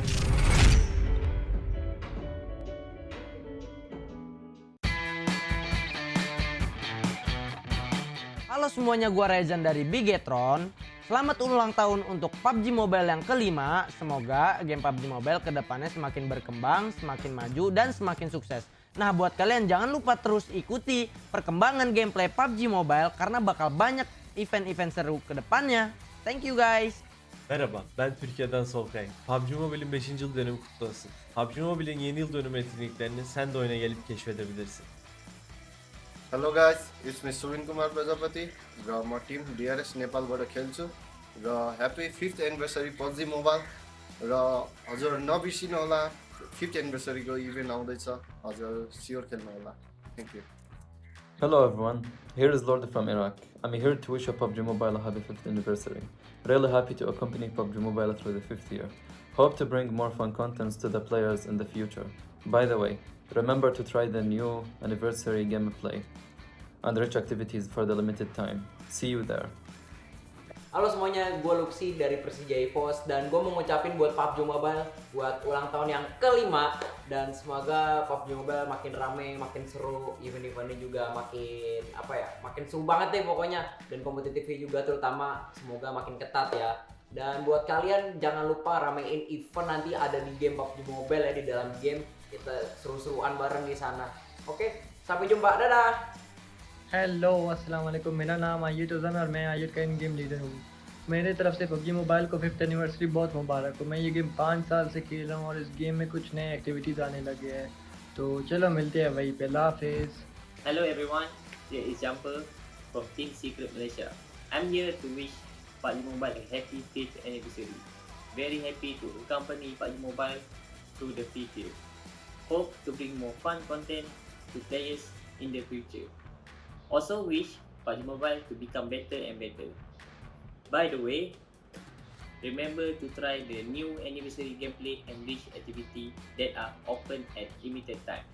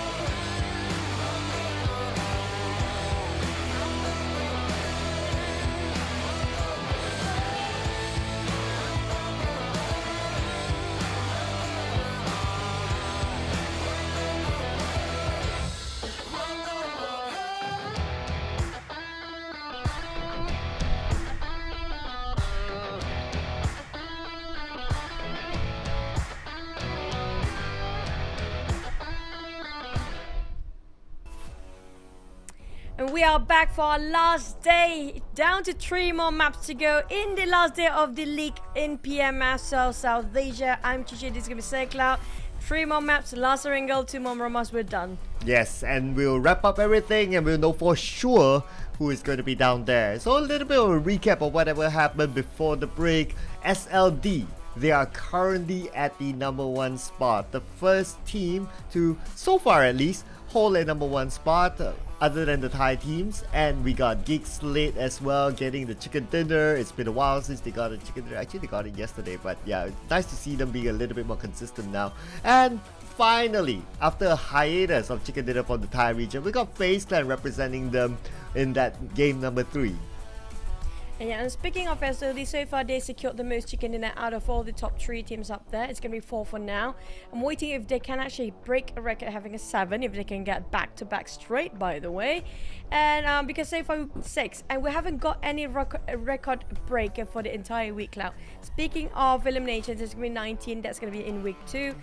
Individual is going to be 10 coming up from Rosemary, and nobody breaking those 2 yet. Yeah, it's still the same. So we'll be looking forward to see if that record can be broken in the upcoming matches, right? But of course, as usual, before we head on to our first game of the second half, we're gonna have an interview. So since we have different teams getting different chicken dinners, I wonder who we'll hear from. Who do you reckon?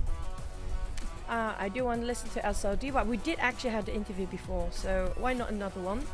And also coming up from Team Secret, maybe listening to how they are at right now, how they feel like, because I don't know, it just feels like a very tall order from them to get into grand finals. Yeah, or I think if we can have like multiple teams, then maybe like some of the bottom teams, like we can have BTR there. We can have GE, we can have PBE, yeah, and maybe even put in Team Secret as well, because, well, you never know, right, sometimes. But anyway, if we can have like 3 even, that'll be great. I think it would be nice to hear on like what their thoughts in the final 3 games that will determine who will survive and who will not. I agree. And speaking of 3 more maps to go, is it within reach for anybody to cap number 1 right now holding by the side of SLD? The closest one is none other than Hale and FaZe.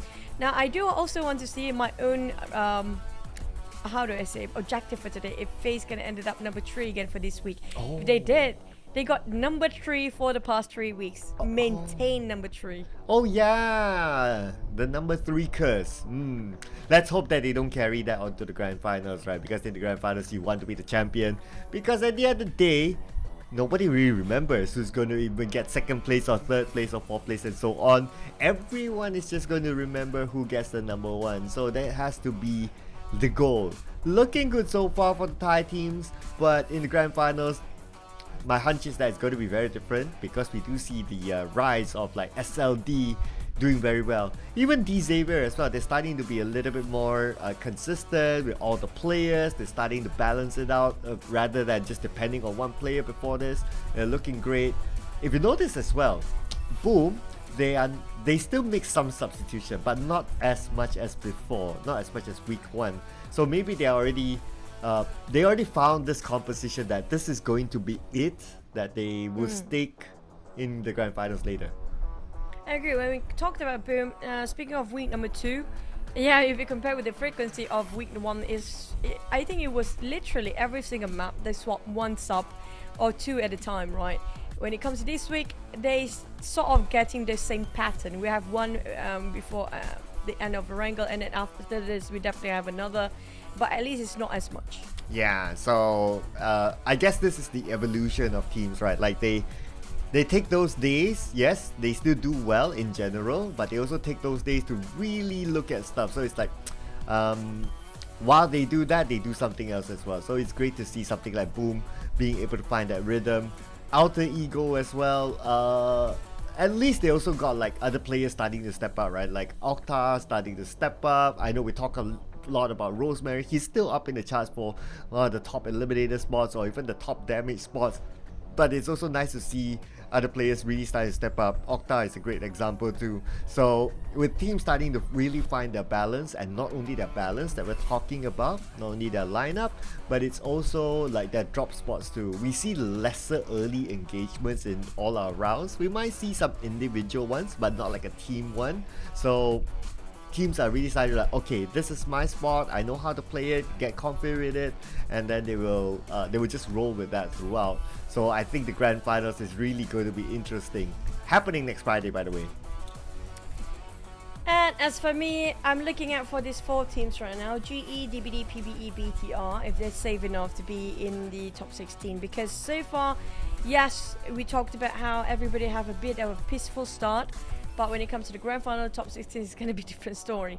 So who will they have to compete? And also for the top teams, they're looking out for the teams that will make in, because one of those teams down there might actually be the bane of the top teams. Yeah, okay. So let's see here who will be the biggest bane. Probably DX is DBD, yeah. Yeah, DX DBD, that's one. I think BTR. I think I want to put BTR there, considering that how many times they always engage with other Indonesian teams as well. It's like having this Indonesian connection, and that could possibly change a lot of things depending on who wins the fight, right? So far, obviously, it's because of their scoring not that well, so that's why they're down there. They don't really win those fights, but who knows if they take the next 4 days off and then they really find something, they really test it out in scrims that they'll be playing along the way, then maybe in the grand finals it's going to be the ngeprank if they do make it, that BTR is really known for. I gotta have to wait and see, because so far, even though they want to play prank and trolling, it's not like they are in the place for that. But speaking of PBE and GE, I do want to see them in the grand finals, one of those wildcard regions, to actually make it in, because I want to see how the standards are, if they can actually be one of the first few teams to play in the South Asia League. Because if they do, it'd be great, because we haven't seen any wildcard region actually be played in the South Asia playoff ever before. Yeah, definitely. Very exciting to see that. So history lesson, of course, maybe for some of our viewers who just caught up in recent seasons. So the last time we really saw a wildcard team do really, really well was Orange Esports. And how long was that? That was back in PMCO. That was like what? 2019? 2020. Yeah, thereabouts, right? So 2020. So that's how long it has been. It's been at least 3 years since we've seen like a wildcard team do really, really well. But you know who else is doing really well? It's our host, Tash Bunny. So we're gonna head on to her for an interview after this. And here we go.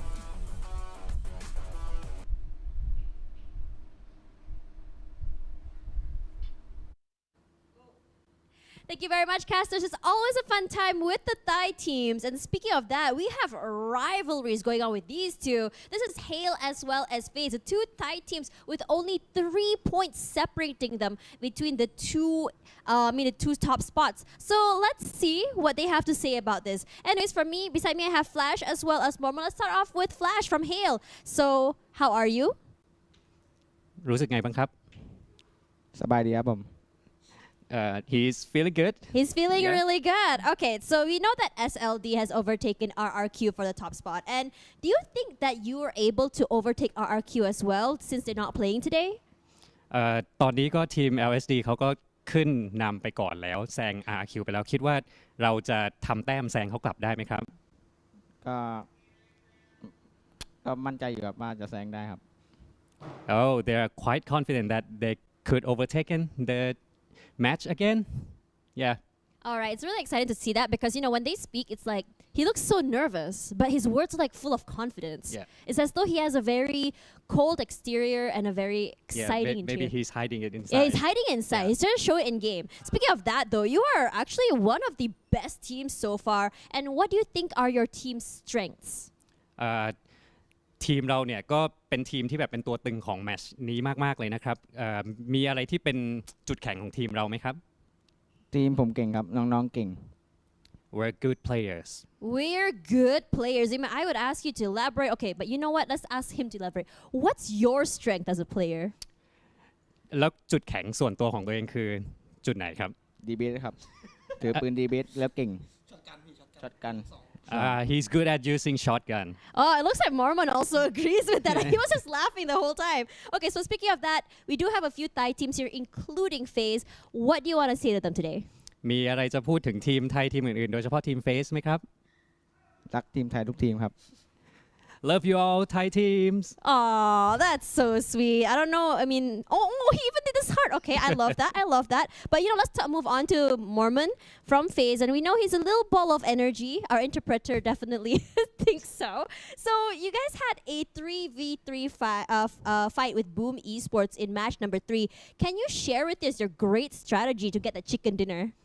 ก็ในแมตช์ที่ผ่านมาเนี่ยก็ได้มีการปะทะกับทีมบูมก็3เจอ3คนใช่ไหมครับมีเทคนิคอะไรที่สามารถเอาชนะเขาได้ตอนจังหวะที่ต้องวัดใจกันนะครับก็เราพยายามหาข้อมูลแล้วก็ใช้จังหวะการเล่นให้ได้เปรียบครับ So they did some research on their enemies Okay. and then they try to find the timing and get them eliminated right away. So I was talking to production earlier, and it did look like, especially for Team Boom Esports, they were a little bit nervous, especially after that. So you guys definitely broke some dreams there. And what do you think is the most important thing that your team needs to improve in this league stage?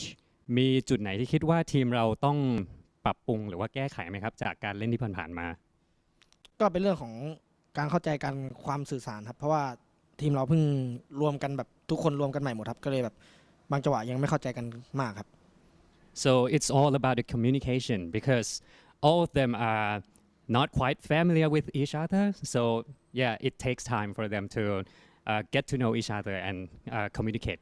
Yeah. Speaking of that, you said that you guys don't really know each other quite yet. I mean, you do guys have I think a sort of newish roster. What's the biggest problem with communication with you guys? แล้วตรงจุดที่ว่าที่เป็นเรื่องการสื่อสารกันเนี่ยมันหลักๆแล้วมักจะเป็นตรงไหนซะส่วนใหญ่ครับก็เป็นเรื่องของจังหวะการไฟท์การชิงทัมมิ่งครับทำจังหวะต่างๆบางทีมันไม่ได้เข้าใจกันในแบบรูปแบบเดียวกันครับ So sometimes they don't really get the instruction that someone gave to them. Yeah, that's why sometimes the pattern of the playing style is kind of messy sometimes. Yeah. So it comes down to that chemistry. Yeah. Regardless, I mean, we had flashy something about about the Thai teams. What does Mormon have to say about the Thai teams? He sends love. What does Mormon send?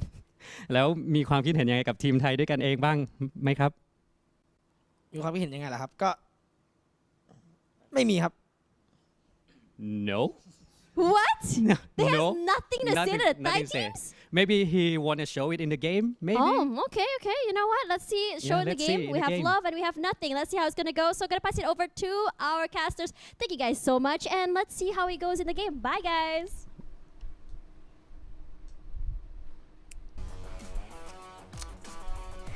Get that guy back. Get the translator back every season. Love it so much. And that's your take of the interview, really? Yep. Okay. The one answer that I was quite surprised is that when Momo was asked the final question, it seems like his elaboration is a lot in Thai. Obviously, well, I don't know Thai, but it was translated as nothing. Yeah, basically, maybe, just to compact it out, it's just nothing. But speaking of coming up from Mormon's side, I do agree. FaZe with this lineup, new lineup, you do know Tony K used to be in FaZe, just a bit of roster change. And did you mention about problem? And this is quite hard for the teams that's having new roster in. And because the instruction are very different. But when it comes to top performance of next match, you look at for Rabies, Rosemary, Onzens, and Satar is getting into this. We still have Onzens though. So during week 1, I remember that there was an interview mentioning that he wasn't feeling well. But great that he has recovered, and his recovery was, I guess it just shows inside the game as well that he's been doing very, very well. So great for Onzens. We still have Rosemary there, your favorite player from Alter Ego. Nice to see him up there too. It's just that he hasn't got a chicken dinner yet today, but probably his fate would change after this. Yep, who knows, and we're waiting as well if Mela can be overtaken by the teams out there to be the number 1 player or this week Terminator or not. And speaking of our final wrangle of the day, so far the last map was ridiculously challenging for the players of how the circle hard shift and nobody's actually on the north. It was crazy at first. Yeah, it's like for some reason majority of the teams They were like from the south side of that left side circle, and then when the circle just moves up, everyone's like panicking, and it's like, oh no, we have to go up, everyone, and everyone just moves in pretty much the same direction. That made, I remember it was like stage 6 of the circle, we only got 4 teams left, 11 players. That was how insane it was. But I'm liking it, It was hard and fast.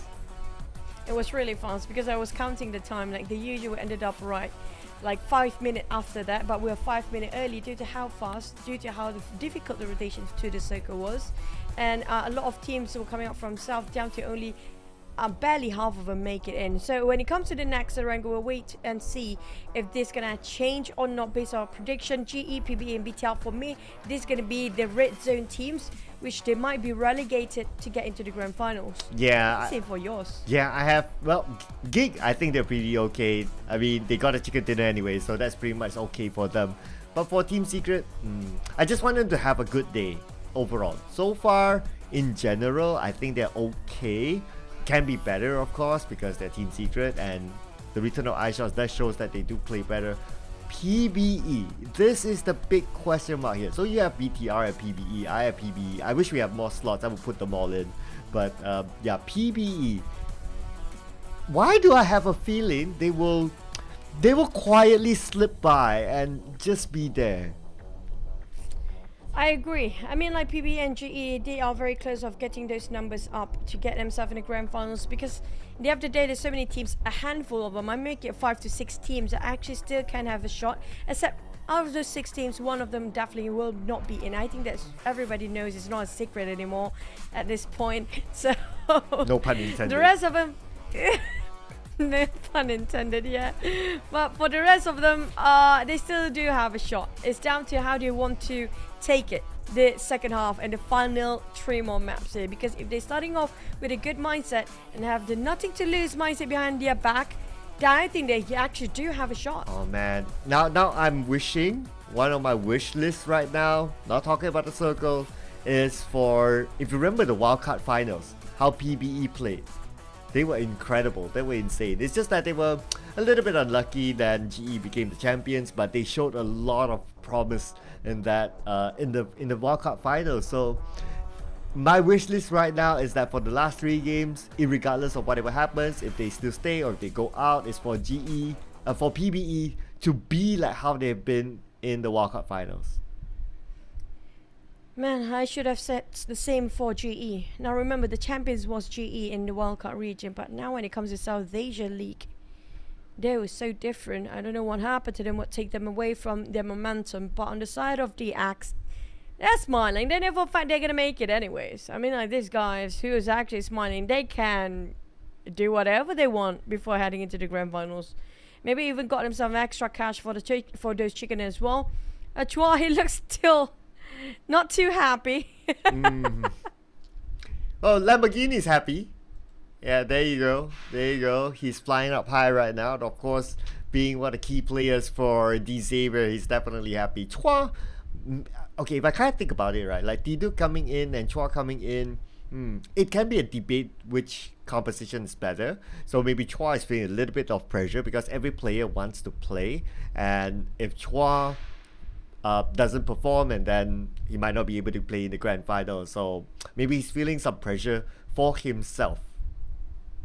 But for me personally, if you compare with the as individual, Chua and T-Duck definitely offers different sort of gameplay and different dynamic for the team. Chua, on the other hand, you can put the trust, and he can actually hold the angle by himself, 1v3 and 1 versus squad. He can actually give those pressure.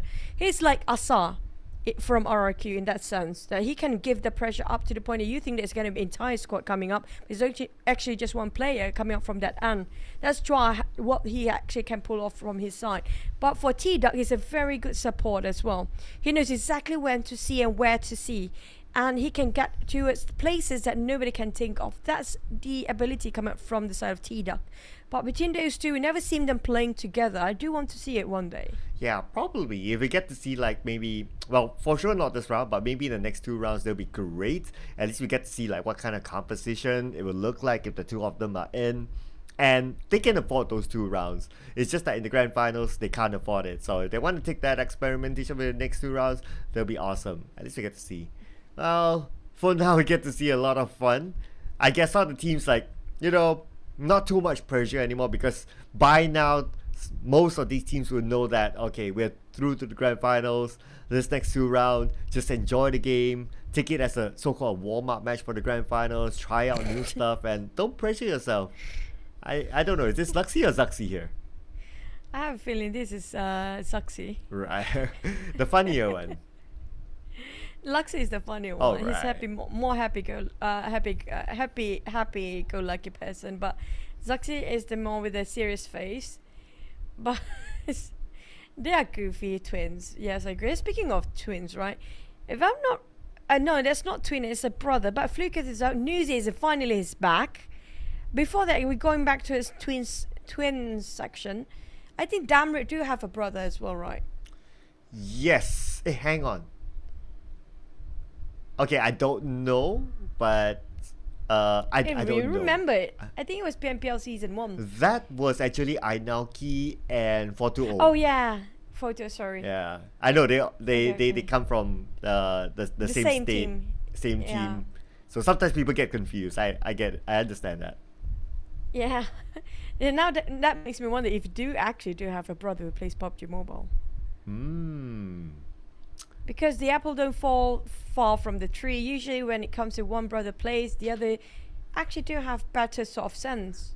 Like if I'm not mistaken, I shot all his siblings are pro players in different game genres entirely. Yep, he's one of it. Junks is one of it as well. His brother is a coach for MAB. So yeah, that's an example. For Snipes, Snipes I can confirm though, his other siblings don't play as much as him, obviously. But he's back. Okay, just want to point it out. Replacing Zilin. Welcome back, Snipes. So Snipes being put in the pressure.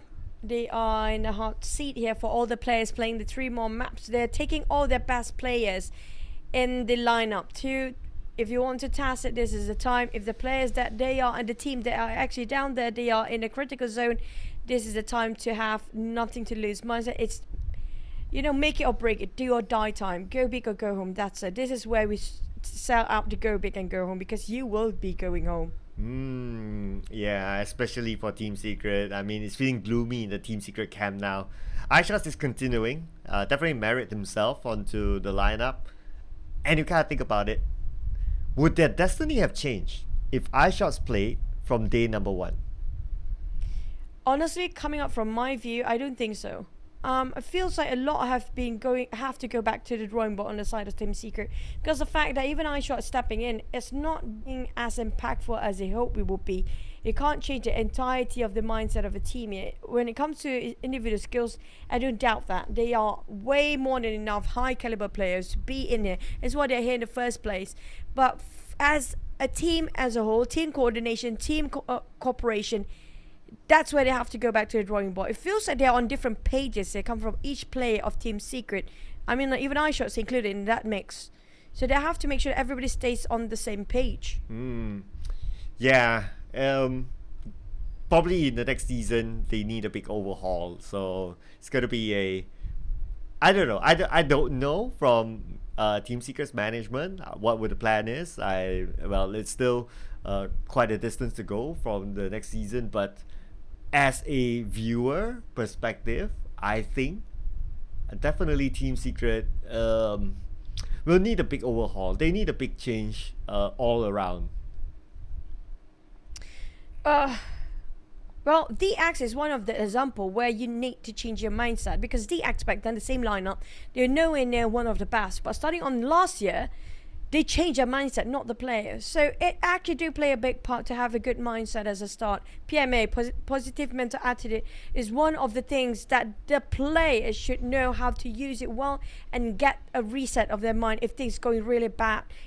From the worst to tragedy now, they have to learn to reset themselves. Like, can they do that? Can they bring themselves better in the future? So we're gonna have to wait and see, because we're heading to our last Erangel map in the entire league. Are you guys ready? Buckle up and be in your seats, because we're flying over to Erangel.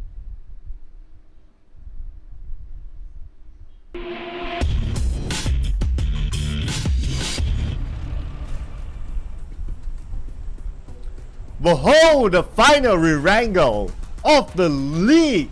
We are finally at the stage. That also means that we have 3 more games to go before we wrap things up for the league, and we'll know for sure who's in the bottom 4. Now look at the flat path. It's going to start from Severny down to Novo. Military base is reachable, hence Team Secret will go back there. If it's not in Severny, it's Kameshki, but since the flat path is as such, it's not going to be a factor. They're going to drop straight in. Instead, looking at Severny, Shrubs smart enough to take it away from Team Secret / 79 to go inside of Severny, the entire town for himself to loot. Well, they can, because right now Circa haven't popped yet. Even if they haven't popped, you know what, you decided to drop in early, you know for a fact there's nobody be a contester, so just go for it. You can get yourself vehicles and just drive downwards if it happened to be SMB Circle. Now for those who are actually taking a bit of a gliding moment and just gliding it very slowly, it kind of a big risk. They're playing dangerous game. If they happen to be sharing with another team, then we saw it before, you can get shot from landing down, and the moment you just step down, it's going to be you on your knees. But there's going to be a generous circle right on top of Pachinki and Gatka as well. Yeah, it's going to be an okay circle now, so no shenanigans from our final Erangel maps like how we saw in week number 1. So this time around it's going to be okay unless it really shifts up north, but I kind of doubt so. For GE, fighting for their life, they really need to pull off a big huge one. 3 more games to go to pull off a surprise for everyone, and they happen to land beside another team, so gotta be careful there. I mean, previously we saw GE, they always lose 1 member fairly early. I'm looking over at West, he's holding a crossbow. It's the first time I see holding a crossbow, at least for that few moments, in the longest time. You work with what you have. That's a case that come up from teams that actually have to resort to crossbow. You know for a fact crossbow is so hard to play alongside with it, and it's so hard to control the aim for it as well, and you have to reload as fast as you can, which is not too fast, as I say. But so far it has been very peaceful. Nobody happened to be clashing on top of each other. You do have coming up from this south only 2 teams, on 1 coming up from north, and Circa happened to be on top of Pachinki. But I have a feeling it might be ended up Kaka. High chances it will be. Or even on Rosshawk. It depends on the next hard shift where you want to actually stay at. But nobody dropping on top of Quarry. I'm not sure if there's any team. The case here, maybe Bacon Time. They want to go around Quarry because it's too vacant. Yeah, I guess because it's affected by the flat path as well. So no direct drop into Quarry. If anyone is interested to play around that area, then it's probably like, okay, you loot somewhere else and then you will go there. So far the closest one that we have seen, at least from our visual, is that Geek Slate, they're closer to Quarry because Ferry Pier is their regular spot, and because of that as well, going through Quarry from this circle with the stage 1, it's actually not a bad idea, because the moment you go up to Quarry, it's high ground, so you can still kind of like look behind where Team Secret would normally pass by to see if they actually do that and try to make a move. If not, then you can still hold that area down, and it's easier to come down from the high grounds of Quarry as compared to like if the circle happened to shift to a Quarry for some reason. It's easier than to go up from the lower ground. And speaking of Quarry side, right, there's only 1 bridge for the choke point who does actually, whoever wants to cross over from the side of SMB, there's going to be 2 teams, Team Secret and BTR, and both happen to drop early on around Nova Rebnoy, and I think Team Secret is just going to take SMB as a whole. But if they decided to go on the right side of the bridge, we saw how crowded it was on top of around Farm Milta area. We do have PBE, we did actually have Void and Hill around that corner. And I think coming up from Alter Ego, dropping from the side of just on top of Milta Power around the area of Lipovka, maybe they're just going to drop by and just cutting across straight, or just going on down south first, because it's going to be super crowded coming up from the right side of the angle of the map itself, due to the flight path as a start, it favoring on mostly on the right side. But surprisingly, none of the team actually do have initial contact from any of these teams, even though they are showing very closely behind or just next to each other. Oh, you asked for it. Yummy, low. They're still going to go in for the crash. Okay, 2v1. Very confident move here by Boom Esports. But Yummy with the DBS. Oh no, you don't give him a DBS. Frankie, you better call for backup soon. Oh, didn't I saw it just now, but never mind. Yep. Yummy with the DBS is a monster. It's a beast with Hexa alongside with that. That's going to be DX. Frankie out. There's going to be nearby Rosshawk, yeah? Between these two, Team Boom and DX. And now, if I'm not mistaken, Procedure Evoice is lurking around there somewhere. But around score is going to be on the side of DX still. But they're losing 1 minute. I think Frankie was the scouter for the team. So far, it has not been great start for DX. But we do know DX. They can survive long.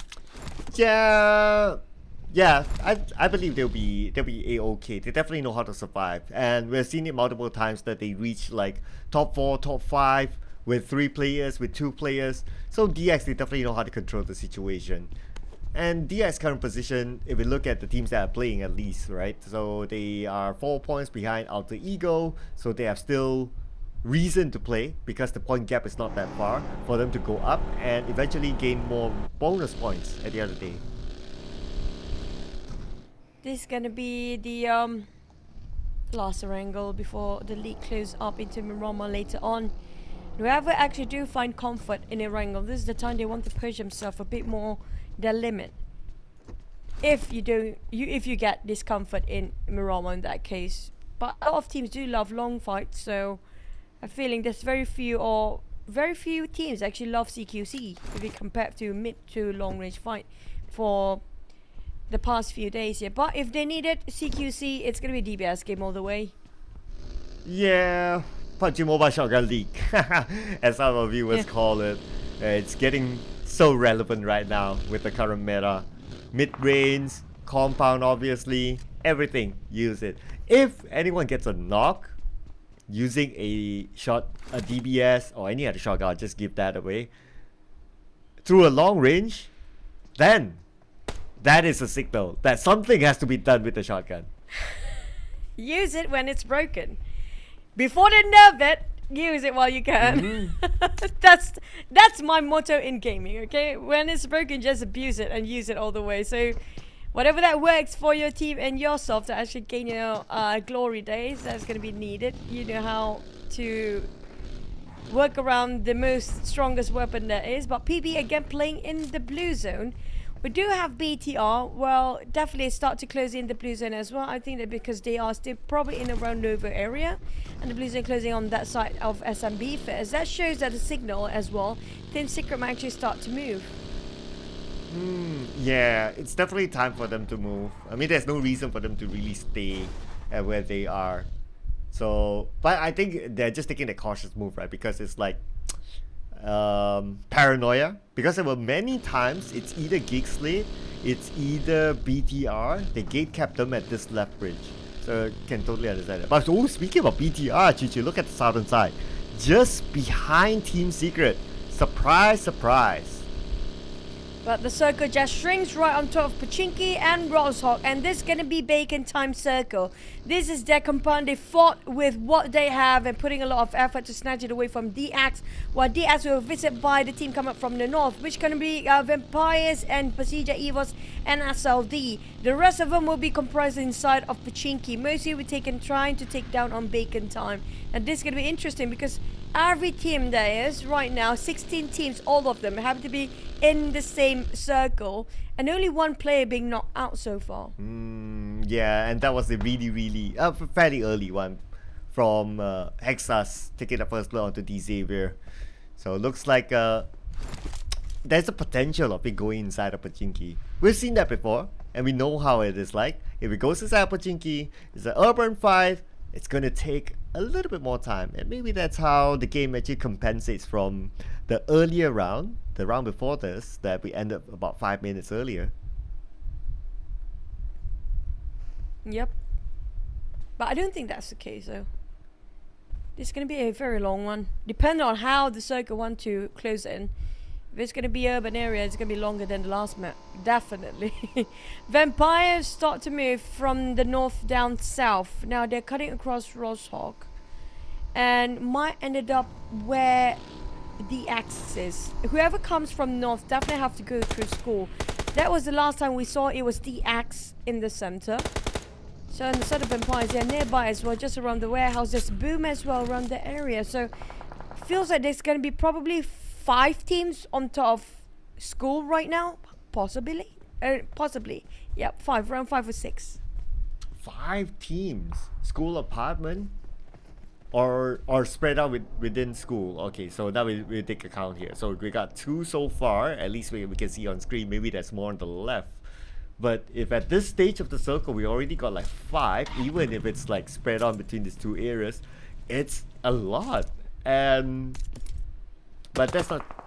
Yeah, I'm thinking that if that is the case at stage 2, right? It's like really a lot. And I wonder what all the teams are having in mind. It's like everyone has a truce to like, okay, let's meet up inside of school and let's do our thing when it's not really needed. But it looks like it's not the case. We got 2 teams there.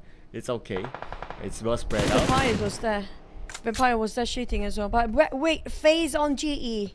Now these are the teams that are coming out from the side of area Jogopur and Galka region and going into the center of the circle.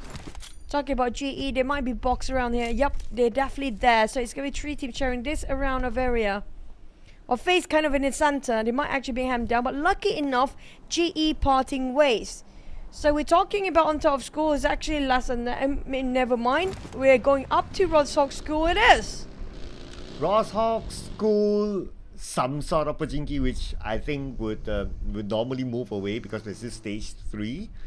So school would be a good area. So if assuming that school is the final circle, meaning that the high ground on top of school where DX is at, Pasija Evos is at, that's a good place. That's why Pasija is going there because they want the spot. They are crashing into DS's compound. Saw the flying party just now. Lamborghini taking the support fire from the back. He knows exactly when to stand.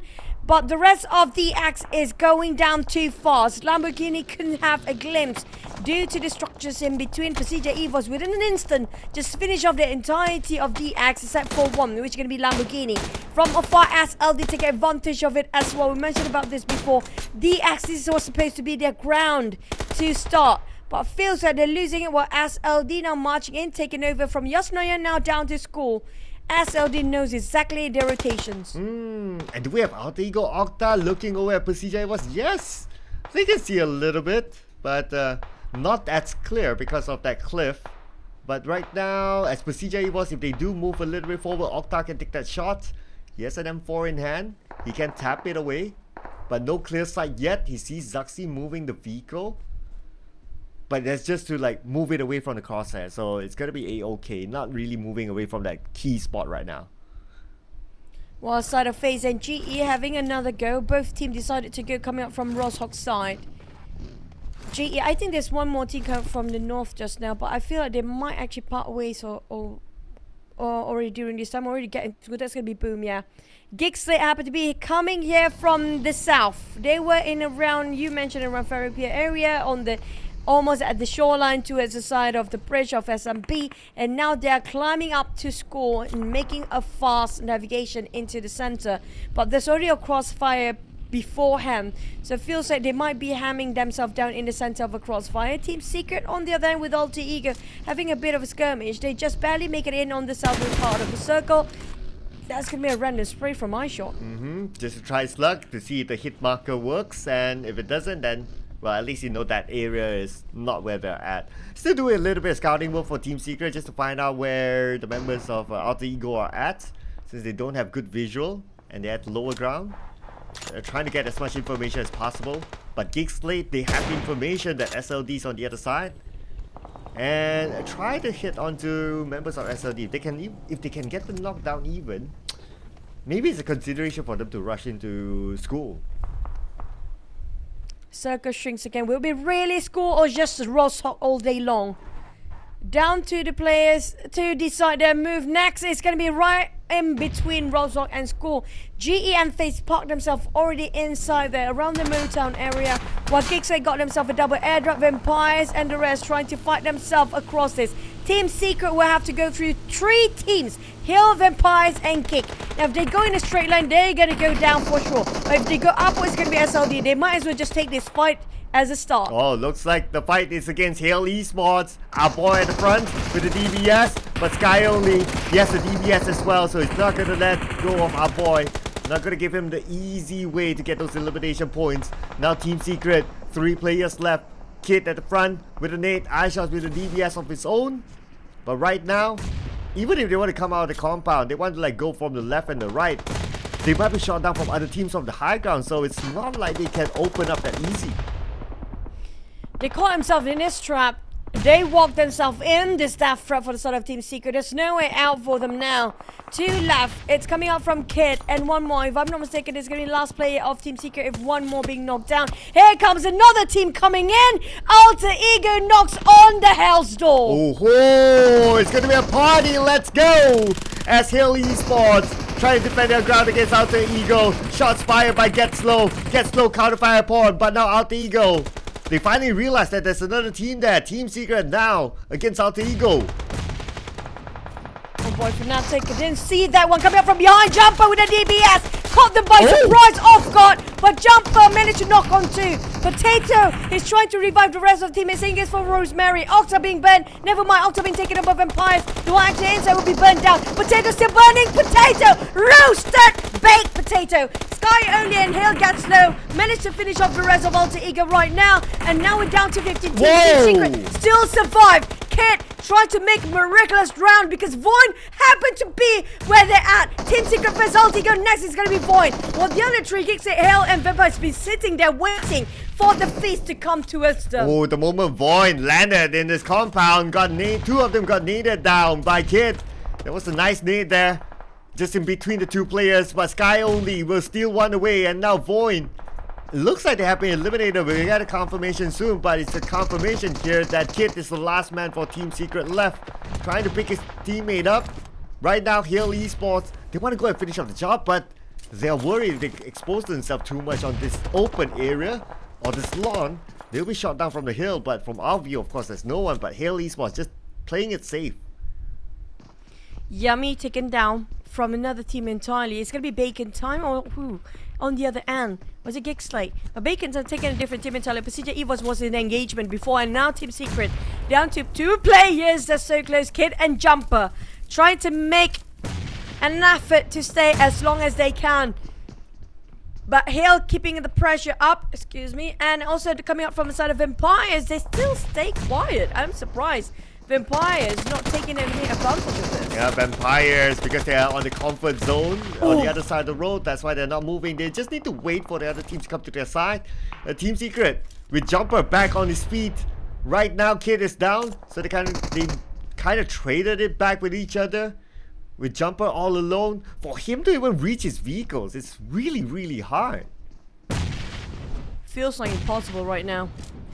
The only way for Jumper to actually play this safely is going to be stay quietly behind while waiting for Vampire just to move. But he's the one triggering the fire first. Bacon time, BTR, Procedure Evos, SLD, and PBE. On this end, it's a different story. Team Secret now finally being eliminated at 14, but now we're talking about 6 teams right in the center. With 6 or 5, make it even more because we have one more team from behind it. BATR got stuck in between, 1 knockdown, 1 being burnt off by the Blizzard, which is going to be Satar, and that's finished off Gemforce. Now there's no way in for the side of BTR. Left, right, center, you name it. There's somebody's watching. Oh yeah, it doesn't help that they have 3 players, meaning that one's down, and that's going to be Genforce and BTR. Not only that, they're still on the outside of the zone, so they need to move a little bit forward. But PBE, Bacon Time, Procedure Evos could spot them out, so that's something they need to be aware of. While Boom Esports is aware of the threat that is Box Gaming in front of them. Yummy, he clutched himself out from those DBS earlier before. And now Winnie, spotted out by the side of Yummy. Winnie always the clutching for the side of Box Gaming, but that's going to be 1 knock coming up to the side of Winnie, last player, which is going to be Lavi.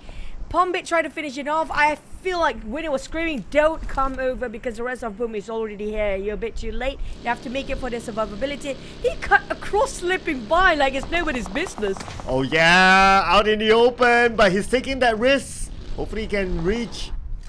Okay, there you go. He's A-okay, but Buggy punctured. He won't be able to use it the next time, so he gotta pray that Circle lands on top of him, because if he needs to get on foot, it's gonna be hard.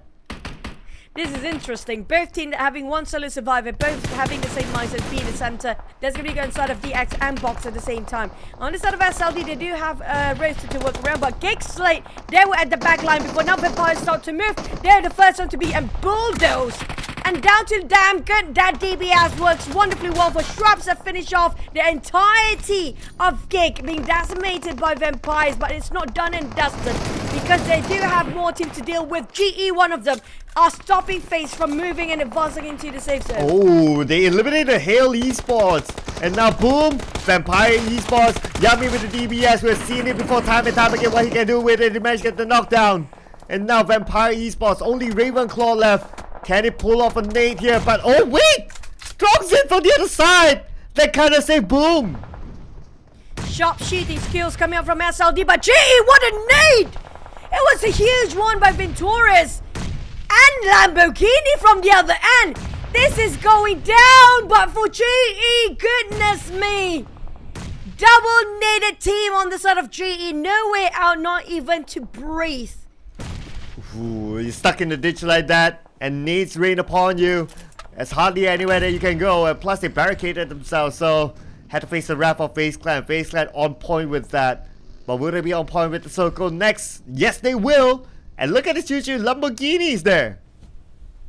It's been there the longest. Lavi, on the other hand, should have been in the same spot where Lamborghini was if he's not being spotted or trying to steal away this elimination from afar.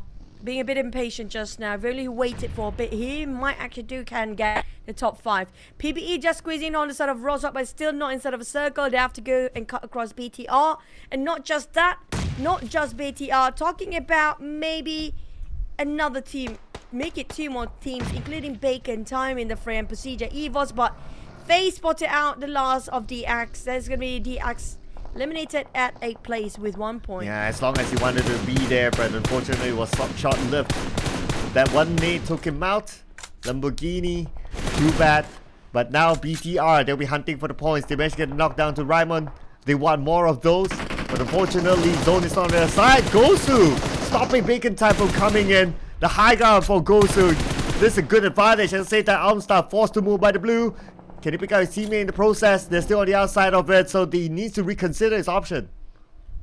I just hope Ghost to realize how much low HP he actually has right now. But PBE taking a fight on their end. Their spray were actually on standard to finish off the entirety with the help of Procedure Evos on the other end. So BTR being eliminated and hammed down between 2 angles. Procedure Evos and Bacon Time sharing the same neighborhood. But Gosu, crispy enough, Bullet Breeze and keep it going to the side of Armstar. But it's just not connecting. He just missed it within seconds. And Armstar still make through. The one that actually will be the victim here is going to be 9 Noise. Yeah, and 9 Noise is out, but Gosu is out of this. So Gosu not interested anymore. Moving his vehicle, probably going to get into the other side, which is in the zone. Parajin swapping spots with him. And now Parajin himself, time to go.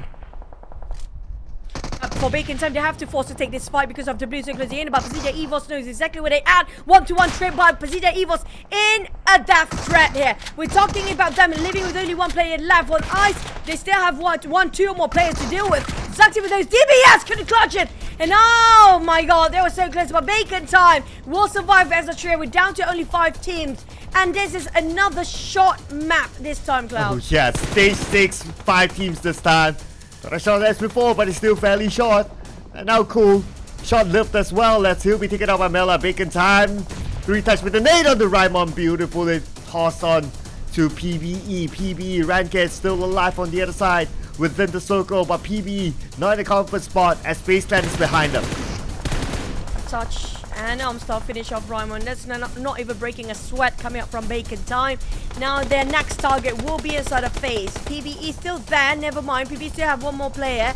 On the side of SLD, Ghosts have been hunted down by so many teams down there. Ventura spotted out Bacon Time. And they get shot across right and with the Mini 14 is going to be on the side of Ventura's a moment.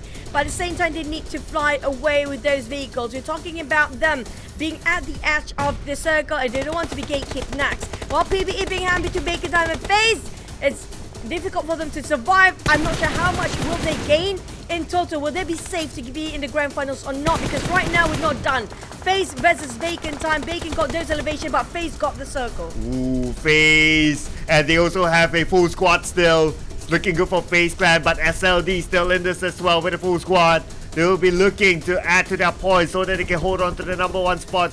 And now Bacon Time still on the outside of the circle. the last to get into it, while other teams are already in. I spotted out navigation of FaZe. How they move, they try to calculate it. Onsen tried to pressure those beneath him, those nades, but he got caught off guard with Bacon Time shooting from behind. And on the off angle side, Mormon spots them out, tried to shut them down, one knockdown, but left with only one player of Bacon Time. If they don't shut down Bacon Time, there's no way FaZe can just rush in forward. Ooh, yeah, FaZe Plus, they have one knockdown, so they need to focus on recovery at this point. Still within the circle, they can do it. 3 touch!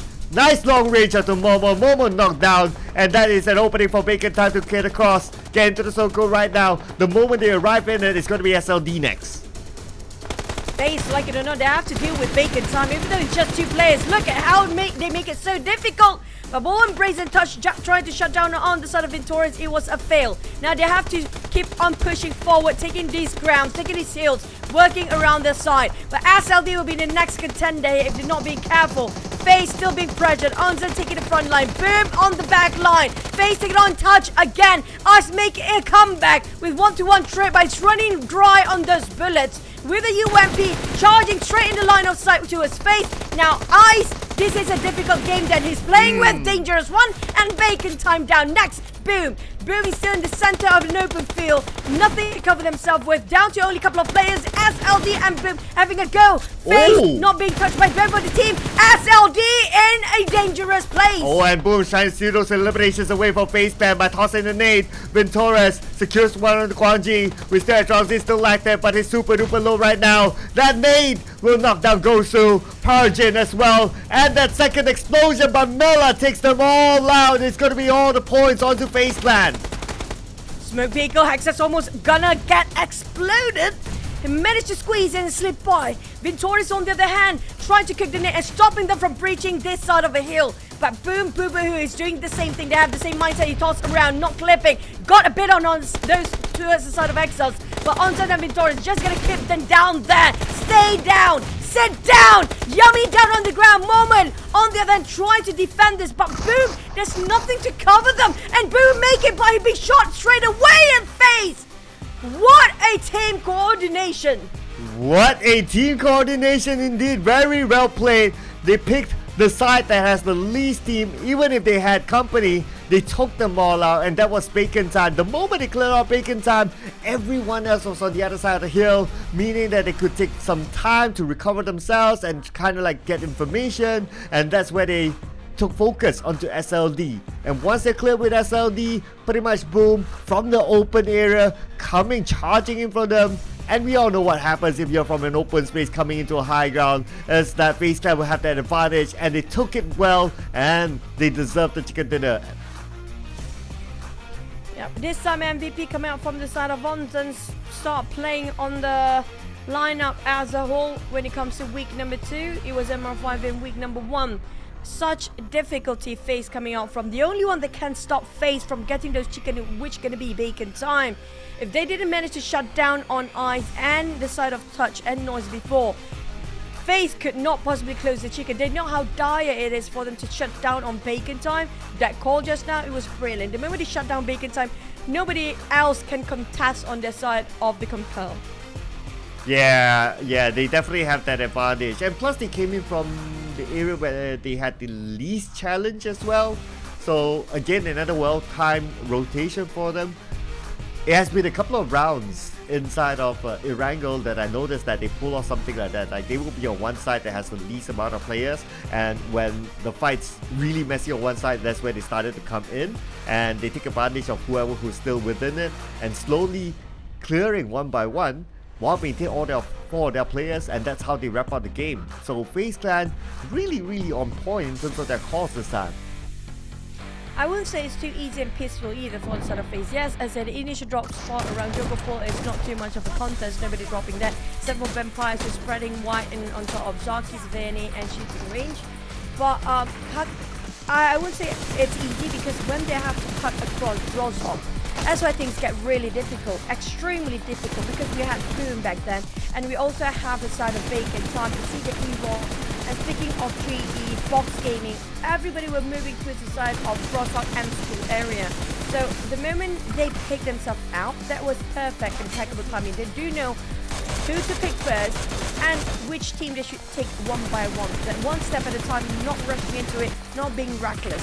So that's how FaZe's been playing it so far. Yeah, I think that's the best way to summarize their gameplay, right? It's like one by one, step by step, and they just take out one team at a time. Very systematic coming in from FaZe Clan, and you can see that they're really happy. I'm sure it's not only because of their performance, but how they have this well-planned coordination amongst them. 16 eliminations, still not breaking the record just yet, 4 shy away from the number 20 mark, but it's a great round for FaZe Clan. Other than that, boom, SLD doing fairly well. So with 12 points in total. Yeah, but speaking of 16, that just shows that it's not easy for them. They've been fighting, grinding all the way from the northern side. It just shows they're taking one team to the other. And we saw how teams finished off. It was Pasija around there as well, was it? Oh no, it was Voin and an Alter Ego. The same spot where everybody died at the angle of that wall, that corner. That was a death corner. It's a graveyard down on top of school. Yeah, that area... even for me, I'm not a fan of that area because I feel that it's very hard to come out of that place. The moment you step out, it's like, oh, a lot of open space. If not, it's that super high ground just behind them. That is their only exit, and if they only have one, only best exit, then, you know, a lot of teams can actually aim down there. But now, 2 more games to go. I'm looking over at FaZe Clan now with 186 points. They are 19 points away. Wait, 29 points away from SLD. I mean, like, if they actually pull out another run just like how they did before, it's doable. But provided that SLD cannot be in the top 5. But both teams having 4 chickens right now, it just shows how tight it is. Both teams this week. Now, it ended up with SLD got 1 chicken and FaZe got 1. It's like, feels like everybody can be happy about it. But I think FaZe still can catch up, provided they got themselves crazy amount of volume of kills. Yeah, you are right. It is looking okay for FaZe Clan. Maybe that's why they are super duper happy, because it's part of the plan. So let's see what happens in the next round. The next round could be the Determinator, or we could bring it onto the last game. Wow, I mean, 3 weeks in a row, we see that in the last day, it's tight at the top. All of a sudden, you will see a Thai team really chasing the number 1. Last week, not so tight. True. Last week, it kind of, yeah, it is kind of anticlimactic for us. But when it comes to this week, it's more heated down there when it comes to the teams who will be relegated. When it comes to the head-to-head between Yummy and Tronji, I love how Tronji stepped up this map now. Because we always see Goosey coming up from SLD. We always have Boom coming out from the side. Yummy is always on the Boom side. He's the pillar for the team. But Tronji, I'm loving this. When it comes to damage output-wise, you cannot just not... take away that Yummy 1000 over damage by one player. That's huge. He's, like I mentioned before, I want to see him and Rosemary be in one team one day. Yeah, I wonder out of that 1000 over damage from Yummy, how much was it from a DBS? Maybe the entire thing was a DBS. So yeah. I think with grenades too. Okay, maybe. I mean, well, hopefully one day we'll get that kind of breakdown stats, right? It'll be fun to kind of like understand. It will tell us a lot of stories of what our teams actually favor. But now, we're going to talk about the story of Miramar next. So it's going to be, well, look at this, Chuchu. FaZe Clan's favorite map is Miramar. And we just talked about how about their chances of chasing up to SLD. So, well, looking good based on this. But SLD just warming up. I mean, like, across their 3 weeks, this is the highest achievement come from SLD. Before this is always a top 5 for them. They have been really quiet, not too flashy, not having those finesse. But when it comes to this final week, it feels like they're touching up their lineup and have been polishing their skills. It feels a different version of SLD based on the last 2 weeks. They are a bit more flashy this time, going for the skills and a lot of their unusual plays. But yeah, I mean, like, why not challenge it? Yeah, challenge it. At least, like, okay, we have 2 stories to talk about, right? Then we will have like the top number 1 story. It would be nice to leave it to the last game. let us have that question mark. It's okay. And then we have the bottom 4 story. So we still have the BTR story, the GE, the PBE to talk about. So this week's a little bit more interesting. If not like last week, we're always talking about like, oh, the top one. But this time we got 2 different sets of stories to tell. And at the bottom, it's still tight enough for anything to happen between the 3 teams. For the story of the bottom, it's going to be them playing their last Murmur map. That's it. They should know how much this is going to cost them, and so much at stake. All these 3 weeks, how it just shows that how much they progress along these 3 weeks as well, right? We can see the progress come out from certain teams, but I hate to break it, Team Secret is the only team that I don't see any progress at all across these 3 weeks. Even if the team is getting better, but at least you have a bit of a comeback time that kind of surprises us. Like how we saw GE last week, we can see their growth different. This week, it feels like they've fallen back to their first week because maybe the teams are getting better. But for Team Secret, it's just, I need something, you know? I need something. Yeah, I totally understand that. I mean, there are some teams that at least you have like that spike, right? Like you have that uprise spike, and then if they fall down, at least you have like, okay, they were still there at some point. It's very difficult to see Team Secret at this moment. Yeah, I mean, I did see like some of the community groups during the break is that some of them were saying that, oh, okay, Team Secret is right now, they are kind of like training for the next season. Yeah, I mean, it's hard to not agree with that looking at the current conditions. So I guess really at this point it's just look forward to see what sort of changes they will bring next. You got entire season off to be training, and now you're still training. I don't know how to answer that, but hey, okay, whatever works for the team, right? But speaking of the others, I mean, there's nothing else we can say about that. Speaking of the others, now about BTR, are they safe or not, Cloud? As of now, yes, but because the points are still very, very close, especially between them and GE, so I would say that the last 2 rounds still matters. And it matters not only because of how close the points are, it's because of how the teams are performing. GE, sometimes they go on top of BTR, sometimes BTR below, and then when BTR gets a chance to pull away, they don't really pull away. They just like have a small, I wouldn't even call it a step, they just have a small move away from GE. And that's not going to be enough because the 2 games, you just need one round for it to all change. And maybe that change will be positive for GE. The small you can't even put a word on it. Small That's all I can say. That's how small it is. But for PBE, I mean, like, they should know for a fact, these teams, I'm waiting for them to kick it off with a bang. We're talking about them not having anything else to lose anymore and just put the pressure away, toss it out the window, and just go there all their best cylinders out, and make sure that they can get as much as they can and show the best of them. That's it. That's what I'm asking for the bottom team down there. If you don't happen to be in the grand final, it's okay. You fought yourself. It's well deserving. You got into the C League. It was something that already somebody couldn't actually be done by normal people. That's why they're here in the first place. But if you can just leave the pressure out of the window and just play like you usually do, usually it gives better outcome. Yeah, sometimes you gotta have that like we have no care in the world of what's gonna happen. We just go for it, right? And sometimes it does work. And because sometimes like we do see like some of the movements from the teams, like okay, because like they think a lot because of like maybe it's pressure, maybe it's past mistakes, maybe it's something that they're reminded of over and over again, and that kind of like pull back the confidence of like, okay, it can be done, but it wasn't done, so no advantage taken, something like that. If they can kind of like move away from that, oh, we're worried that we might be truly eliminated by the end of the day, I just play that game, and who knows, sometimes that could change, and change is what's needed if you're in the bottom 4 in the first place. I just hope the change that they realize that should have been made early on is not too late. Even if they make a change in the last minute, realize they do need to make it, it's great. It means they kind of awaken before the entire league finish. But we do have CL playing again, swapping with Keenan this time. So far, I mean, like, both players do actually have sort of the same dynamic. Either you swap in and out, doesn't make that much impact when it comes to the gameplay. Both delivers. Yeah, it doesn't feel like there's any big difference, and sometimes it's not a bad thing, you know. It just shows that every player is just balanced.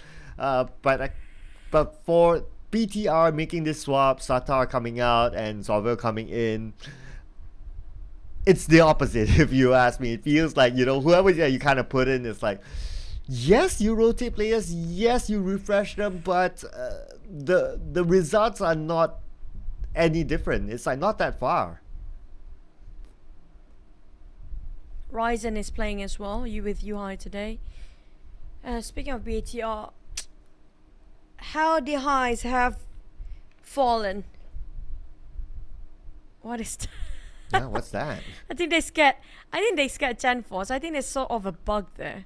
Maybe it's being chased by one of the crew down there for a sort of box here. Ready? You know, gears up, Cloud. We're heading to our second last map of the league. Are you guys ready? As we head into Miramar.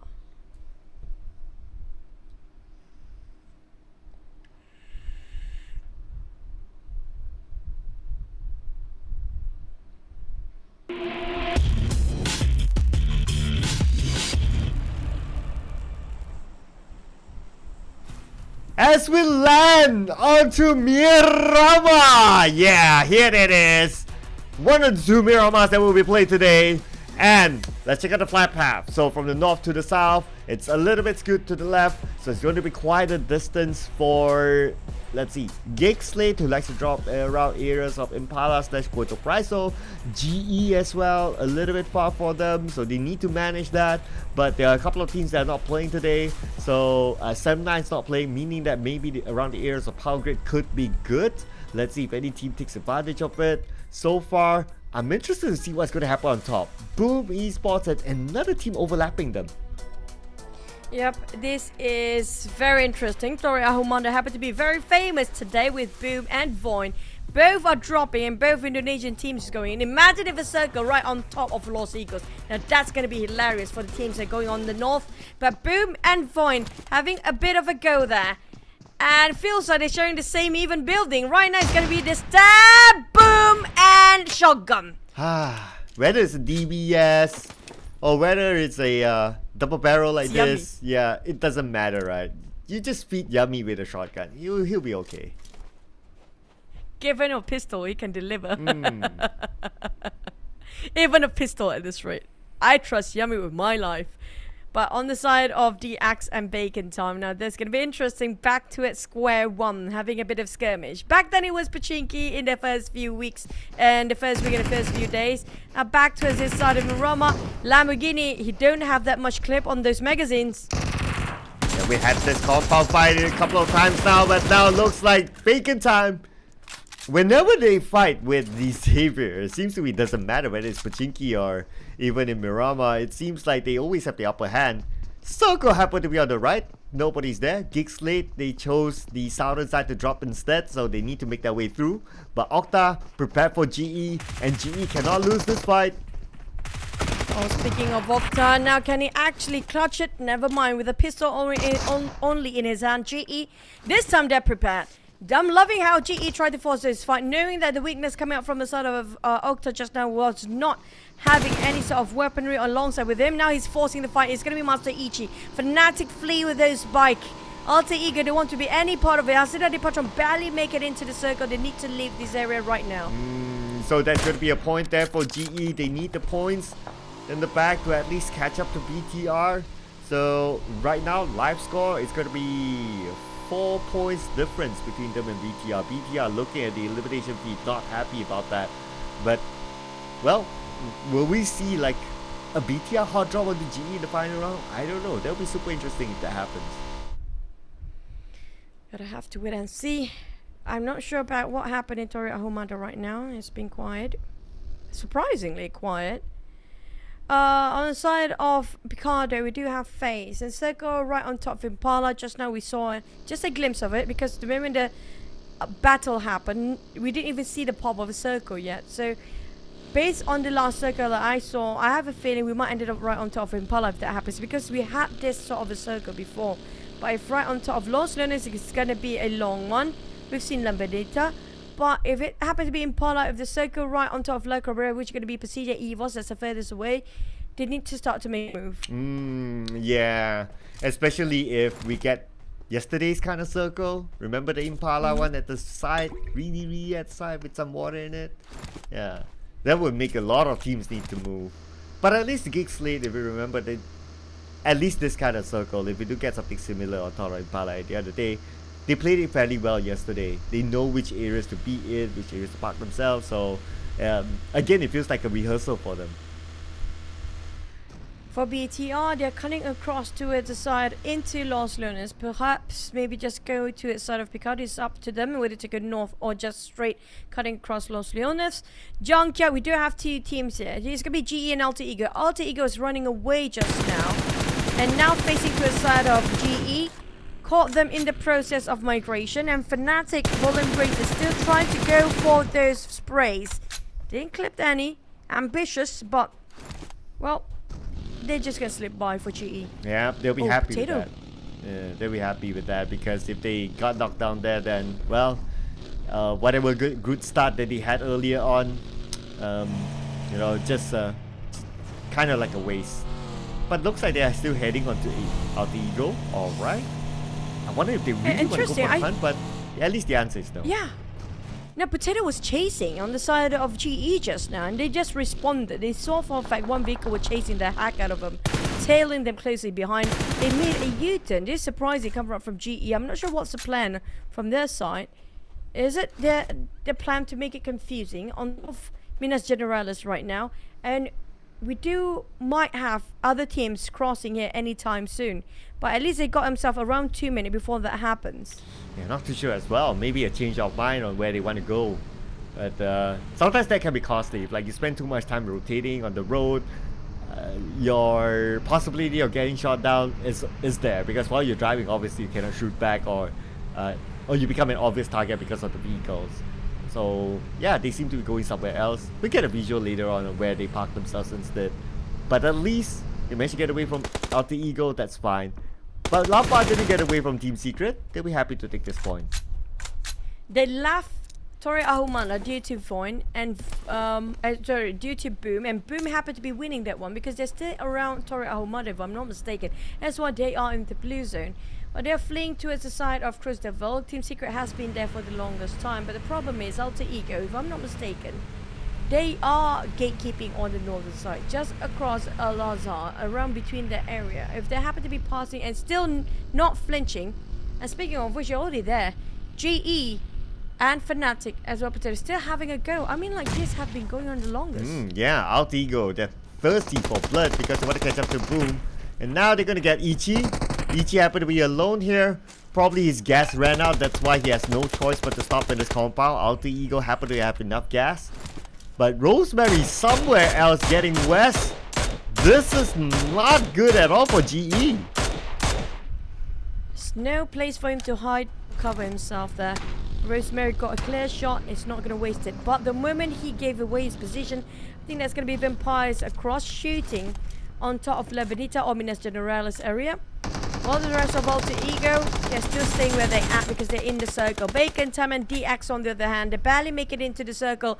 Almost 1 kilometer away, 900 meters towards the safe zone, and they're still guarding this side. And the Blues are already clipping in, but the problem is, do they have enough health utilities? Because yeah, they might have vehicles, but it's still the first stage, so it won't be as painful as second and third stage. But the one that actually being denied their entrance just now, can they make it?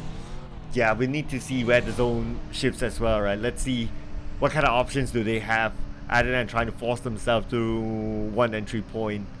Avoid down to only 2, and they are, this is somewhere on the right side.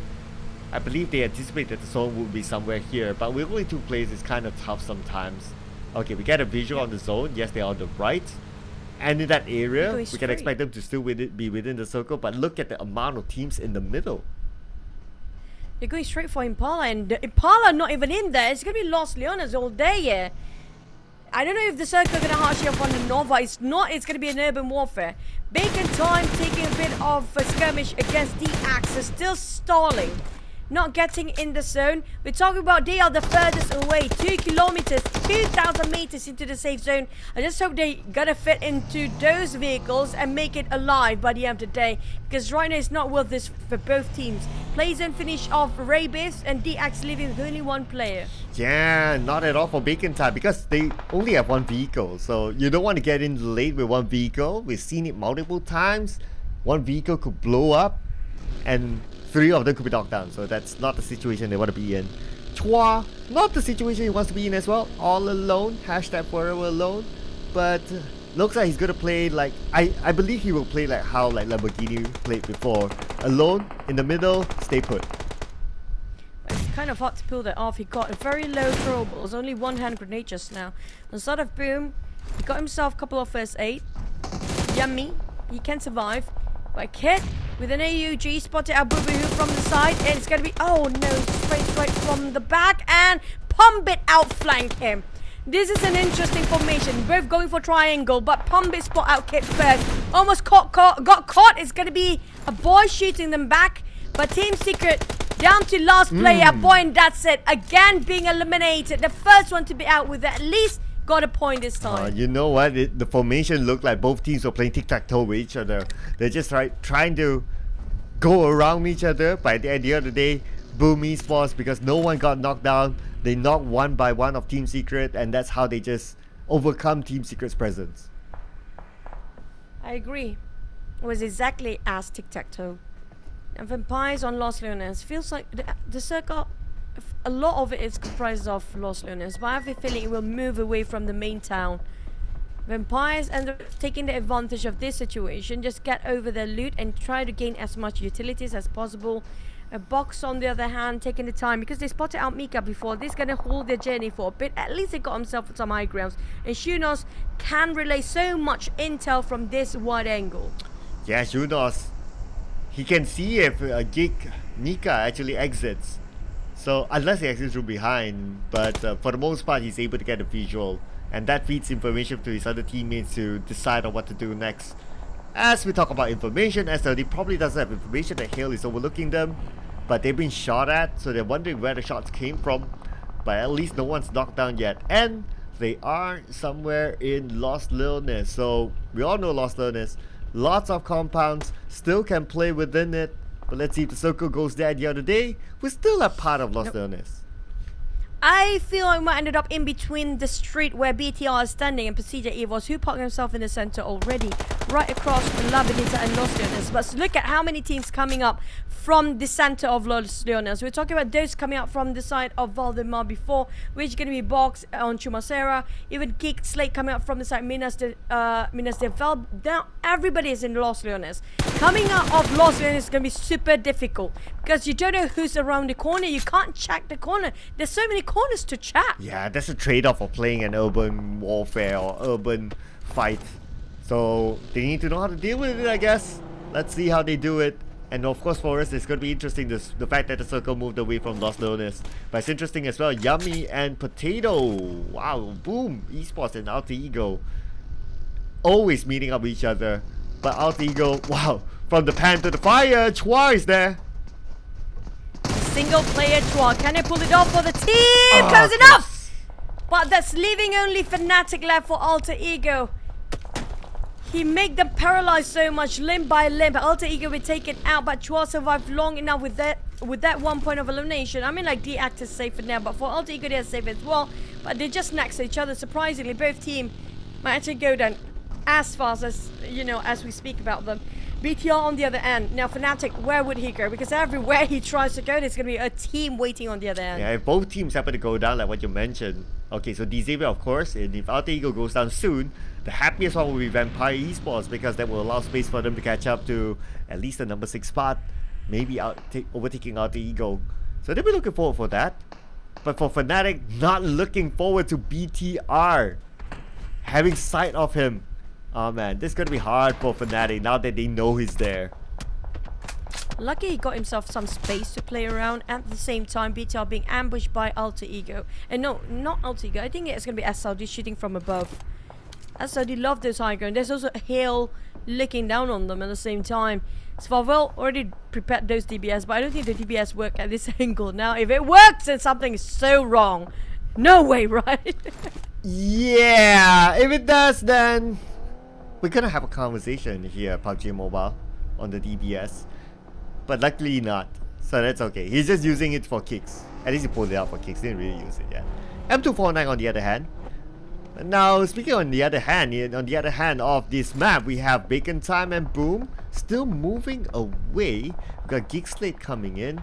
And Geek Slate, I don't think they want to take this fight. They're going up for the high ground. But if they go out, then, well, Pombit's there. Yep, they pulled over. Damn good and Pombit having a bit of a skirmish maybe. But what is happening right now, this is what we want to see. The circle Nax. And the circle is not easy for the players as well. We're talking about Kick, Boom, BTR. Alter Ego stuck in between with CJ Evos coming up from the the northwest side. Bacon is trying to spreading out as far as they can. But those coming up from Lost Learners and have to cross the street, this is going to be a tough one for them. Ooh, yes. We got like what? Who? BTR, but at least they're in the circle, right? Okay. Maybe even the lower ones, like Void can still slip in. Okay, we're giving the worst case scenario. Circle goes all the way up north. Then BTR, if they don't manage that early, it's hard. Because teams will be close by with each other by that time. And, well, it's still the race between BTR and GE, at least for the bottom 19-20. Box spot out Vampires. They got elevation, yes, but Vampires do have 4 walls. They're right at the corner of Lost Learners. They have to leave this, and Box need to cut across Vampires, and you don't want that flip happening right across Vampires, watching an eye out for you. GE down to 2 players. They try to get whatever they can here for GE because they are in shambles right now. They barely make it in for the grand finals. They need to make sure they have solidified position. But Box, here comes the rush, but Newsy waited. Ooh, nice nade there by Newsy, and we can see that everyone from Vampire is prepared with their own nades. Newsy just tossed out another one, but this time not gonna connect. And we can see that Vampire Esports, they still have the circle advantage. The circle is just right behind them, so pressure's more onto Box. Newsy, he got caught off guard. Lavish shooting from behind. Didn't see this one coming. Straps and the rest of Vampires got caught by the surprise of Lavi. Now there's also another player that's surprising. It's going to be CL coming from Void. It's going to be the last player. Maybe not another player. I'm not sure where's the other. But CL just taking those kills away while he can. Stealing in from the hands of Vampires and Box at the same time. Now fleeing over the crime scene and not even getting punished. Casually butting in from afar. Very sneaky of Seal. Alright, now back into the compound. Looks like Boss Gaming will have to play the rest of the round without Levy thanks to Seal. And it's going to be... okay, so at least a counter back by Winnie. But now Mela, oh no, Boss Gaming. How many teams close by? Too much right now to count. Mela having 1v1 here. It's going to be the top Terminator of the week right now with a shotgun. Mela just want to close it up. And he almost got it. But Winnie's still fighting. What a valiant effort. Tenacity coming up from Winnie, but at the same time, they couldn't make it. The rest of FaZe will win this for now, but Box Gaming, they have to run. There's going to be only the last player left from the side of Box Gaming. Vampires closing in. FaZe just decapitated them on the other end as well. Nowhere to run side of Box. They're being hammed down. FaZe will be in the same spot if they don't start to move. That's a lot of misses from Mela. We don't get to see that all the time. Capone's hoping that will happen again for him, but I don't think he'll be lucky. And he'll be lucky as before as his teammate, but Mela still finishes off Winnie. Capone tries his luck. He needs to get away. Slides in casually, hoping that no one shoots him down. He's still a target, but somehow he still made it. Mela even got himself an upgrade for those airdrop. But Ventura sprayed on Capone. This time they don't whiff because it's going to be Ventura instead of Mela just now. But hey, the circle shrinks again. And Boom taking the center. Same goes for Gig. Slate Snipes taking the high grounds to be the watchman for them. But looking at how FaZe, Vampires and Void, Gig Slate have to be ready because it's going to be the entire stampede coming out from their side. And Fnatic still survives surprisingly. Oh. Chuan G. Okay. He might spot him out. He knows he heard the audio cue just now. Oh, okay, but they got Hill Esports keeping them busy. So Fnatic bought time thanks to Hill Esports from the other side. And now they need to pick up their teammate. Fnatic not moving an inch from there, worrying that he might give away his location. But now with SLD, with the knockdown, they will focus on the reset. And Fnatic will be okay, it seems. But looks like they want to go for it. Not too sure. Okay, they don't know. That's why they're smoking up. He's worried. He got one nade that, so if he drop it now, it can be 3 knocks. But at the same time, he can't close it up because of how he's have to handle this alone. They just miss him, but now they're right across him, and there goes! Fnatic will have to fight, but it's going to be an entire team of SLD. At least some casualty on the side of Chuanji. But at the same time, talking about Hill and SLD and BTR is there as well. They're trying to hunt down on the SLD, who's giving away the position with the smokes. But at least he got a bit of time in corners to revive the teammate. Vampire's now knocking on the doors of FaZe. Ondas alone. Victorious too far apart. There's no Victorious can save him now. Not knocking on FaZe's door. And now Vampire, they try to take over this compound. Onzas is down. Vampire shots will get it.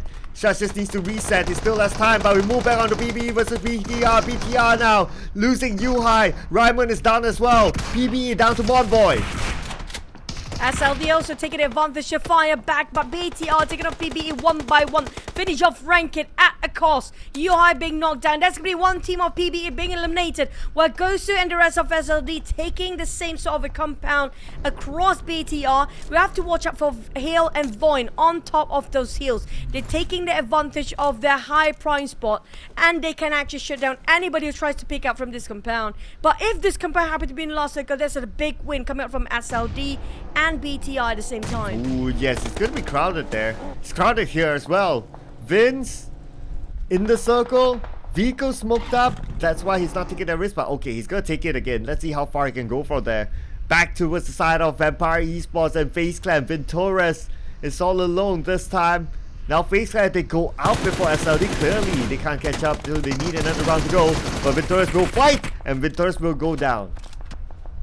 Will be blinded by the smokes just now. That's going to be tough for FaZe to shoot, but Vampires managed to close the chapter for them. Now all the teams that's not in here, all the 6 teams that are resting, they have to prepare for their last map in Maroma. While the other 10 teams with 34 players alive, some of them having a full squad, some of them happen to be solo, have to fight for their goddamn life here now. Tiger Axe being shot from afar. It's going to be coming up from maybe Vampires again.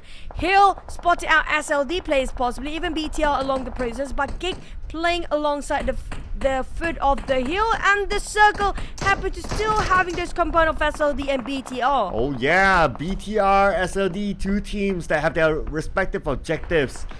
So I'm wondering where, okay, GE is already out, so now BTR has the opportunity to pull away. They still have a full squad, they have a compound, and there's a team approaching the areas of BTR on the left, and there's going to be Hale doing a little bit of a scouting work there.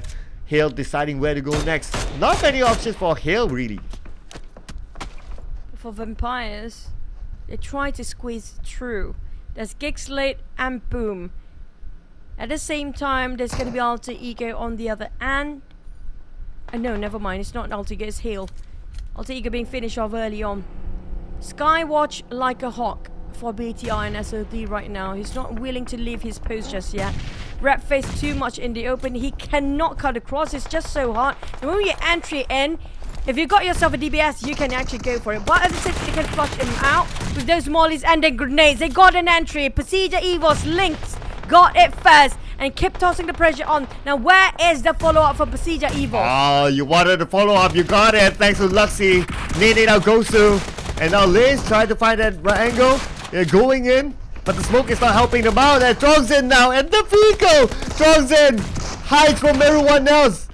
Hopefully be able to buy time. I don't know what for. Maybe he's just reloading or something else. But anyway, Gosu finally shot down by Lynx. And Pasija Evos will clear out the house. He's still breathing inside of that monster truck. They definitely almost chip him down with those grenades before. Now Frongzin trying to be a dummy inside of those vehicles right now. Hoping he's not being spotted out by the rest of Pasija Evos. If Pasija Evos try to check the corners, check the compound, if it's clear, then it's great. for them. But if not, SLD got the win of it still. Bacon time against Boom. Now Noise pre-cooked the next thing is for Yami. Try to avoid them from bring Bridge in. They have to hold their defender fortress here. But Noise wants to go in. Pombit trying to go on the outside. Armstar getting on the other end. Yami already prepared himself with the DBS. Hexas down with that Molly coming from mine. Oh, here we go. On the other side, we can see that SLD is currently out. But because of the gap, unless Hill Esports can pull off something big, but then again the gap is still there. We may need to wait till the final round till we see what happens. But anyway, back on the Boom Esports. Bacon time at the same compound. Pombit trying to be sneaky there, but they're starting to move in with Hexas currently down. Bacon time, they know they have the advantage. Bacon time now going in for the rush. Boom start to lose limb by limb here. Pombit with an AUG while trying to play around the corners. Spot out on one knock. Maybe Onstar is down, but it's not enough. 9 Noise is there to save the day. With Ice got himself 4 out of all the eliminations. Bacon time is on fire. They're on a steamroll right now with 5, maybe make it, never mind. 9 eliminations in their hands. Side of Vampires are trying to get in there. Bacon got the time to reset themselves. Ooh, yes.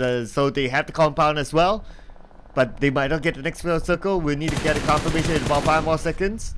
But now Bacon time. Let's see how far they need to go. And the circle moved away. Not that far, but there's Gig Slate there. The only person don't get those eliminations is going to be Armstar. Now pressure's on him. He need to and with a finesse as well coming from Bacon time, because the rest of them are carrying their weight down there.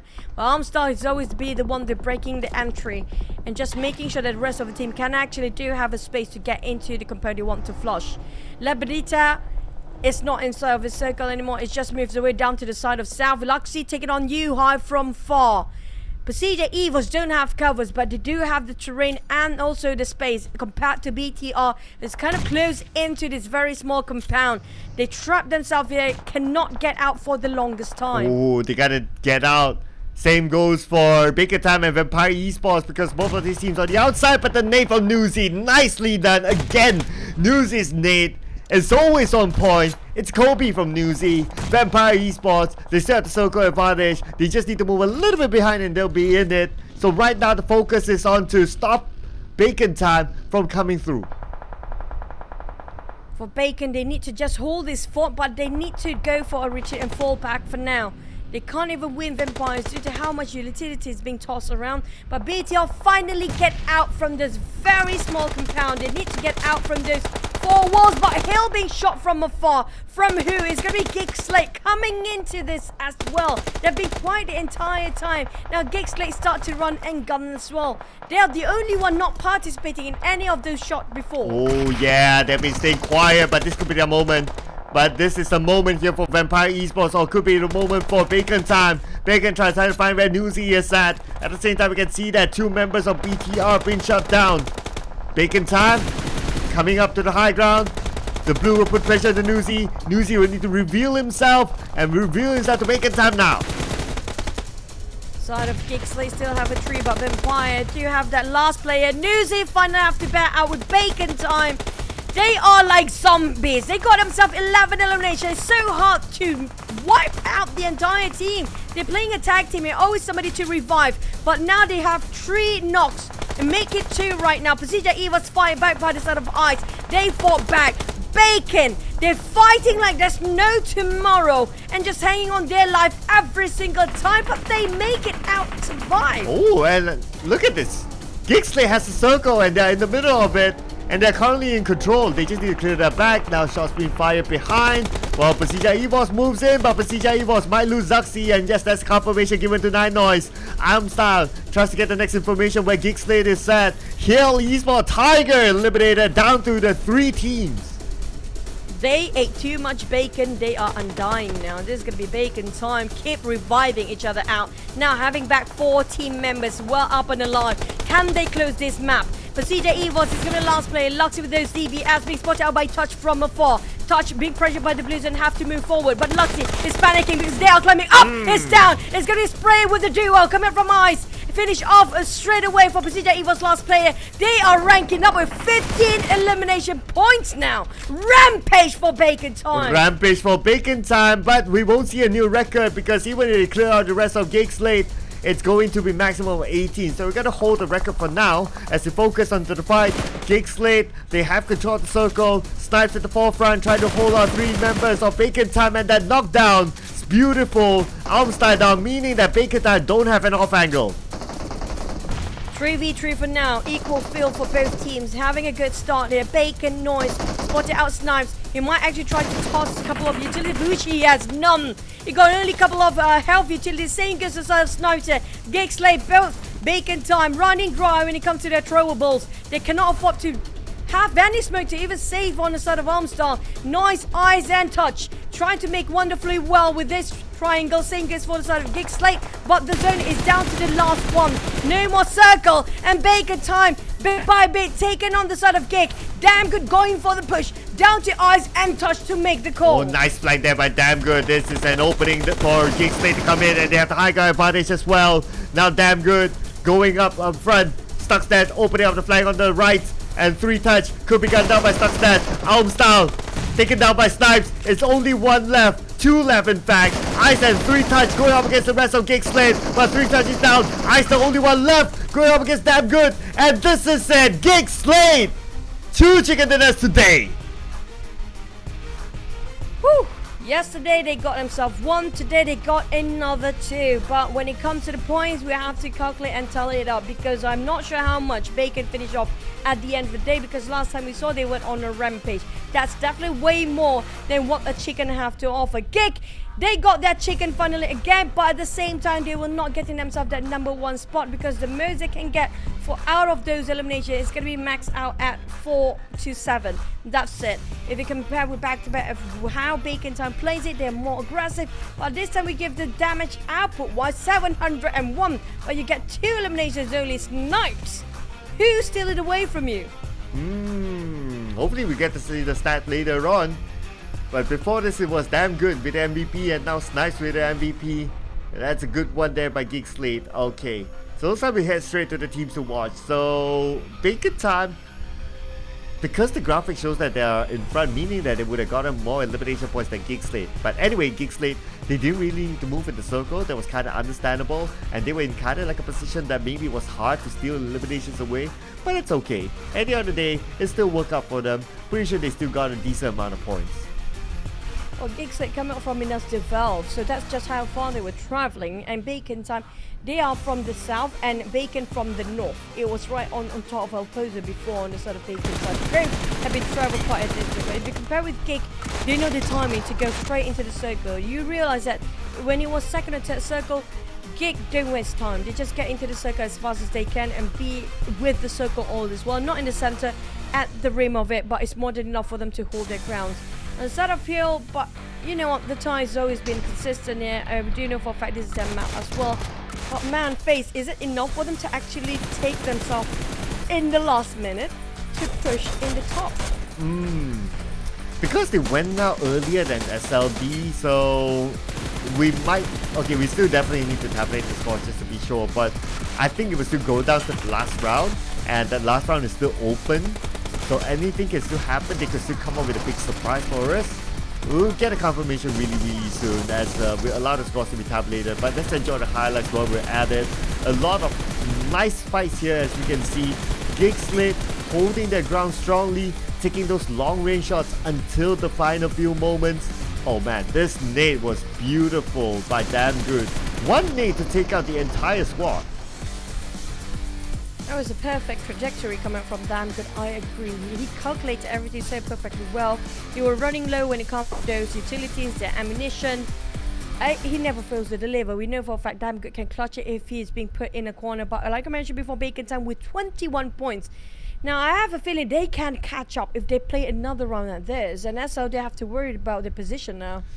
Okay, so SLD 2 points. Hill 10 points. Okay, there's still a little bit of a gap, but that means that the final round does matter for that number 1 chase, and that's going to be interesting. So GE at 1 point and BTR this time 6 points, so there is a slight gap between GE and BTR. Still the last round still matters for them. For PBE 0 points. This is scary.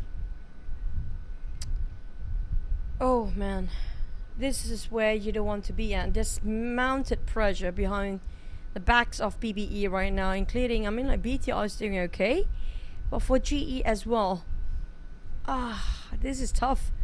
But by end of the day, we still have 4 teams being relegated. One, we know for sure who is what, and DBD, they're still waiting, biting their nails, waiting if they can make it or not. That's another team. We'd mentioned about Box before. Are they safe? I feel like they might actually be safe here, because they are definitely, when it comes to the entirety of week number 3, they're not having that much of a problem. But where do they stand when it comes to the top numbers? FaZe actually pushed up to number 2, and they actually might can shut down SLD later, but it's going to be a far-fetched one.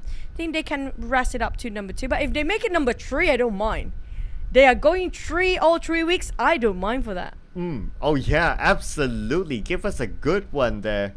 But I like the fact that if you think about it, right? So who can catch up to SLD? FaZe Clan, Hale is possible if they can pull off a big one. So that's going to be pretty exciting. At least we got like 2 different teams who can do it. So it gives a little bit of a different mix. But of course, personally, I'd like to see like a different region getting the number 1. If it's between FaZe and Hale, then it's going to be another Thai team. But if SLD can still maintain that, then it's going to be the first time they break it away from the Thai. So that's going to be something to look forward to. But we also want to look forward to some of the stats here. So we're going to put up Luxy and Ice. Interesting head-to-head, because of the damage wise, it's very different when you compare it with those eliminations. It just shows that Ice is way wittier and play a genius game, how he want to actually dish out this damage, make sure he got a return revenue out of it, compared to Luxy with 2 eliminations, almost 900 damage there. It's just a huge number of difference between these 2 players, so I definitely play it better and smarter in that terms. Now we do have double flags waving coming up from FaZe back-to-back. Gig have 2 chickens in a day. So far, it's only 3 teams on the board right now. But SLD, this is breaking a record for every week, Cloud. They got the most already. They broke the record of first week of getting the most points for the entire week. Last time we had 216. Now they're already in 217. This is the highest yet point gathered by 1-2 in number 1 spot across the entire league. Looking good for SLD now. Only one more thing to top it off, right? If SLD can get a chicken dinner in the final game, then it's not only obviously great for them, they will surely be number 1, but on top of that, we get to have a nice pattern in this graphic. So SLD, do it just for the graphics, and of course for your number 1 spot. Yeah, it feels like you close it compressed both ways, right? How the sequence are like, but it's quite difficult, because we saw SLD. They are doing okay in Miramar, not too shabby still, but it's just, if you are number 1 right now, a lot of teams trying to bring you down, that's one thing. You got yourself a bullseye behind your back. But just now, even the circle was pretty hard to predict. Now, these are the teams that we mentioned multiple times. I feel like Secret, they can finish off with only... Oh, you got 2, yeah! You got 2 time for a game. Yeah, I know, right? It's so hard to get like 2. Oh my goodness. Same team. Yeah, same team too. I think this is like a personal record for me. Thank you, people. Congratulations. Thank you. You won yourself a imaginary award. There you go. Yeah. Thank you. We talked about. Oh well, that's an award for you. The Dark Award coming up for the casters. Congratulations, Cloud.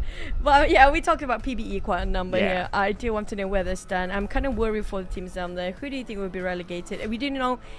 TS Team Secret. Well, they can end up with Fitness. If they ended up with a chicken dinner, I feel like that's a good call. Yeah, that's why I put them in my prediction. Just for them to have like, okay, whatever happens, get that final chicken dinner, and yeah, that's about it.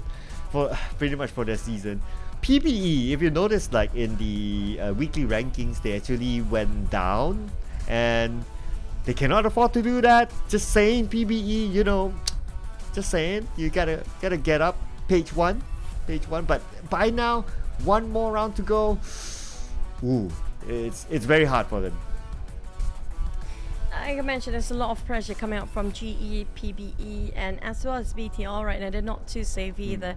But in the end of the day, we get to know our teams later, who will be relegated, who will be playing the playoff or not.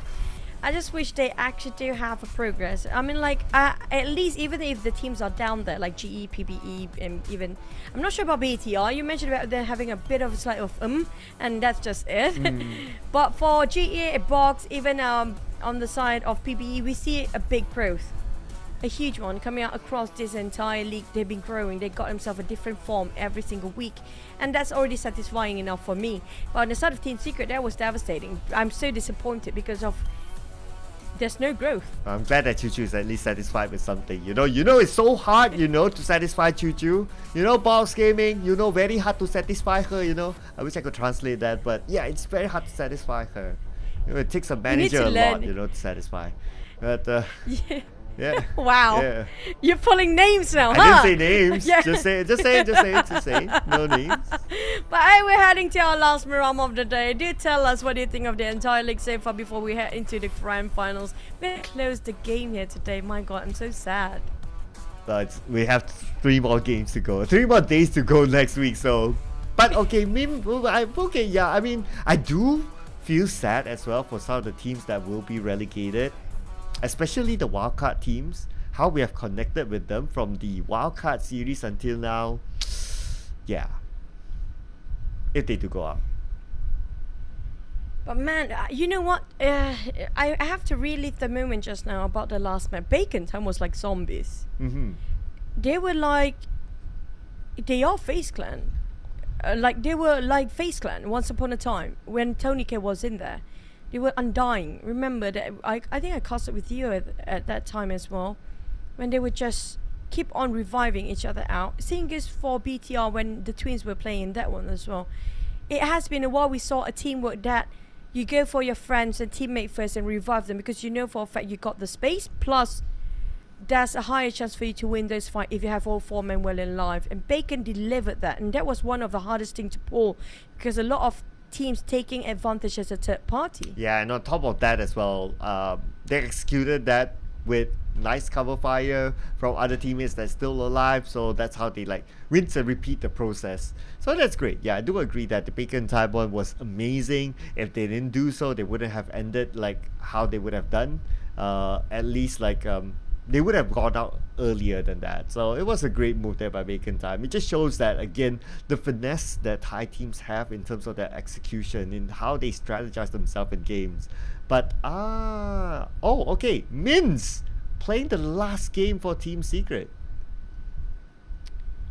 Nothing to lose now for Team Secret with Izane swapping in with Jumper.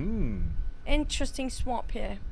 Did we ever see this roster coming from Team Secret the entire 3 weeks? Ever? Not this lineup, because Jumper never swaps out. This is his only round that he went out. So this is brand new here. So looking at this lineup, since Jumper is normally the IGL, if not, iShots can be the IGL. Since both of them are not in this, the next IGL, so fun fact for everyone, is our boy. Because our boy, back then when he was in boss school, he was the IGL for the team. So he's experienced IGL, so don't worry for fans of Team Secret if you're wondering that, oh, who's going to be the IGL? Don't worry, our boy is there. Precision evolves, now everybody's ready up their gears. They are putting their headset on and maybe their earbuds. Now do have Keymind. This is not a surprise. The Keymind's always hop into the last minute. But you know what? Speaking of last minute, this is our last map of the entire league. Not the grand finals yet, but who will be relegated? Here we go. Back into our last Mirama in PMSL Southeast Asia League.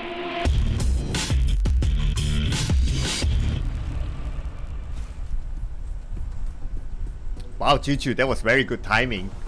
As we head on to the final game, here we go. Last game of the league.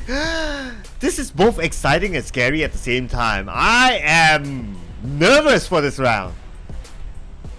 I want to see somebody breaking the 20 mark. Please get those 20 marks. Please get those elimination up. And please, we do have another record-breaking time here. Nothing to lose. Let's go for it, Cloud. Let's go for it. And our teams will be going for it. Looks like it's going to be Crucible Valley for Team Secret. A little bit of a spread at the southern side. Yes, it's going for vehicles. But for Team Secret, because the flight path is far, In fact, I think the flight path is doable for water treatment, but they're not taking the risk. I think they just want to get away from other teams. They just want to play this a little bit longer, considering that this lineup is the first time they have it ever. So hopefully Plus, they'll be able to get some good data of it to make their decision for the following season. And for some teams, this is going to be their last map and last game ever in PMSL. We do know there's going to be relegation after this. They want to play as long as they can, but not so long. We do have fire shot coming up from GE, but hey, the circle! What is this? No! Please not Los Leones! Why? It has to be left for the last round, right? If it does go there. I hope that it goes all the way down south. At least that'll be okay.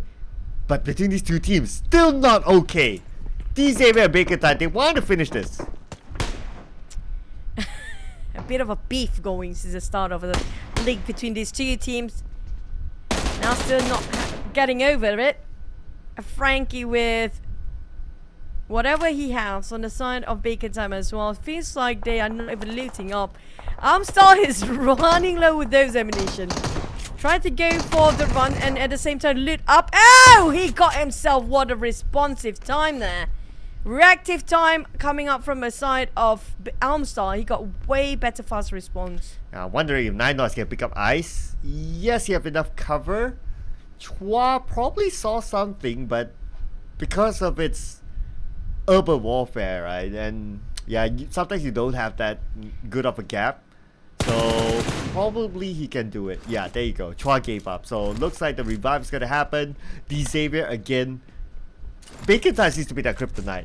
For the most part, they don't do well against Bacon Time.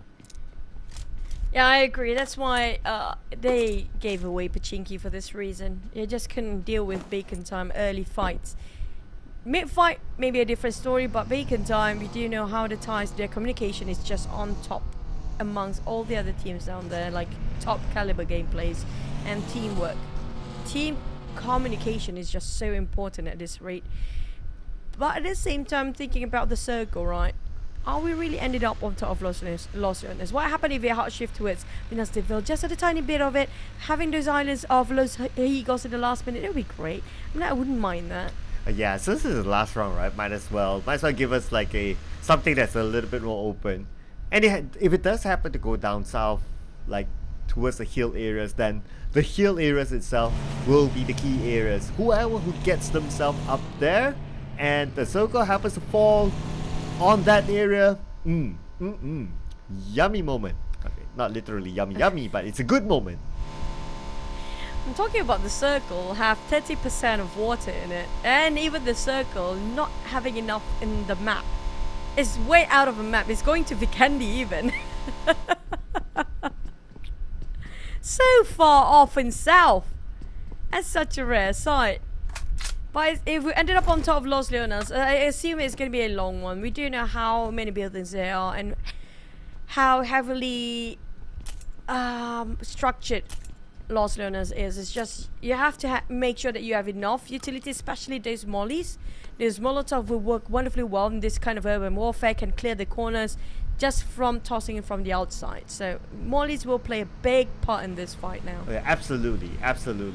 Especially if it's urban warfare, right? So that's where you want to flush everyone out.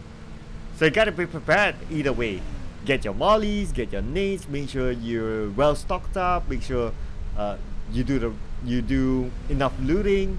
If there's not enough of wherever you drop, just go around, make a pit stop and still loot. It's fine because it's a big map, so you don't need to be overly worried about teams like around you, as long as of course you do your study and have a little bit of anticipation. But in general, there's a lot of space to loot, like what Hail Esports can do, but maybe they feel that they're stocked up enough, so they're fine.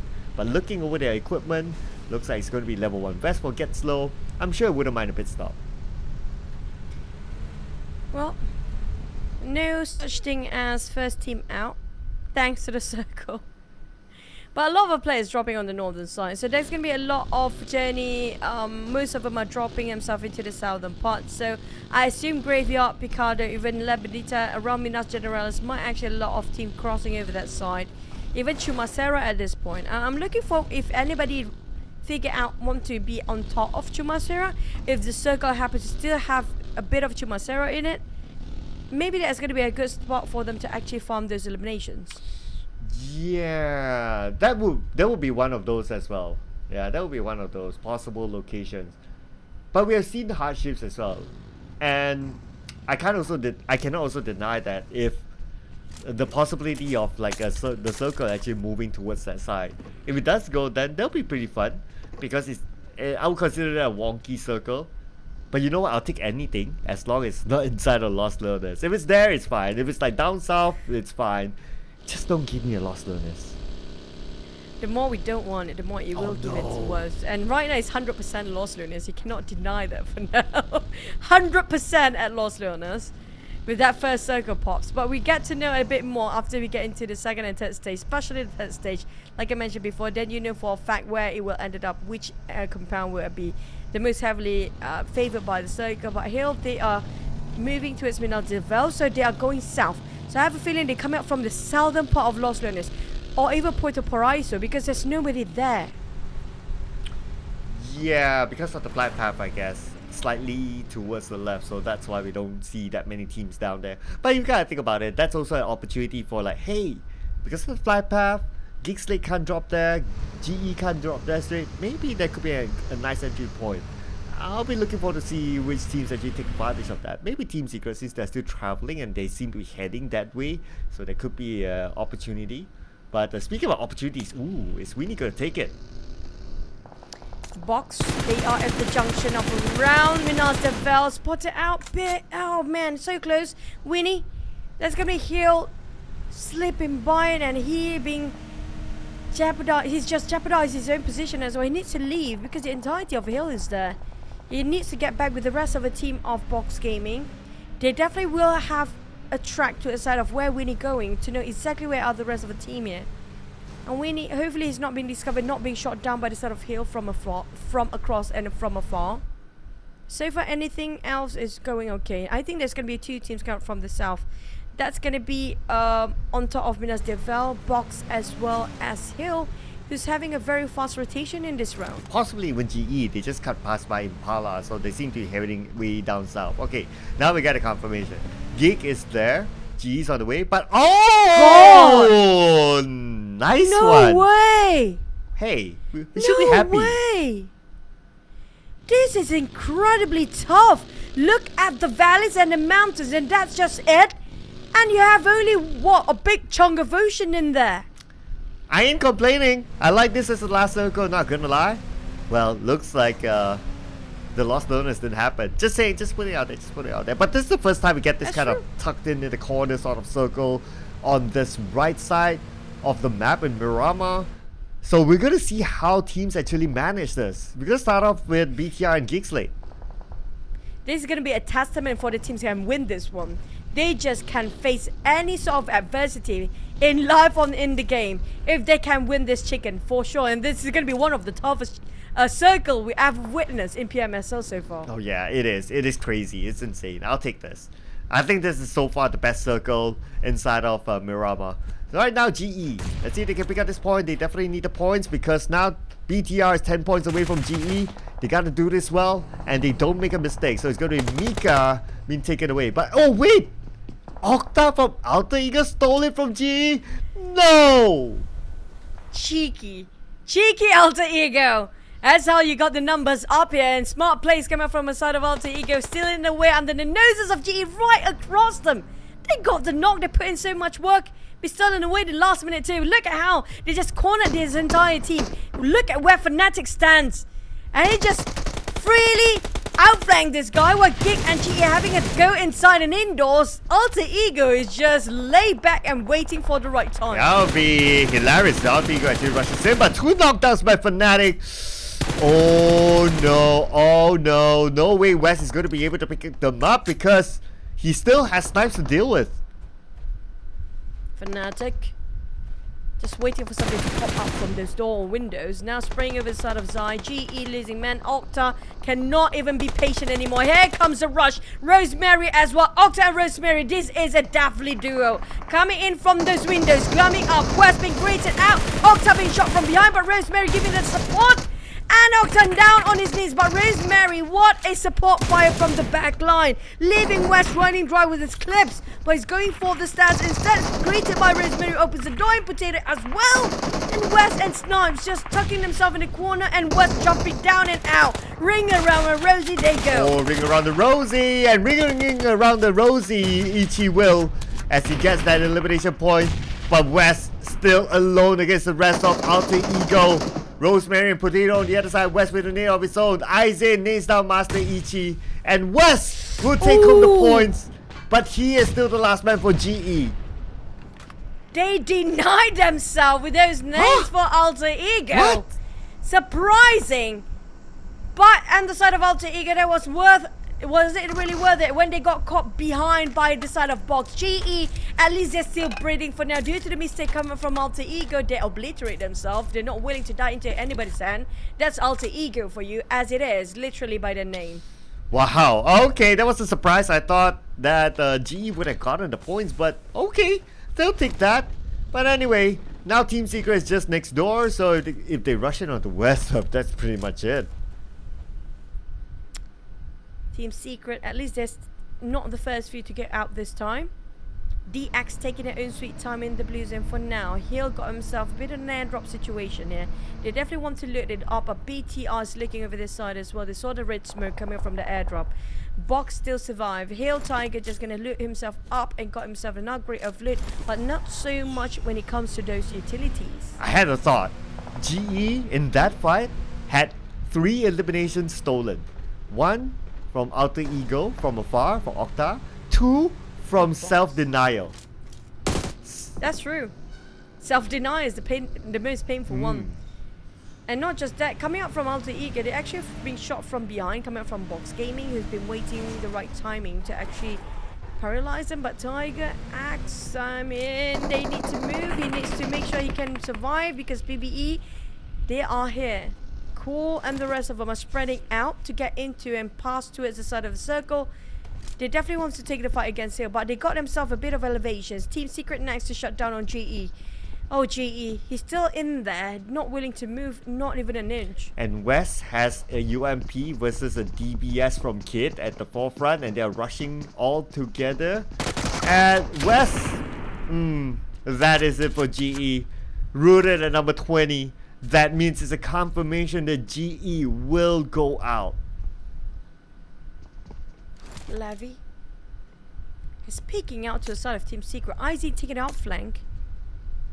Way farther than the rest of the team right now. Just hope that he's not crossing path with any of those teams down there, because a lot of them are moving this way. They're here first, but the rest of them are climbing up those hills of Los Leones, south of Los Leones.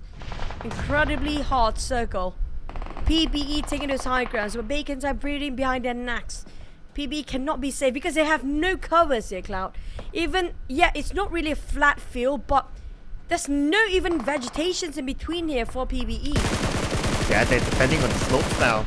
Let's see if the circle does do them any favors, but because they're really at the side, it's going to be hard. It's unlikely they'll get it. Get a confirmation here, and yes, it moves towards all the way to the right. PBE, look at the teams they need to deal with. Bacon Time on the left, Hill on the right, BTR in the front. Not great for the teams coming out from the western side.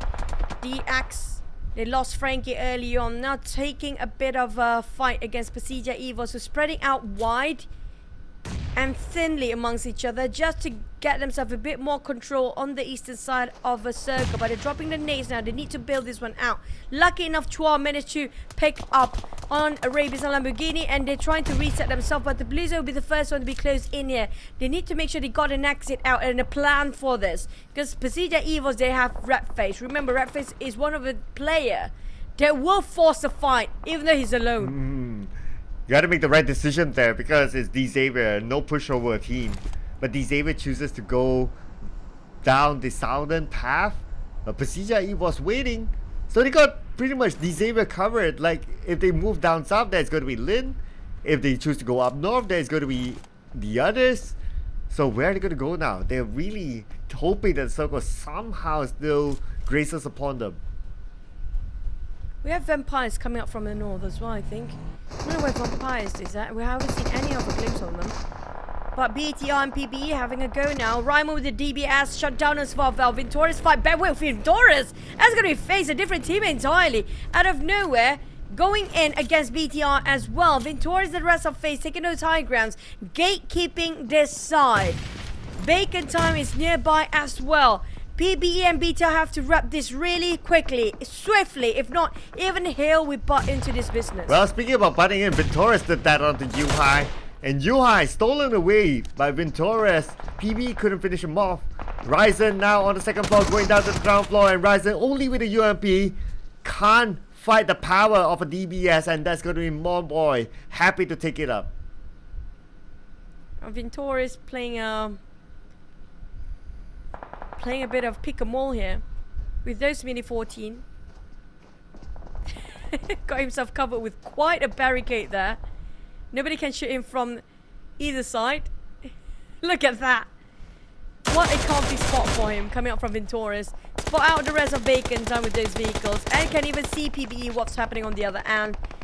What a sweet spot coming up from Vintorius. He got himself the best place there is to see what's going on outside. FaZe Mela spotted out one spray on Raimon. Vintorius knocked by Vampires. They've been quiet, now they're back. Vampires taking out his elevation and backs at FaZe from behind. As we go down south, we have visual onto Hail Esports and Box Gaming. Box Gaming moving up to the high ground, managing the road early on, and that is a good move there by Box Gaming. While Hail Esports, they're still on the southern side, but immediately getting onto a vehicle, probably planning to do the same as well. Rankit shot down by Vintorius. FaZe Clan looking on PBE for the longest time.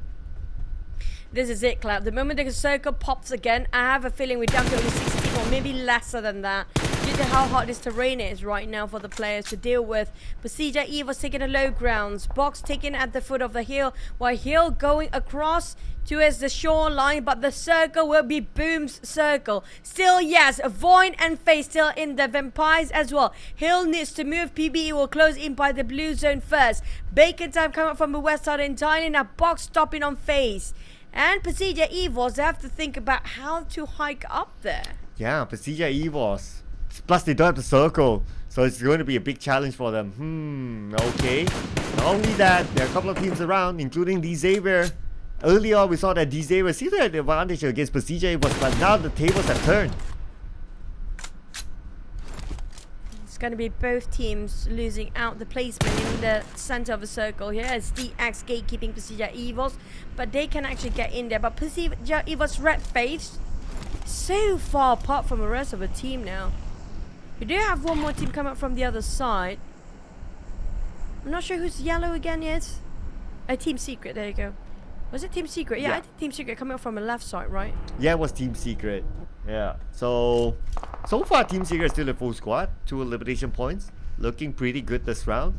Maybe this is the combination they need. But we'll leave that combination for later as Red Face takes down Chua. 2 left for the side of D-Xavier. Still stuck on the outside, but the rest of Pasija was going to come in for the other side. That means D-Xavier sandwiched.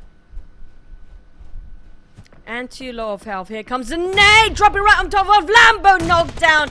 Rabies lost, and that's it. DX dusted down. 12 plays with 0 eliminations, but hey, at least we get to see them in the grand finals. Now back towards the teams here who are trying to hike themselves up. Team Secret trying to stop the rest of Pasija Evos, while Bacon time thinking about how to cross this street. Now after you're done with the hurdle of hiking up, how to climb up again after you cross the street. It's all about one challenge to the other. PB, at least they got himself barely make it in, but still can hike up.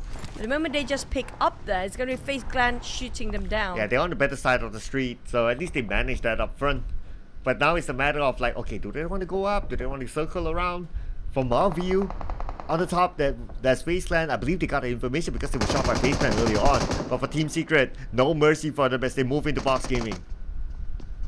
With the DBS ready in Kit's hand. I'm looking at Mints, pretty low HP right now. Got a bit of reset, same goes for Kid. Box already responded with those grenades, giving a bit of a reply there the moment they start in their compound. Capone with that UMP ready up. Trying to save Shunos, possibly, who've been bleeding out on the backside. But Flash and the rest of Hill are closing in the distance too. TS slowly pushing into his side of Capone, but Capone already left this vicinity, already get out from this building. Now they need to find an exit out, but Box split it into two parts here. With the other two are fighting against Hill, and the other two dealing with Team Secret. I'm not sure how they can handle this coming up from Box Gaming. Ooh, yes, Box Gaming, they are spread out though. But oh, okay, Isaac knows where Capone is at. So that's going to be a knockdown. So here lies the question again. How is Box Gaming going to handle this? Probably the rest of Box Gaming is just going to leave this. Void will be favored by the net circle. The rest of them not inside. You have to move. Box now reply back to the side of Flash, and Hill will take that one knock. Even if they got himself Gilliston, it won't be enough. Hill winning that on the side of this duo of the side of Box, but at a cost. Only one player remaining. It's going to be Tiger Axe. Now he'll be reviving Flash, working as a deal, but will it be too late as PBE running them down? My God! Hill cannot even have a reset there. Ooh, yeah, they didn't even know what hit him. But same goes for Winnie. Winnie, now he's caught. Shot at from the other side, I believe. Gonna get a confirmation. Okay, it's gonna be Monboy from PBE getting that elimination. It's gonna be the 4th elimination for PBE, and Raimon with 3 of them. Box just being boxed in. They're being ham and sandwiched and being forced to split into 2-2. One by one being taken off and picked off. But Team Secret, like you mentioned, is this the lineup that they need to have? But PBE can't. Ranked was sliding down. And Eyes and the rest of Team Secret are trying to take this around side of PBE, but still having a bit of an issue there. Yeah, PBE. Actually, they're winning this fight. They just need to reset Raimon and they'll be all good. Isaac on the 2nd floor. PBE now 5 eliminations and they're dominating. Cool cooking up the nade. Isaac heard that. He moved on to the back room so the nade will not connect. But Cool is just waiting for the rest of his teammates to reset, but Isaac jumps down. There was a 3v4 due to Ranked was slipping down those slippery kills just now, and Monboy got 1-1 trade, but they lost nothing. PBE going away unscathed, and they got himself a huge haul as well. 5 elimination dominating across the board right now. Yes, beautiful there by PBE. Make that 7 now that we are updated the scores on the right.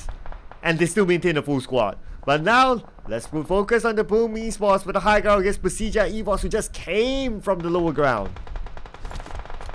Key mine with mini 40s. Tony came from afar, tapping it out. Trying to get those knocks, but it's not working out quite right for him. Yummy May from Boom. And mini 14 as well.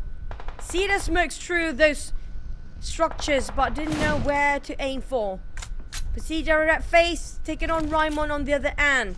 Pasija only leaving with only 3 players right now, but they still have a bit of a height. PBE have the longest height for now, the furthest away from the rest of all the other teams. But Boom and Void, they got the center of circle since the start. All they need to do is just defend their lander. Yes, they need to hold it because they set the circle, at least for now, until 35 more seconds, and they might move away. But there'll be a case for later. But right now, PBE, edge of it, some of them on the outside. Now it's time for PBE to climb up as well. The Evolves trying to find those victims there on top of their crosshair, getting on 5s for now. Slowly looking around the terrain because of how uneven the terrain is, so hard to spot them out. Face slowly climbing up. They know for a fact there's going to be vampires across, but the Blizzard's not giving any mercy as well. PBE taking advantage of angle entirely. Face not looking their backs. The backstab here from the side of PBE from the flank. Now the zone just closing in again. They have to move. Pasija Evil's now the target of PBE. PBE has gone wild. Oh yeah, PBE. Now they want to take it on to Pasija Evos. Pasija was kind of busy with Boom, but now they have PBE to deal with. Let's see if Ranked Snake can actually reach the members of Pasija Evos. I think it's a little bit far, that's why he's keeping it back. But for Boom Esports, nice peek there that they parked themselves. Now the movement for FaZe Clan going on to Void. And Taurus taking the low grounds first. Just to make sure he got himself some covers, but Bacon time shooting on down Void. If Taurus happen to climb up here at the same time, where the longs are with Mela, they already pre-coordinate. I feel like they want to go for this compound instead of going on the side of Void, they're going on the opposite way. PBE, they're trying to force this fight. Now Pasija Evos will be hunted down by the side of PBE. Look at how they chase the heck out of it. And Red Face, greeted by those DBS, he replies. But Monboy finished things off. Pasija Evos down at 8th place with 5 eliminations. But PBE 10 eliminations here now. Okay, they really want to go. They want to go as far as possible. Whatever it is, they want to go as far as possible. Whatever it is, they want to take home this final chicken dinner. PBE not giving up yet. But it's going to be tough next as they still need to hike up and look at the teams around them. But now the two teams here, Vampire Esports, Face Clan with Ventoris opening it up. Shrubs is now down. Comes the Molly. Oh, it's a bit too late.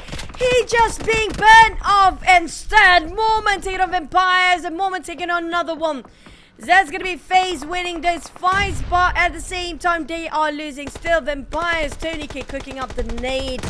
Hoping to drop right on top of FaZe, Moment and Onsen. And it's going to be Mela got tipped quite a bit as well. Vampires got the reset. FaZe trying to make as much, but the burning of those mollies is going to hurt them. Moment, they try to save it as long as they can, but SLD taking advantage. Here comes a rush. Ooh, that was a nice spray there by Tony K. Kind of distracted by the skin, but anyway, Onsen goes down. Vampire Esports takes over this compound. This compound in the circle for now, but 3 seconds that could change. PBE is somehow still alive, but PBE cool gun down. It's gonna be a hard one next as the circle moves further away from PBE. PBE cornered themselves in a place where they don't want to be, with Boom eyeing out towards them. There's also Void on the other end. Bacon Time watching out that side. The ones that come out on the north, they are the ones that can win this. And that's going to be SLD. Will they finish off the day with another chicken after they open the day with the chicken first? Whew. It'll be looking good if they can do it though. Let's see. As now we'll be approaching the final moments of this game. We are at stage 8 though. Shots fired out by Rankin from afar. Rankin is to reload, but his teammates will continue on the fire on the Vampire Esports. Shrubs almost taken out, but they secured the elimination onto Newsy. Vehicle exploded, and now Vampire Esports needs to be on foot. PBE still have to cut across Alva. But Alva is trying to hold the ground by himself, and Pice is there already. SLD, they are untouchable right now, Cloud. This is a huge chance for them to get those chicken. And they are not being spotted yet by any of these teams, but PBE being spotted by Alva. Finish off by Mom Boy. Vampires shooting cool across. They know exactly where PBE is. Ice is watching out to the side of Vampires too. It's going to be a a three-way war between these teams. And they're forcing the fire for Vampires. Okay, here we go. Vampires and PBE still. PBE still alive after all that, and the circle was furthest away from them. Somehow they're still alive. Now the next challenge definitely going to be Vampires. Vampires, we see Shrubs there prepping up the nade. Wonder where he's going to toss it. But Momboy at the front. Momboy with MG3, only 31 bullets. I wonder how many he has left on his M4. But now Vampire Esports will clear out the compound where Ice was at. Bacon Time plays himself fifth, down to 4 teams. The SL is still having a 4 and nobody's touching them. And now they start to move and make a fight out of it. The Vampires got themselves at 8. Will they stop their running in rampage here as they got knocked one on the side of Tony K? We've got 6 out of 8 elimination. PBE finish off Straps. And that's going to be a side of Vampires. Have to bow out now. Leaving with only PBE and Boom and SLD as well. PBE 1 player left with SLD still having a 4. You got what you want and what you wish for, Cloud. Can they get this chicken now? Oh yeah, it's looking good now. I'm a happy boy at this moment, but until they get the chicken dinner, I'll hold my horses. Boom Esports on the other side, 3v4, SLD. They open up the space, they have control of the circle. The blue will put pressure on the Boom. Now on the side of Boom, they got those elevations. SLD, they're spreading out. Purging coming out from the flank. They spotted out Boo Boo Hoo. It's going to be 2v3 on the other end, but here comes Keymine. Knocked down. Twanji make an opening, and he goes for more. Yummy, the moment he stands, then they will be greeting him out. But Yummy still in the smoke. Boo Boo being finished off by Purging. Slid off every mates. Purging wants to close things up. SLD, they got the closing for today. What an end for the league entirety. And now Saudi breaking the record with the most point of the entire league as number 1. Yes, and this also means that we got a good sequence. I got what I wish for. SLD champions of week number 3, taking away from the Thai teams. What a great run it has been for SLD. Amazing run, amazing improvement for SLD. I'm really liking how they're doing right now. And in the grand finals, Guys, gotta be careful of SLD and Paragen. These guys just deliver the entirety of week 3. Every single day we can see a bit of Paragen in there. You cannot take this away from him. I mean, like SLD, I cannot wait to see the grand finals. Oh, I yeah. mean, they have been keeping this for the final week. Grand final is going to be interesting. Could SLD be one of them? Could SLD be the champion? Could SLD, first time ever Southeast Asia champion? It's going to be huge there at the grand finals. But anyway, we gotta look at the teams to watch. PBE up there. It's because they went rampage the entire game. They got more than 10 elimination points for sure. True. And oh my god, PBE have only pulled this off since week number 1, and like they don't have a care in the world. Like how they play it today, like go big or go home. They're definitely in the grand finals. Like they don't have to thinking about can we make it, can we not. They don't have to be in between the lines anymore, not on the fences. But now everything's still on the fence for these guys. So actually we'll be on the bottom tier down there, or even on the bottom 4. We will be relegated to have to with MC and Cloud. We have to say goodbye to 4 teams today. And that's the saddest part of the entire league here. Yeah, in a few more minutes we'll get a confirmation who the 4 teams are. Well, roughly no, but let's not spoil it for everyone who will just join us. So, hang on for a few more minutes, ladies and gentlemen, and we'll know. But PBE, what a game this is. Fearless from PBE.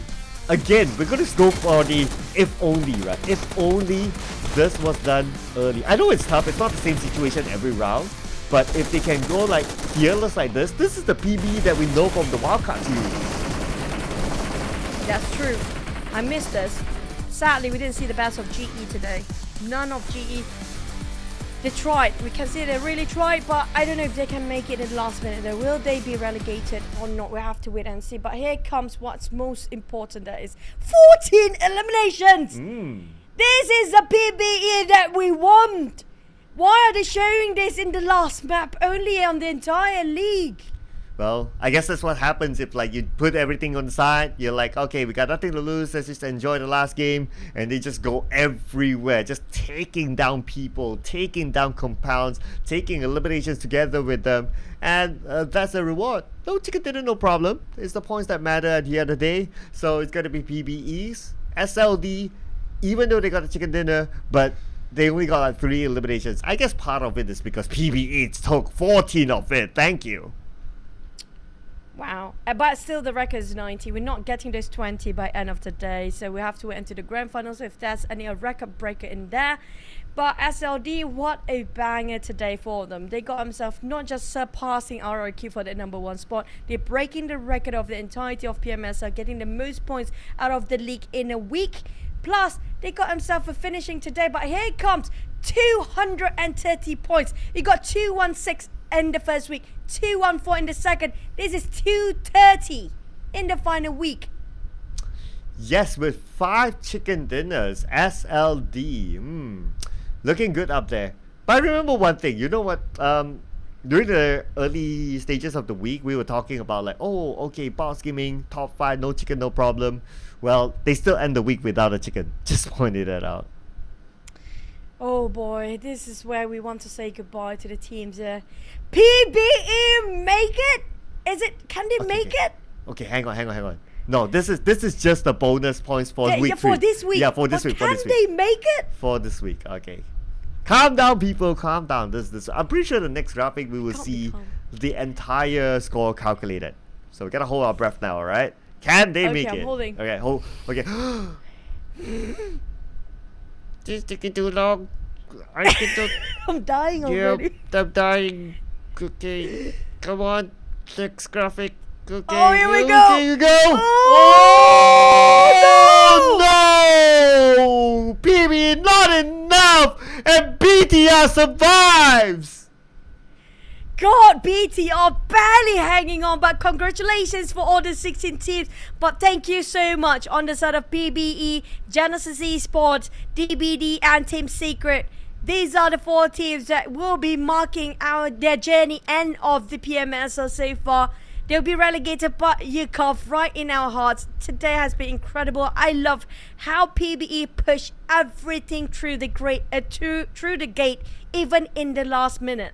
Yeah, thank you to our bottom 4 teams as well for the great moments shown throughout the 3 weeks. PBE, GE, DBD, Team Secret. I mean, it's a pleasure to be able to cast their games, and I hope we get to see them more in the future as well. So, great job. But, yep, as gamers always say, GG well played.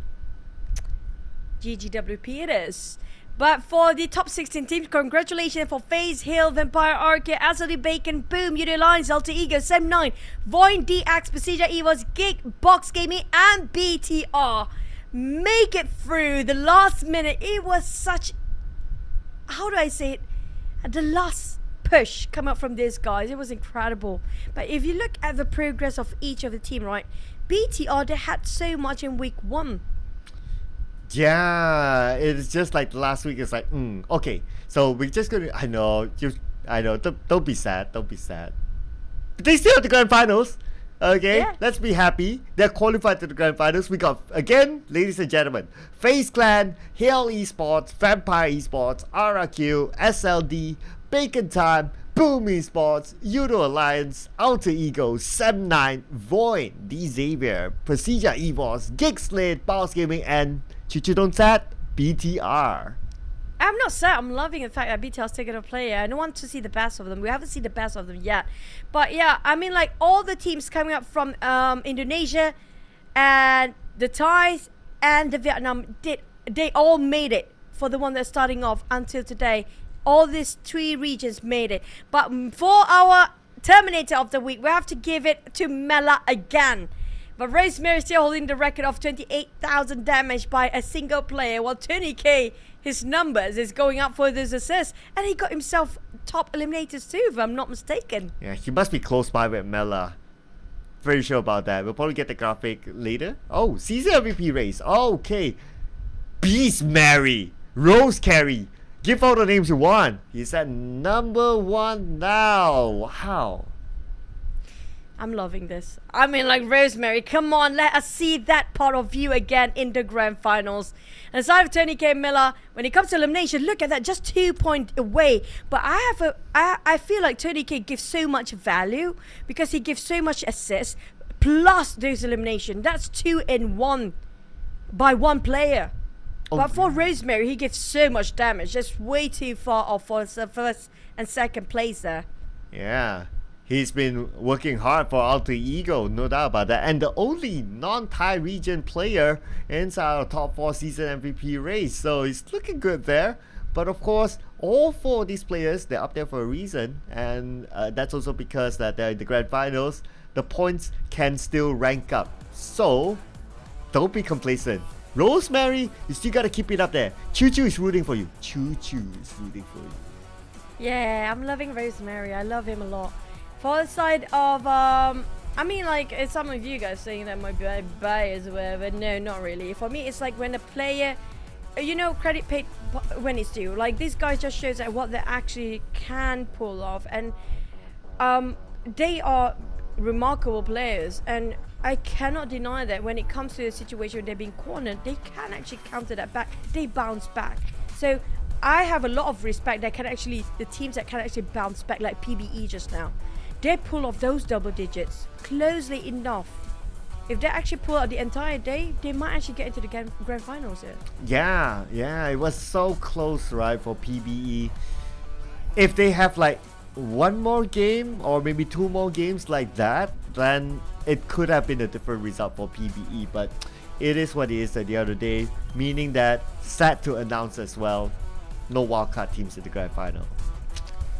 So close. Oh man, I was hoping they can actually make it with those last push shots. Now if only they had 2 runs, or the entire day, if only they started early, it'd be a different grand finals. But yeah, we're heading back to our legendary teams down there. So I want to see the best of them, and good luck to all the teams down there as well. When it comes to the grand finals, they have less than a week to prepare. Yeah, 4 days in fact. So ladies and gentlemen, don't forget, it's going to start on Friday until Sunday. Same timing, same channel, wherever you're watching this, whatever social media platform or I don't know, wherever. Make sure you come in and tune back into us. But don't go anywhere, ladies and gentlemen. As usual, before we wrap up the day, we will have an interview. I think by now we see the interview pattern, right? We're gonna get SLD for sure. Yeah, and they're breaking the record. I mean, like, this is the highest point gathered by one team in a single week. That's a big testament coming up from the start of SLD, with they being consistent for the past few weeks. Did FaZe actually ended up on 10th place again, by the way? I forgot to see that one. Oh, I forgot about that as well. But never mind. They ended up at number 3 again. Yeah, let's talk to the interview. Let's go. Thank you very much, casters. And we have come to the final day, the end actually of the league stage of PMSL SEA Spring 2023. Tashmani here alongside the top 2 teams that have topped the charts here. It's going to be the 2 Thai teams, which are FaZe as well as Hale. And honestly, this is really exciting. So we all know that FaZe currently ahead of Team Hale by only 1 point. So let's ask Hale how exactly they feel. How are you feeling right now? Congratulations for getting top 2.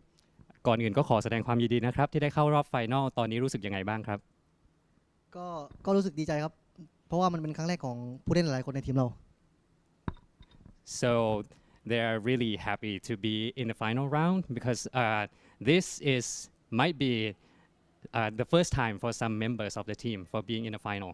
Yeah. First time for some members of the team being in the final. I think it's going to be like an honor, honestly, for them. Yeah, exactly. So this is really exciting for them. Now, do you have any expectations for the game? I mean, like in regards of how you're going to move on to the grand finals. What kind of circles are you expecting? What kind of gameplay are you expecting? มีความคาดหวังยังไงกับเกมที่จะเกิดขึ้นต่อๆไปบ้างไหมครับคืออยากให้เกมเป็นไปในทิศทางไหนอะไรประมาณนี้ครับผมว่าเราเล่นแบบเดิมครับแต่ว่าแค่แบบว่าไปเพิ่มความละเอียดนิดเพิ่มขึ้นมากขึ้นครับคุยกันมากขึ้นละเอียดมากขึ้นแล้วก็สื่อสารกันดีๆมากขึ้นครับ So their concerns is about sticking to the same plan, yeah, but to be more refined on the playing style, yeah.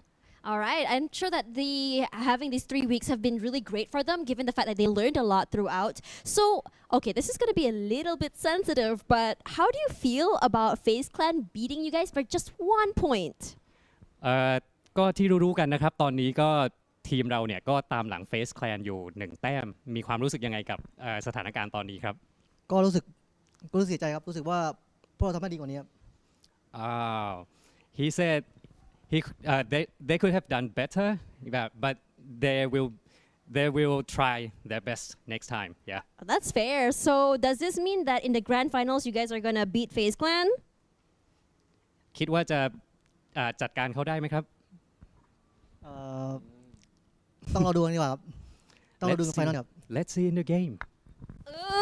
Okay, I love to see that. Now, before we end this interview with you, do you have anything you want to share to your teammates and your fans? ก่อนจะจบคำถามสุดท้ายของทีมเฮลมีอะไรอยากจะฝากถึงแฟนๆหรือว่าผู้ชมทางบ้านไหมครับก็ขอบคุณทุกคนที่ตามเชียร์นะครับตามเชียร์พวกเราต่อไปด้วยขอบคุณมากครับThanks for supporting Hale team, yeah, and keep rooting for them till the end of the tournament. Yeah, that was a very close run by them. 1 point. And speaking of that, let's talk to our top spot getter here. It's going to be FaZe Clan. Again, 1 point ahead of FaZe. Sorry about that. 1 point against of Hale. So now, let's talk a little bit about how you're feeling now that you've gotten the first place spot. Were you expecting to get first place? ตอนนี้เราก็อยู่ที่อันดับ1มีความรู้สึกยังไงบ้างครับก็รู้สึกดีใจมากครับก็พยายามมาเต็มที่ตั้งแต่วีคแรกจนถึงวีคนี้ครับก็จะพยายามเอาข้อผิดพลาดไปแก้ไขครับ So they're really happy with their outcomes. They've been trying their best from the week 1 till today. So yeah, they learn a lot and they will do better. Yeah. Honestly, it was quite a climb for you guys, considering the fact I think yesterday where you guys were on 4th or 5th place, which is honestly such an achievement. So, do you have any expectations about what you want to see during the grand finals? มีความคาดหวังยังไงกับในรอบไฟนอลมั้งครับว่าเราจะเล่นเป็นแบบไหนอะไรยังไงก็เล่นเหมือนเดิมนี่แหละครับแต่ว่าอาจจะต้องเพิ่มเรื่องของความละเอียดความรอบคอบมากขึ้นครับ So same as Hale, they're gonna be sticking to the same plan, but be more refined with more refined.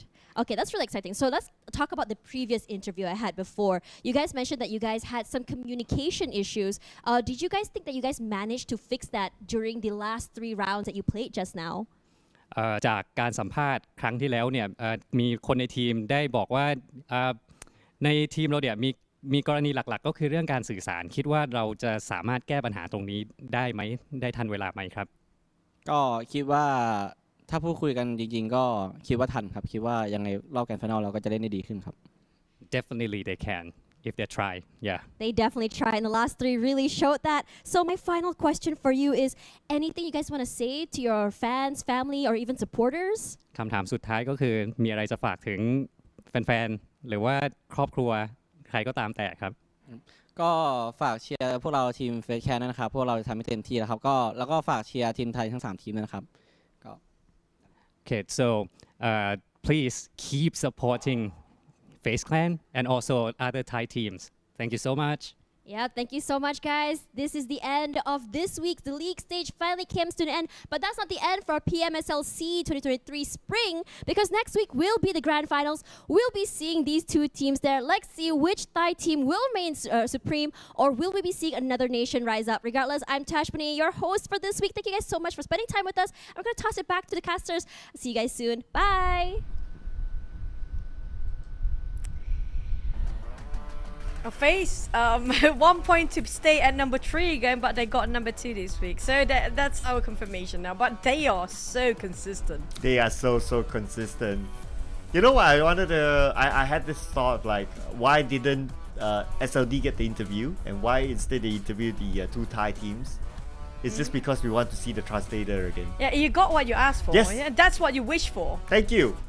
I have my closing man crush again because I'm not going to see him for at least 4 days, and we'll be seeing each other after the 4-day season, gentlemen. So this is a wrap up for the league stage. Grand finals will be next. Make sure you don't miss it. We'll miss you guys. Don't miss us as much. My name is Sir Cloud, together with the amazing Choo Choo. See you guys next week. Bye.